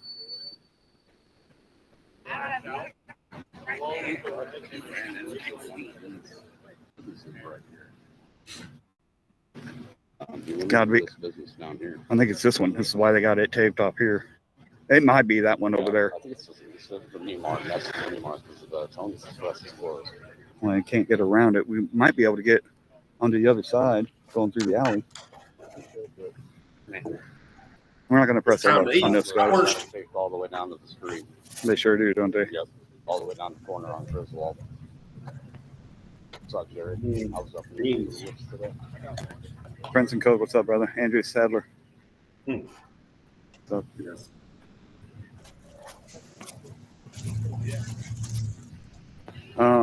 Right now it's like 70 degrees right now. This guy here on the left, that is one of the canine officers. Johnston. The guy on the left, right there, that's Johnston, one of the canine officers.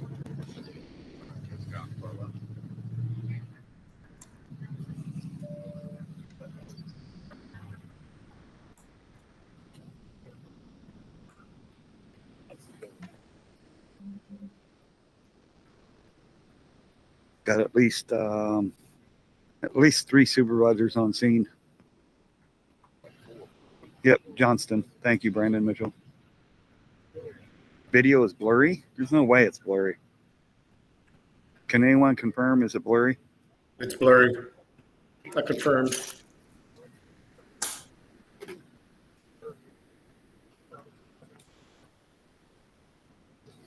It's confirmed. Blurry. Kansas Freedom News. It looks so sharp on your phone too. That. It'll be fucked up. Thank you very, very much. You're awesome, sir. Confirm blurry. Fuck, I can't. God damn it. And yes, I'm wearing those. Hold on, let me see if I can wipe the screen. It's not blurred, it's pixelated.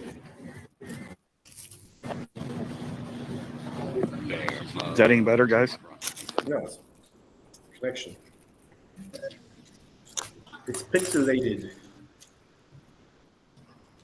Blurry was the wrong word. JC News Now is locked up right now, Claudette. Last I knew.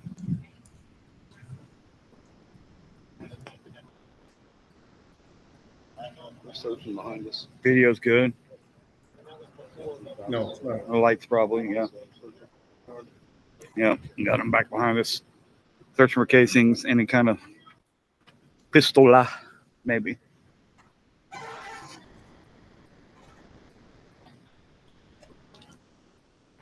Pixelating, yeah, it's probably where we're at. IP, yeah, I've only got one bar of service here, so it's where we're at. Jerry says hello. What's up, Jerry?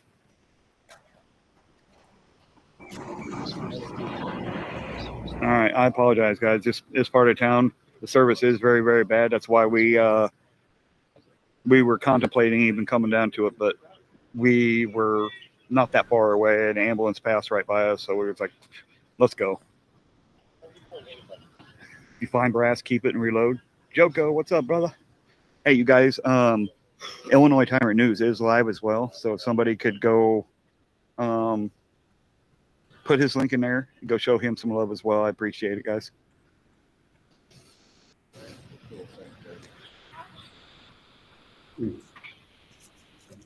Limbo. Come on, do it, Limbo. Oh man, my back don't bend like that no more. That's not what I heard. Tony's chicken. That's right. He wouldn't Limbo. Pink Taco, what's up? Bet you he wouldn't want my back. Illinois has a great picture. Well, I don't know what the hell. Hey. He's got a fucking Metro PCS and I got Verizon. That's weird.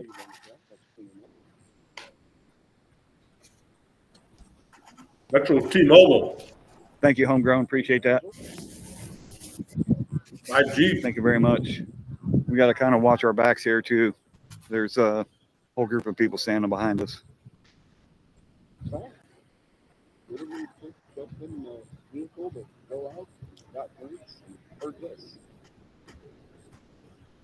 Homegrown posted your link in my chat too, so hopefully get some more people over there. Go show him some love. Give him a like. Let him know that Midwest Accountability sent you over there. And then you can either stick around or come back here. Either way, it don't matter. Either way, it's appreciated, guys. Put it on. What's up, man? It's on 1082. They yelling at someone. Here we go. Contact. Possibly. No, didn't say a word to us. I'm surprised. That's a system manager. Yeah.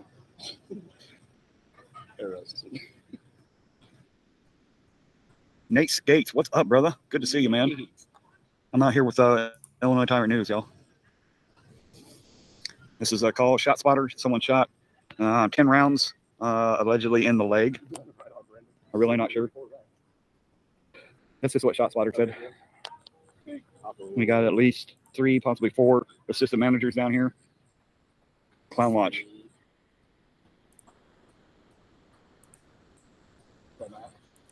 Oh, you already got it, Homegrown. Illinois Tyrant News.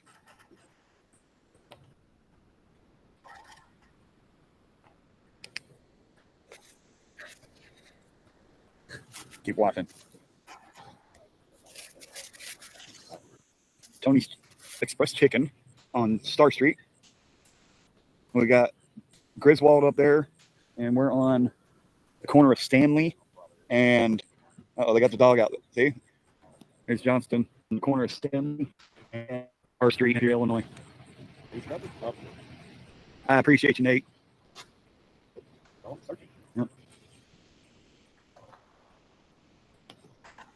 We're going back in this area right over here, searching in between that building and over in there. there. Smell some smells in the air. Yep. Somebody got that sticky, icky.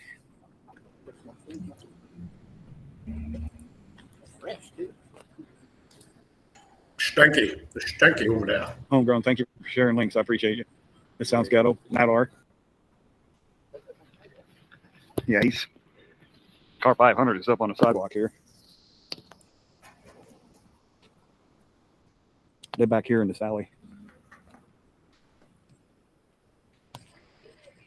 Joe Cool, what's up, brother? Friends and Code, thank you, brother. There's the Colorado. Yeah, that's that new one. Here comes the second one. So they got 3 out here. No, they got 3. 3. Yeah, because Johnson's already out with his dog, and it's up there. No, he's got the full size, remember? Yeah, I know. I'm just one saying there's 3 of them now. There's 3 canine units here in Peoria now. And These 2 are new ones. They're what? They're pulling dogs out. Yeah, they're pulling 3 dogs on this.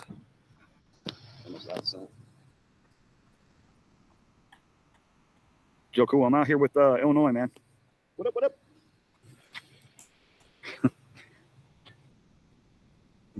Close enough. Illinois. 3 dog night, yeah. Okay, so these are the 2 new ones. Let's get the plates real quick. Get cut off. That's a Chevy Colorado.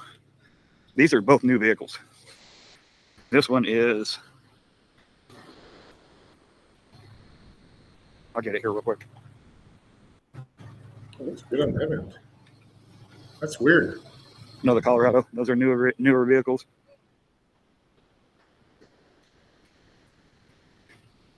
Down here at Tony's Express Chicken, and then you got the Mini Mart. And that's allegedly where, I'm assuming the guy, it could be a female, 10 rounds shot spotter was located in front of there. Actually, shot spotter was on the corner of Star and Westmoreland. And right now we're on the corner of Star and Stanley. And down there is Griswold. Wow. Taking pictures of the building, so there must be holes in that building right there. Not from a shot, though. It's like something was attached to the outside of it. All the cops pretty much are in the alley over here. They're searching it with the dogs. Yeah. Got even more cops showing up. No, that's just that's a civilian there. Nothing looks more like an undercover cop than an undercover cop. That's right. You got that right. Says, not counting new undercover Durangos. Now we was going to go out. What's that guy doing?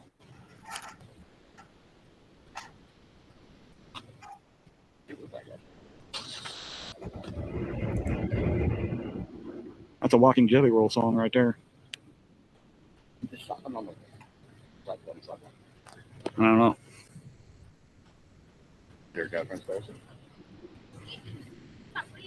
We was going to go to Fulton County, but something told us to stick around here, and it's a good thing we did. For this being a Wednesday night, this is,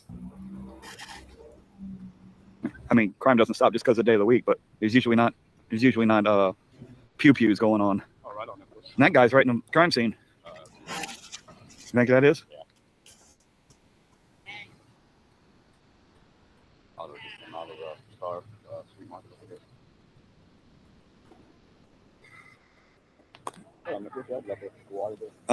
Homegrown.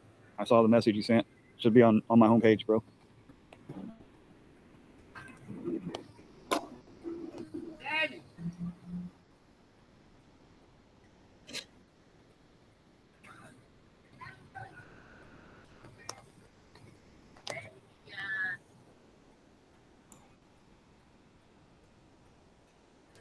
New Mexico. Let's go.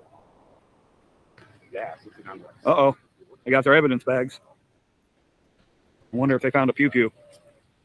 Yeah, the shells probably. That might be a pew-pew, guys. Go big as Joe. That's YouTube for you. That might be a pew-pew. Man.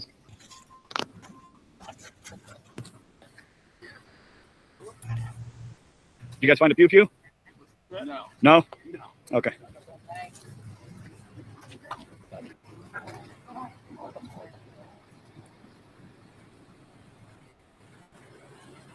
Go see if he'll give us an update on.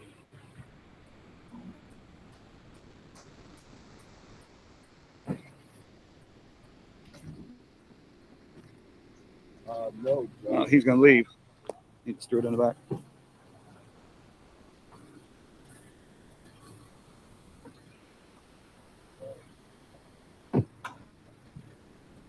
Real quick. Hey, can I get your name and badge number? Yeah, Blum 1145. Blum, can you spell that? Yeah, B as a boy, L-U-M like Mary. And your badge again, I'm sorry. 1145. 1145. Okay, Can you get an update on the situation or? Nope, sure can't. You can't? All right. Thank you. Who was that? Blum 1145. Blum. B-L-U-M.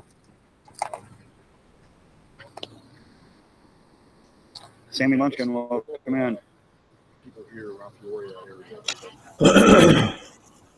Yeah, it was. Gina's Audits, welcome in. No. I think it was clothing. I don't know that we're going to stick around. But the officers are leaving. People are starting to gather. So we might want to just clear out here. You want dip? We're not going to stick around for this, guys. M220956 is blacked out. Ford Taurus.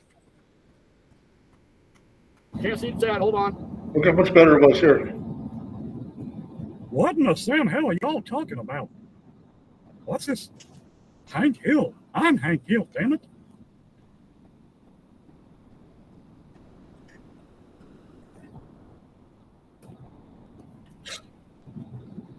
Havoc. It's coming again soon, Frank Perez.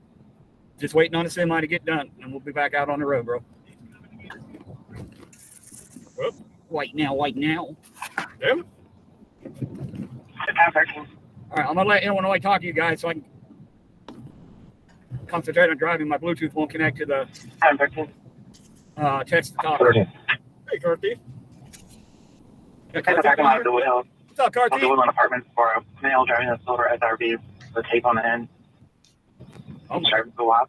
Driving a vehicle with tape on it. Oh man, crime of the century. Who's that guy? I don't know that guy. That guy's a dick.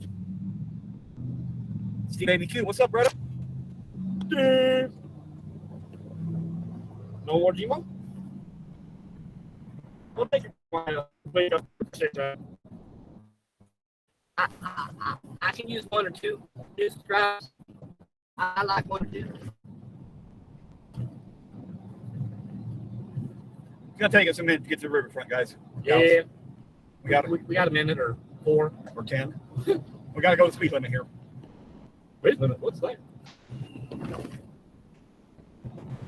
Put some propane on it. Thank you, Matt R. Appreciate you posting this link, bro. Matt's the shit. Everybody in here is the shit. I appreciate every last one of y'all. Same. The support is amazing.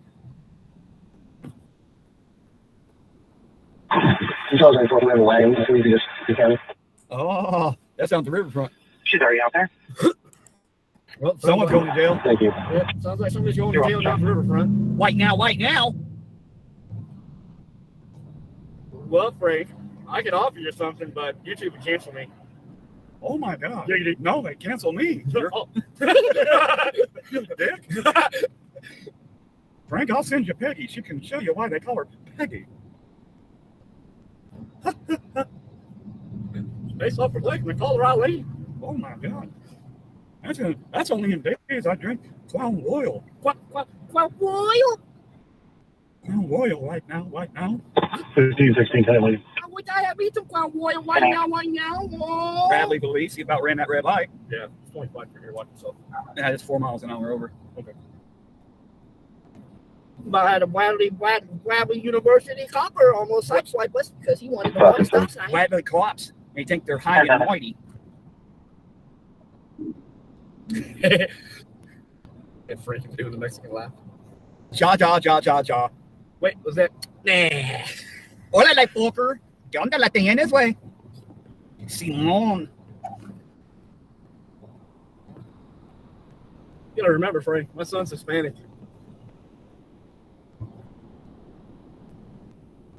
Well, one of my best friends is on his birth certificate. That's says not Caucasian. racist. It's only racist if you let it get to you. Yeah. I don't let none of that shit get to me. I don't care. Say what you want. It's whatever. Yeah, my little boy's 21 now. That's 23. He ain't the whittle. Well, my youngest. Yeah, what's up right now? With the Crown Royal and the ATV, that's what's up, Oh, you brought out the ATV. Oh, I'm gonna go audit the ATV trails. It's pretty early for a shot spotter call. Yeah. That's the indication of how the night's gonna be. It could be a long one. What you calling old? I ain't old. I'm only as old as I feel. I feel old as hell. That's pretty fucking old. Get my energy drink right now. Oh, I got the Crown Royal at home. Oh, that's a walker. That's for waiter. Oh, waiter. Not the waiter, it's a Western one. Just for waiter. Oh, they're right now. I know. That's a placated right now. I think she might know my sister. Good citizen media, welcome in. Good citizen media, welcome in. Appreciate y'all. Well, we're just hitting the crest of Main Street going into downtown. Downtown. We're talking about downtown. Go right round, downtown. That was weird right now.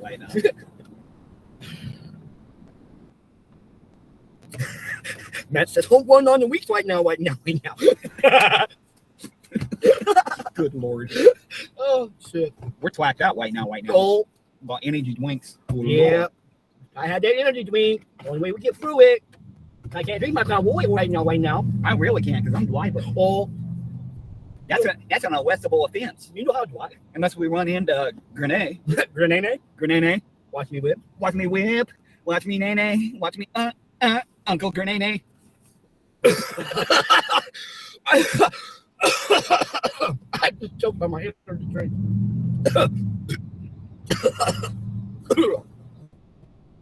Another comment blocked. It ain't on my end, Pink Taco. I don't know what comment where. What are you doing? Oh shit, I went a little far. Now. No arrestable offenses going on right now. Well,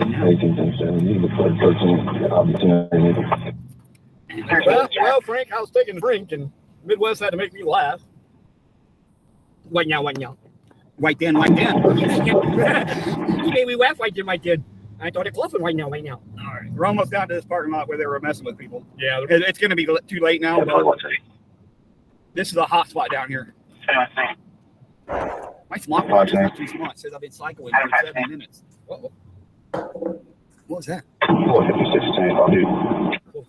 Shift change. Got it going on shifts since that shooting. An hour of overtime.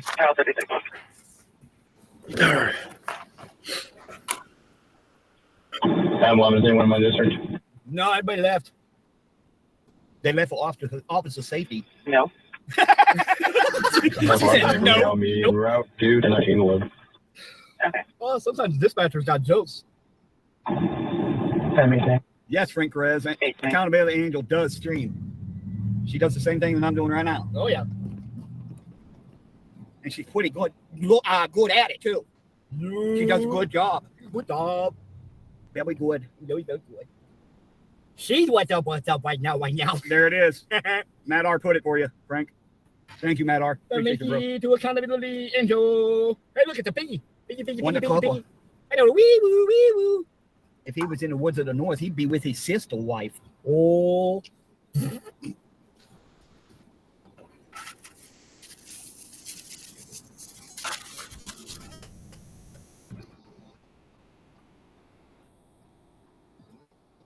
Like I said, about another 15 minutes or so. If we don't get anything, I'll go ahead and end this one. And we might have another one later. This parking lot down here is where You're harassing some people up here? That's what they were told us. That's what they told us. I'm uncomfortable with someone knowing the layout of the building and. Of a public building? You look a little nervous. You nervous? Not even in the slightest. No. What is your name? That's none of your business now, since you guys want to call the police on me. I don't need the directors. I don't need to be told. No, I don't need you to explain. Typically, people don't come in videoing town hall. You guys have cameras all over the place. Come on. Wow. I'm being surrounded by a whole bunch of police here. You're making people uncomfortable here. I feel uncomfortable. Please stop. Yeah, No, what don't. is your- what is your name? That's not even, it's right here. Your name, sir? Awesome. I don't get that information. Oh, you don't give that out? Unless I'm under arrest. Not yet. Not yet. Are you planning on it? Listen to me. No, I don't want to listen to you. Okay. What I want, okay, Then yeah, we're done. okay, If you're you- done. You've absolutely lost the respect for me. Suggest you go back to work now. Excuse me? Yeah, I'll walk you guys out. Yeah, it's usually the other way around, but not today. What's going on, everyone? This is Press NH Now over here today at the Town Hall, City of Winstead and Town of Winchester, for our First Amendment audit to see if they respect our rights to record here in public. Please make sure you go like, share, and subscribe to my channel at Press NH Now. I appreciate your support. Also, check out my playlist to see some videos you might not have seen in the past. Hit that like button, let all your friends and family know about my activism in and around the New England states. Always check your description. All links will be included. Donations are greatly appreciated. They do help me continue my activism in and around the New England area. We're going to get right to it here, guys. Enjoy the video. All right, everybody, let's go inside, take a tour of the building, possibly get some public records. See how they deal with the public. You got like a dual town hall?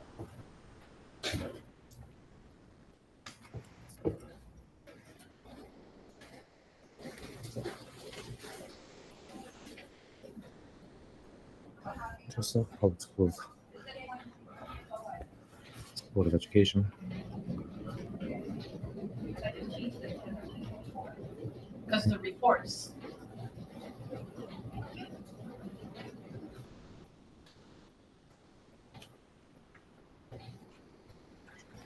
Oh, yeah.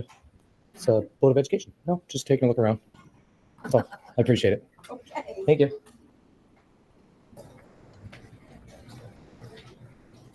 No sign of the door.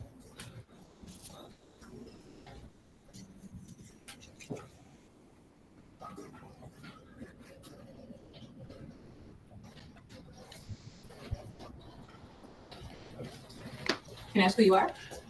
Yeah, I'm just a citizen taking some pictures, getting some public information and stuff around the building. That's all. It's just a little strange. Oh, what, take pictures? Oh, you guys have cameras all over the place. It's no different. Okay. Yeah. I could say the same, but I don't. That's all.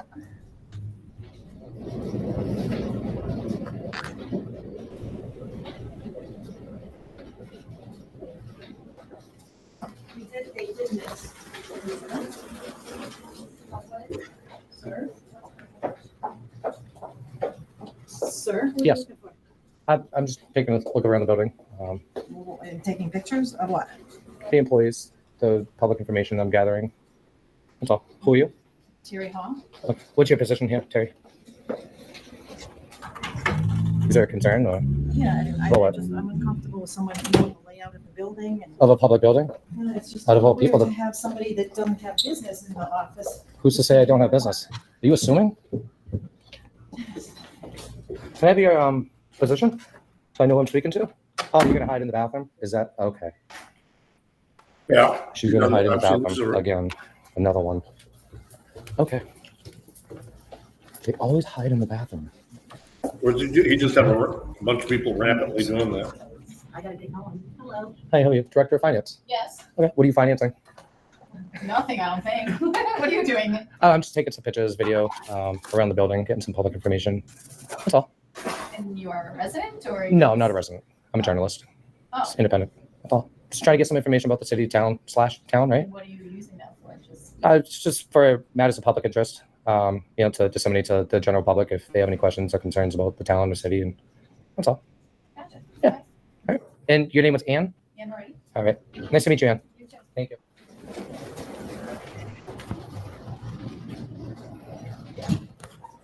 Oh, here we go. Just came out hiding.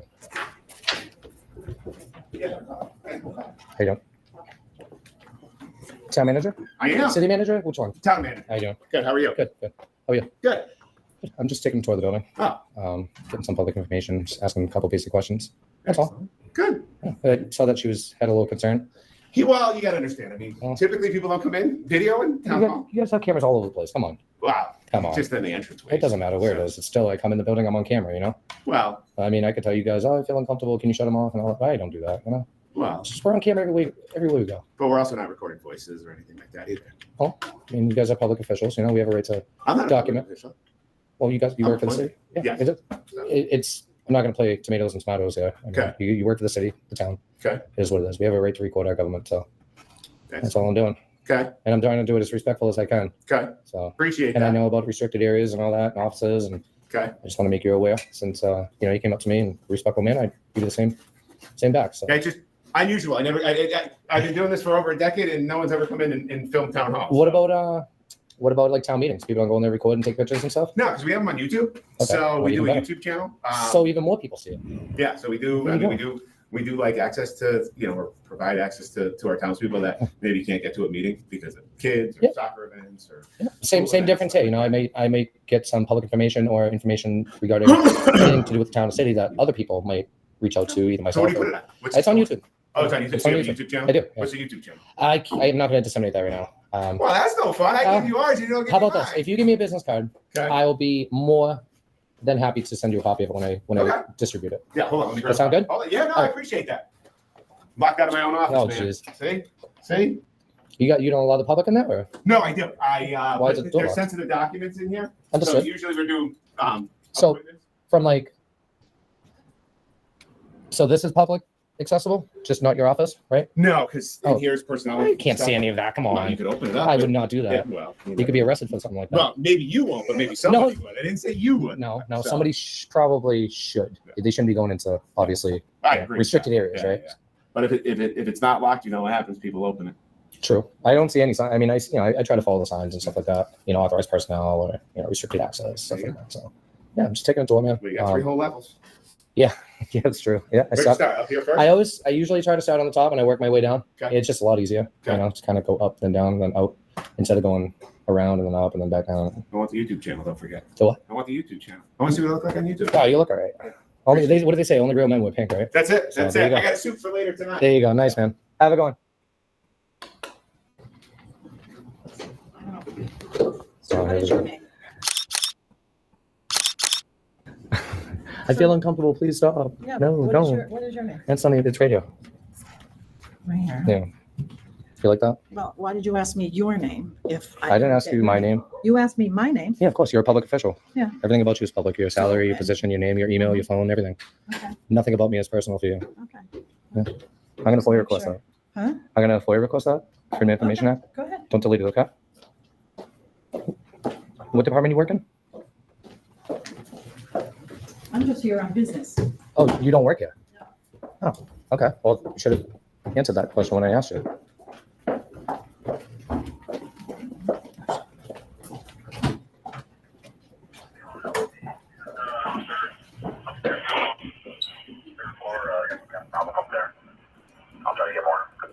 Oh, wow. Interesting. You guys call the police on me now, huh? Interesting. You guys call the police on me now. Someone did. All right. Can I ask you what you're doing? I'm just taking some pictures, getting some public information. I already told you guys that. What is your name? That's none of your business now. Since you guys want to call the police on me, I'm bugs with. That's not going to happen. You don't get the respect anymore. You've lost that. You've absolutely lost the respect for me. I suggest you go back to work now. Excuse me? I suggest you go back to work. You heard me.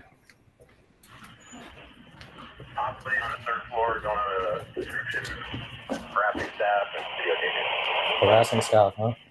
Harassing staff. Hey, how you doing? Harassing staff now, huh? What's going on, Jay? Interesting. How you doing? Name, badge number, please. Officer Dan Michael, 1345. Awesome, ma'am. Officer Hubbard, 1321. Sergeant Delois, 472. Good to see you, Sergeant. What's going on? Nothing much. Say that you're harassing some people up here? That's what they were told us. That's what they told us. Yeah. So You want to break down the harassment level? I don't know. We don't know. Well, then go figure it out. Well, we're gonna- Yeah, go do that. Do you even know who the caller is, or That's fine. was it a panic alarm? No. That's good. It's good. Town manager's office right there. Look at this. It's a dangerous man with a camera. Call all units. Unbelievable. So you just want to record? Tell them don't ask them some basic questions, man, but they call it harassment these days when you record our government officials in the course of their duties. What's your question? Yeah, just basic questions around the town and public information. I got a business card from the town manager. And they don't like it, but that's tough. They have cameras all over the place. I don't call you guys for it. Town hall, man. I have a camera. Yeah, we're on the report. We just call it. We're just trying to find out. I understand. How you doing, man? Are we all set, me and you? I know, I'm just saying, like, I know you didn't call. We had a very good conversation, me and the town manager. But your staff, I'm pretty sure, just called the PD. So you might want to talk to the staff and just get everybody rounded up and let them know what's going on here. What is going on? I'm taking pictures and video, and I'm asking questions about basic town hall and city hall business. Okay. That's what I'm doing. They call it harassment. Well, I said that's the call. The call came. I know how it came in. I have the radio. I heard it. They always come in and say, oh, he's harassing us because I asked simple, basic questions about city and town hall. And then they, go ape shit and call you guys for a crutch. What's the badge? You got it.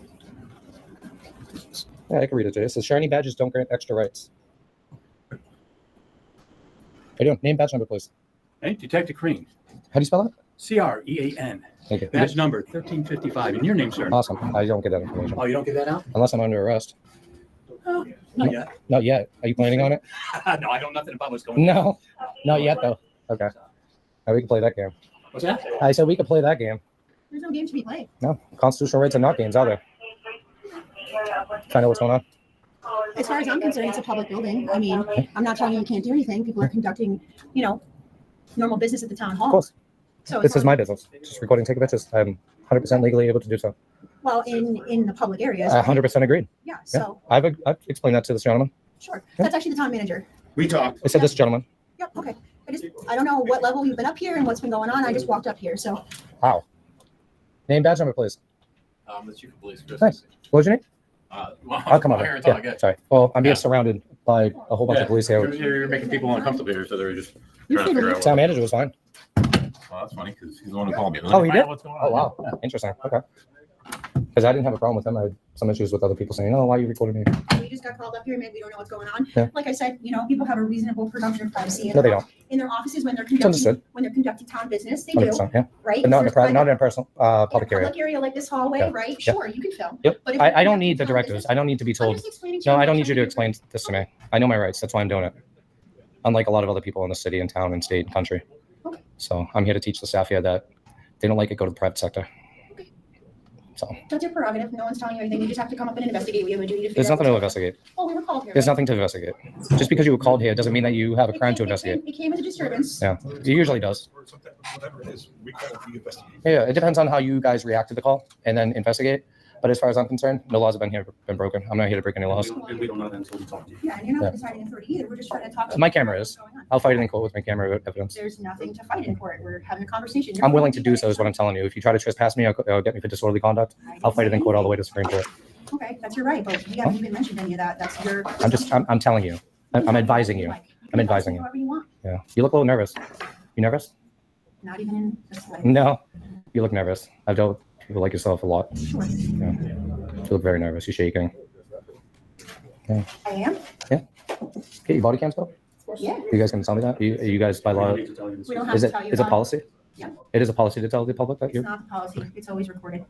So we interact with the public, we record. Yeah. No, We're not required to tell you that it's recorded. Well, some states and cities are required, either by law or policy. So that's why I'm asking you. Not Connecticut. Really? Yeah, no. Okay. At least not our problem. No. I mean, I think it's a good thing. We you think know. it's a good thing too. Yeah. We think it's great. Depends on the officer. What do you mean? Depends on the officer. If they like the accountability, behind the recording and the camera.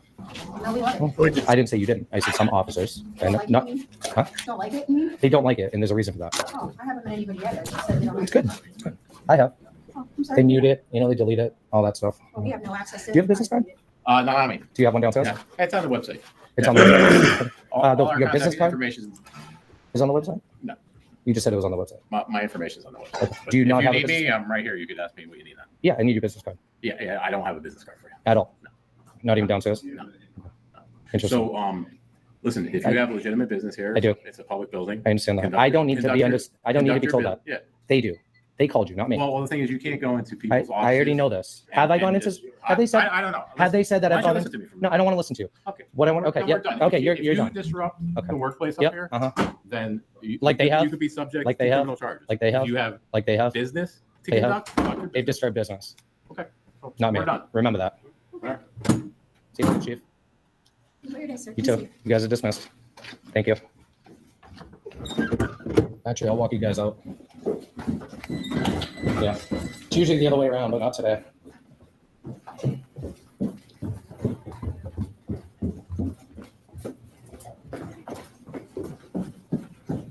Was that 4 or 5 officers for a camera? Amazing. Oh, don't want to hold the door for me, huh? I'll, Chief. Do you always assume that people are causing a disturbance?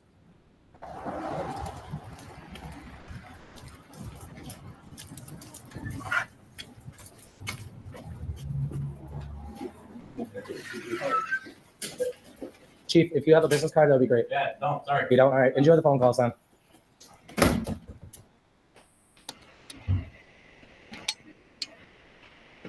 Amazing. Do a quick audit of the police department.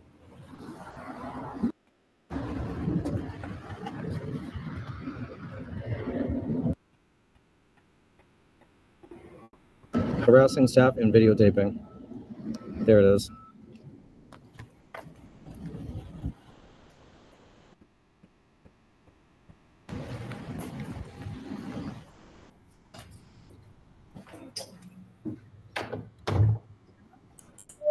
All right, thanks. Okay. All right. These two, Bob cut. Secrets? Secrets, it's a meeting, that's all. Okay. I have work to do. Yeah, of course. Now that I'm off my lunch. Yeah? You call that lunch, huh? Harassing a member of the public is lunch now? Yeah. Oh, they didn't work here.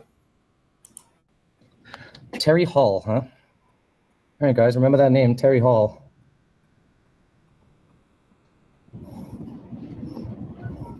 Complaint department, press button for service. Okay. Yeah. Look at all this harassment I'm conducting. Imagine, huh?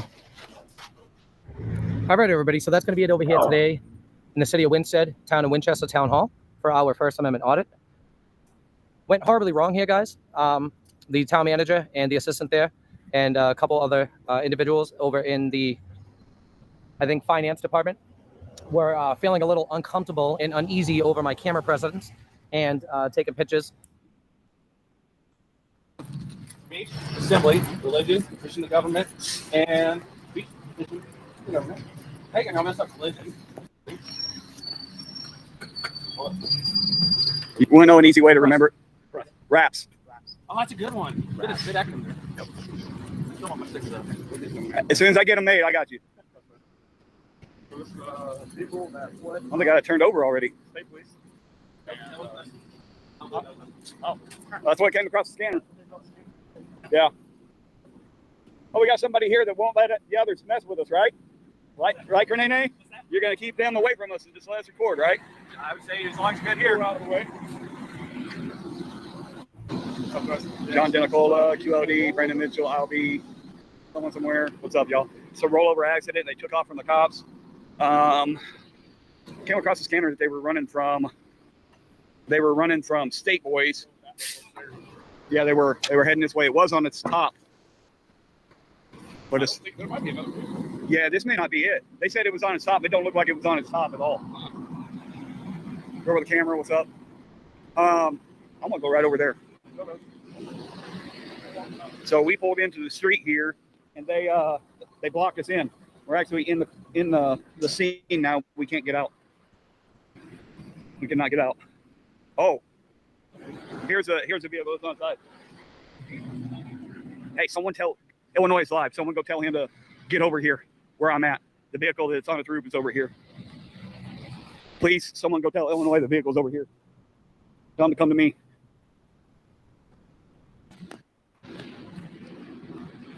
Here's the vehicle that's on its roof, right here. Four males jumped out. They were running hard. Someone please go tell Illinois the vehicle that's on its roof is over here. Right there it is. Gotcha.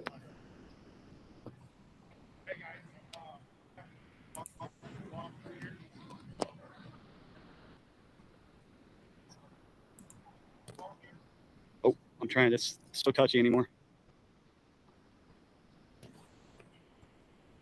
Thank you, Brandon.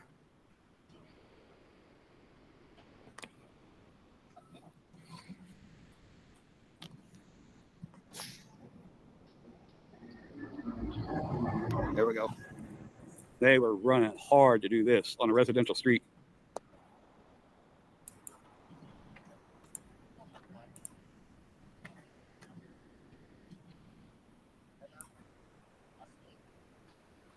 I don't know what's going on with YouTube. Everybody left. Hold on, yeah. I'm gonna cross the street here. I'm gonna keep my distance because this is a active crime scene. I don't want to get in the middle of that. I dropped his link. I'm gonna go ahead There's and Illinois. It's been a long one. I know I was super busy today, but I think this weekend I may be able to get out on the road and do some recording. Airbags. Anybody who may be watching, thank you for watching. I appreciate it. Talk to you.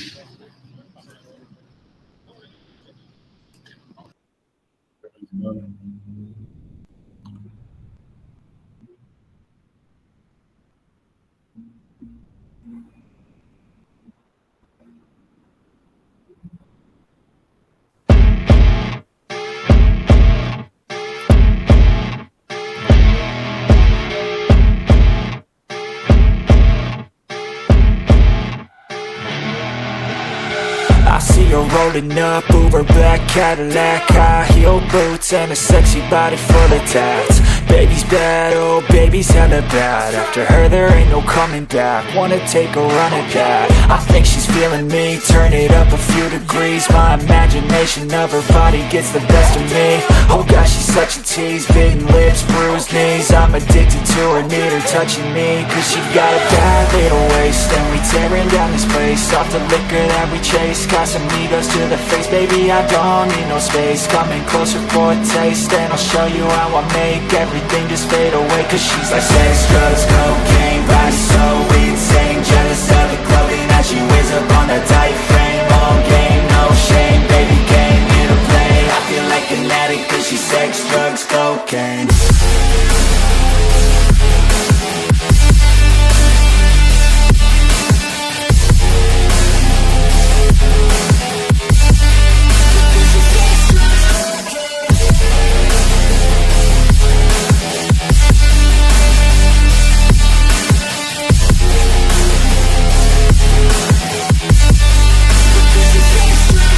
Got a fine little body and her mind's kinda naughty. They say that once you taste it, you cannot replace it. She could get you high, all the dopamine inside triggers fast once she's naked. Her body's a creation. They say the devil made her for his entertainment, but even he couldn't learn how to contain it. Her high heels make a damn good statement. There is no replacement, a body by Satan. Cause she got a bad little waist, and we tearing down this place. Off the liquor that we chase, Casamigos to the face. Baby, I don't need no space. Coming closer for a taste, and I'll show you how I make everything just fade away. Cause she's like sex, drugs, cocaine, body so insane. Jealous of the clothing that she wears up on a tight frame. All game, no shame, baby came here to play. I feel like an addict cause she's sex, drugs, cocaine.